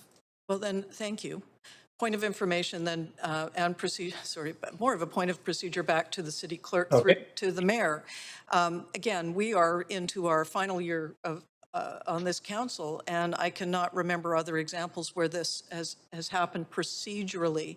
And so, through you, Mayor, point of procedure to the clerk, or as you see fit. Just requesting, is there not a regular procedural way, as Councillor Wiebe is suggesting that there is not a procedural way for one committee to pass along a report to another committee. Is that true? Have we been doing things wrong all along? I'd like some guidance. Yeah. So not to get into the theory of this, but basically, you know, the only body that's constituted by the Vancouver Charter, or the main body, is council. Council has the ability to create committees, and we of course have a standing committee that we have that will be tomorrow, but we've also created other committees, which are the nomination subcommittee, the UNDRIP committee, and the only way these committees can do official work is if it's assigned to them by council. So you know, for example, the police board does this all the time. Everything has to flow through the board to the subcommittee. The committees actually cannot initiate work on their own. And so this would be, now they can read all the information they want, but this would be a formal request for the nomination subcommittee to review. It's a gentle request, but it's still proper. It's just not something we normally do, but it is proper. So I hope that answers your point of procedure. Well, it is an answer. It is an answer. But again, here we are in our final year of a term, and this is coming up for the first time. I do find it procedurally odd, but whatever, I guess. Yeah, you could always call notice or vote against it. I mean, that's those are the options for council. Anything else, Councillor Hardwick? No, I'll park. Okay. Thanks, Councillor Kirby-Young. You're through your time on this debate. Councillor Dominato, up to 5. Thanks, Mayor. I was just going to reflect. You know, I support this coming forward because my experience with the advisory committees has been frustrating and challenging at times. And I will cite there was an example where I was a liaison to an advisory committee and they were seeking information. And at that time, were directed that they had to pass a motion as an advisory committee to get information. And I at that time pushed back and said, I don't think that's reasonable. I'm the liaison to that advisory committee. I am seeking the information on their behalf. And I thought that was a very reasonable request. And what I believe Councillor Wiebe is trying to achieve is that as the liaison, to make that connection, is that the advisory bodies identified information they think may be relevant to another committee, in this case a subcommittee of council, and we don't really have clear definitions in our procedure bylaws of new business and what that entails. I suspect Robert's Rules has more information around that. I don't have my copy handy. But I think that it's reasonable to refer these items. We're not voting on the contents of them, is my understanding from Councillor Wiebe. We are simply referring them for information to the other council subcommittees or task forces. And so while it's not something we've done in the past, I think it's important, and perhaps it means in addition to our procedure bylaws to add that clarity in future. Thank you. Councillor Kirby-Young, your clock has expired on this item. Do you have a point of procedure privilege? Yeah, I was considering calling notice because I haven't read it, and I heard you say, Mayor, that we're asking them to and I quote, form the committee formally review it, and that implies to me that formally review means we think it's worth reviewing, and I haven't read it. So do we have an option not to vote on it for that reason, or do I have to walk out of the room? Yep. So I'm not physically here. Whatever you want to do, you can abstain, vote yes or no, leave the virtual room if you like. Those are all options that you have on all motions. But I don't see anybody else on the queue, so I'm going to call a vote on this.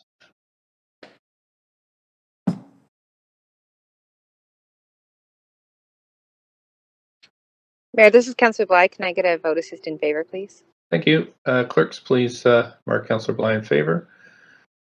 I'm not sure. Are you absent? Okay. Councillor Hardwick? Absent. Absent. Okay. Councillor Hart, please, clerks, could you mark? Yes. Okay. Thanks very much. That passes unanimously. Thanks very much. We're going on to the next one. Councillor Wiebe, do you have? I have the second one, which is the Indigenous Food Sovereignty, and this is to be referred for review to the UNDRIP Task Force. Okay. Do we have a seconder for that? Councillor Boyle. Thank you. I heard Councillor Boyle. We're on the main queue now. If folks want to debate this referral, please put yourselves on the queue. Clerks, I just want to check to see if the councillors have returned before I call the vote. They did, but I think they left again, Mayor. They left again. Okay. Just wanted to check. Maybe just to make sure we should do a roll call. We do a roll call just so we don't accidentally leave somebody off. I'll check if they want to return to the chamber. One moment. Thank you.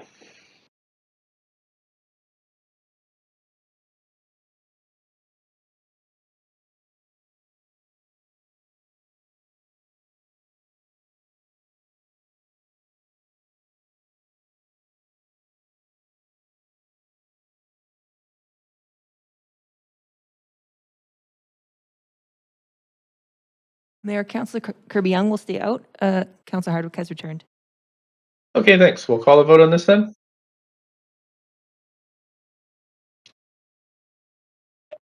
Mayor, it's Councillor Bly. I just need a vote assist in favor, please. Great, thanks, Councillor Bly. And Councillor Hardwick's abstained, so none opposed to this. Councillor Wiebe, anything else? Sorry, my queue is a Nothing else. little. Thank you very much. Okay, thank you. So, Councillor Kirby-Young, new business. Yeah, thanks, Mayor. I have an inquiry through you to staff, if I might, if I can. That would be next. That's next section. Oh, okay. We're still new business.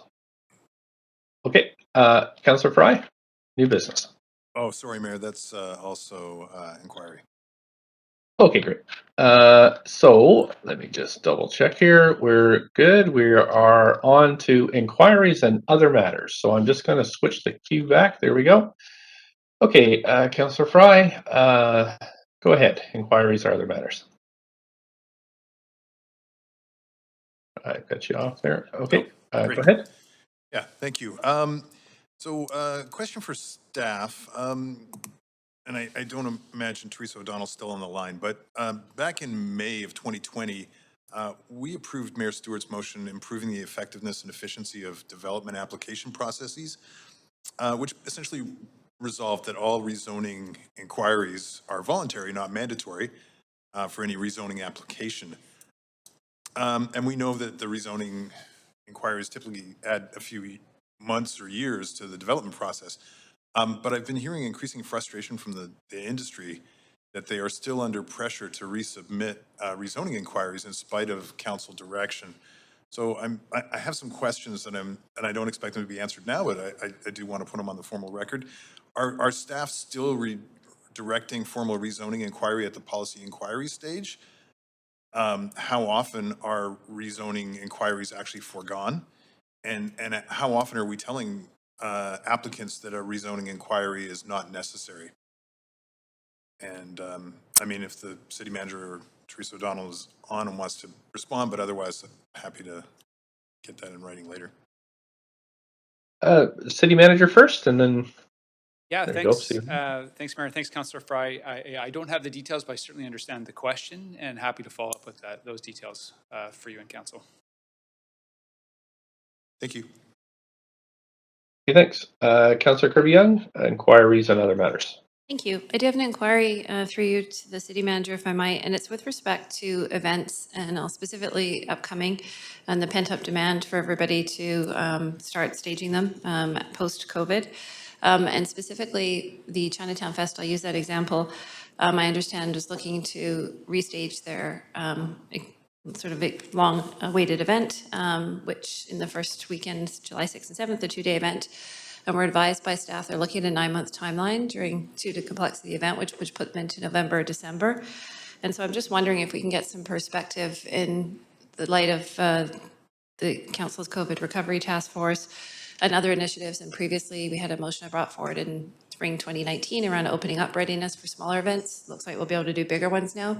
And at that time was assured that we were ready. And again, I recognize that some of these events are larger, but do we have a hope of making some of these events happen so events like Chinatown Fest don't have to forego a summer after waiting for 2 years?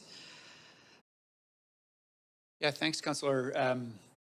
So we certainly understand, obviously, the uncertainty that event producers have been operating under and the importance that events play in kind of the overall COVID recovery for the city. So our staff are certainly looking at that. In the case of the Chinatown Festival, we did get an application a couple of weeks ago, middle of February, as I understand, for that event.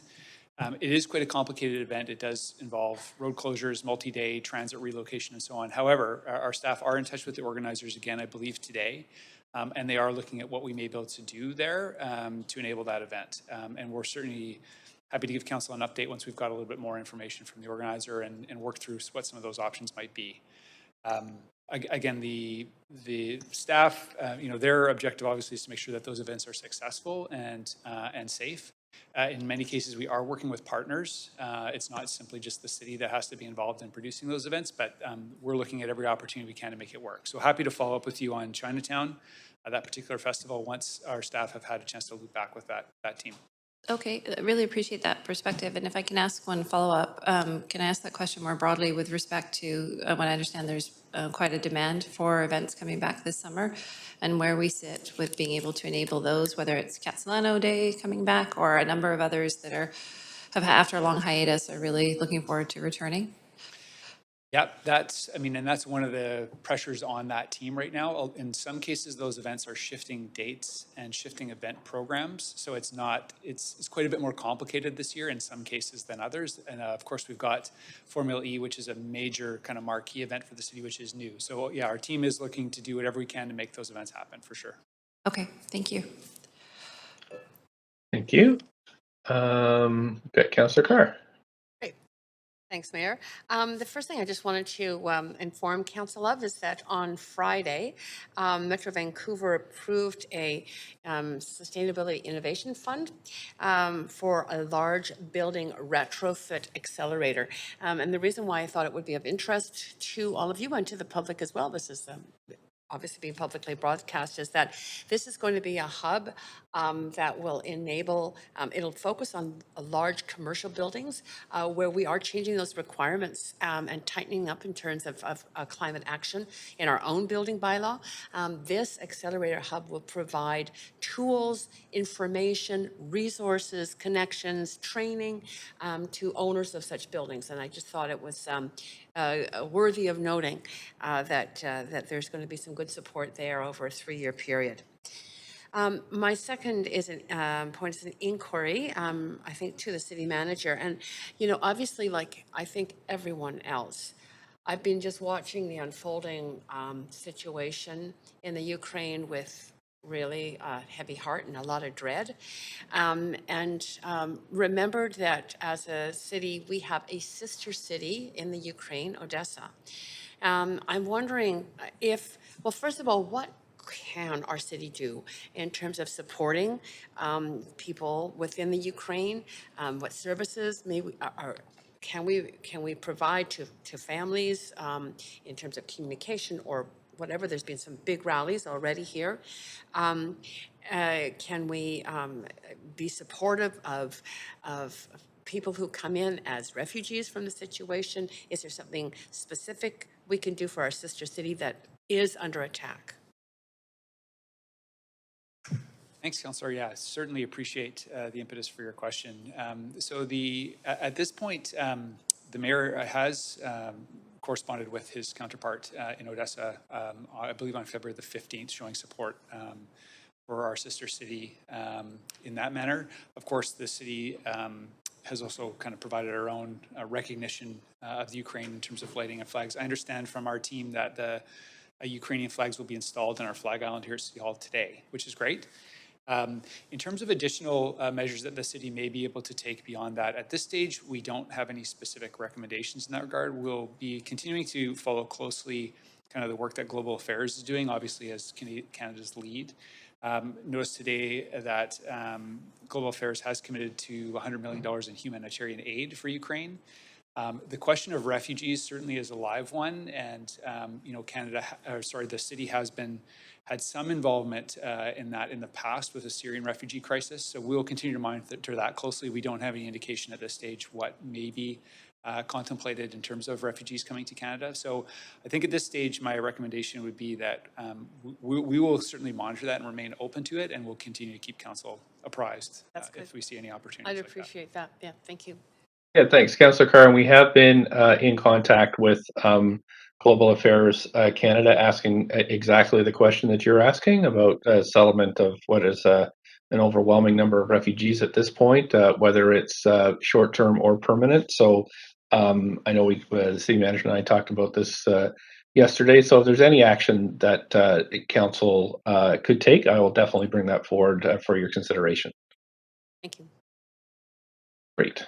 Thanks so much. I don't have anybody else on the queue, so I guess we can move to adjourn. Somebody like to do that? So moved. Thank you. Seconder? Second. Councillor Hardwick. All in favor, yay. Yay. Opposed, nay. Thanks very much. We're adjourned 8 minutes early, so enjoy those 8 minutes and then see you back at the public hearing at 6 p.m. Thanks so much, everybody. See you shortly.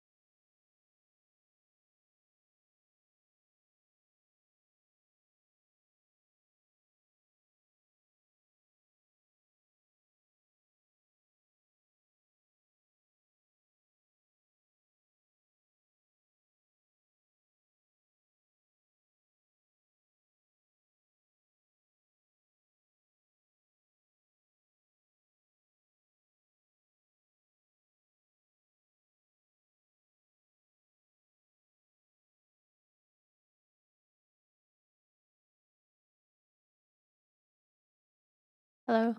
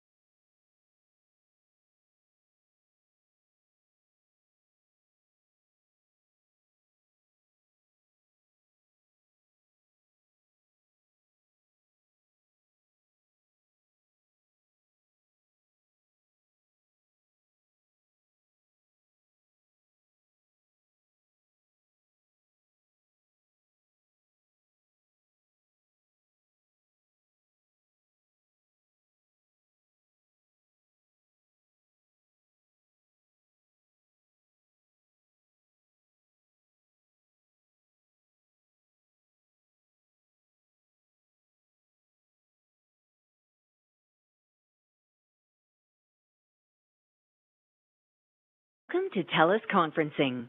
To join the conference,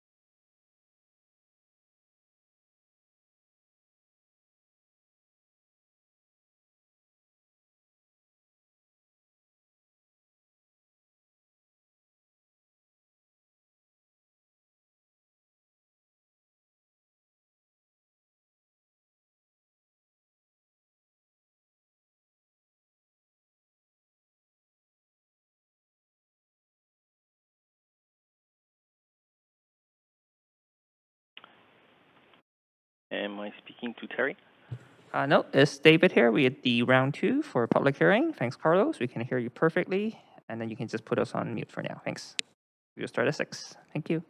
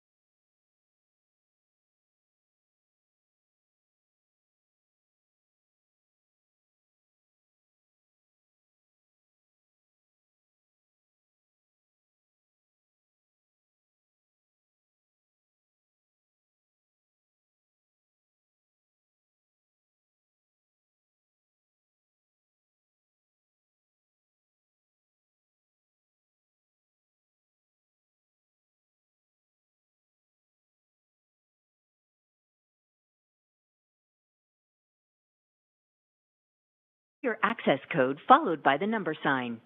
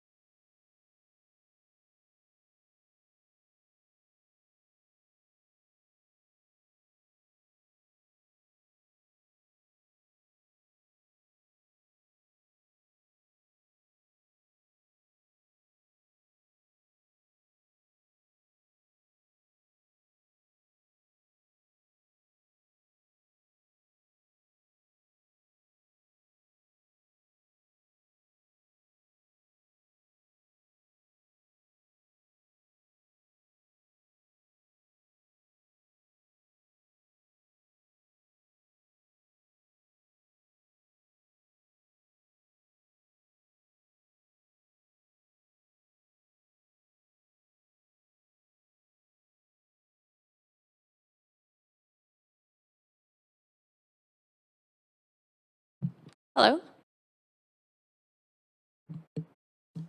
Hey, Elise, can you hear me? Yes, can you hear me? Yeah. Okay, perfect. Thanks.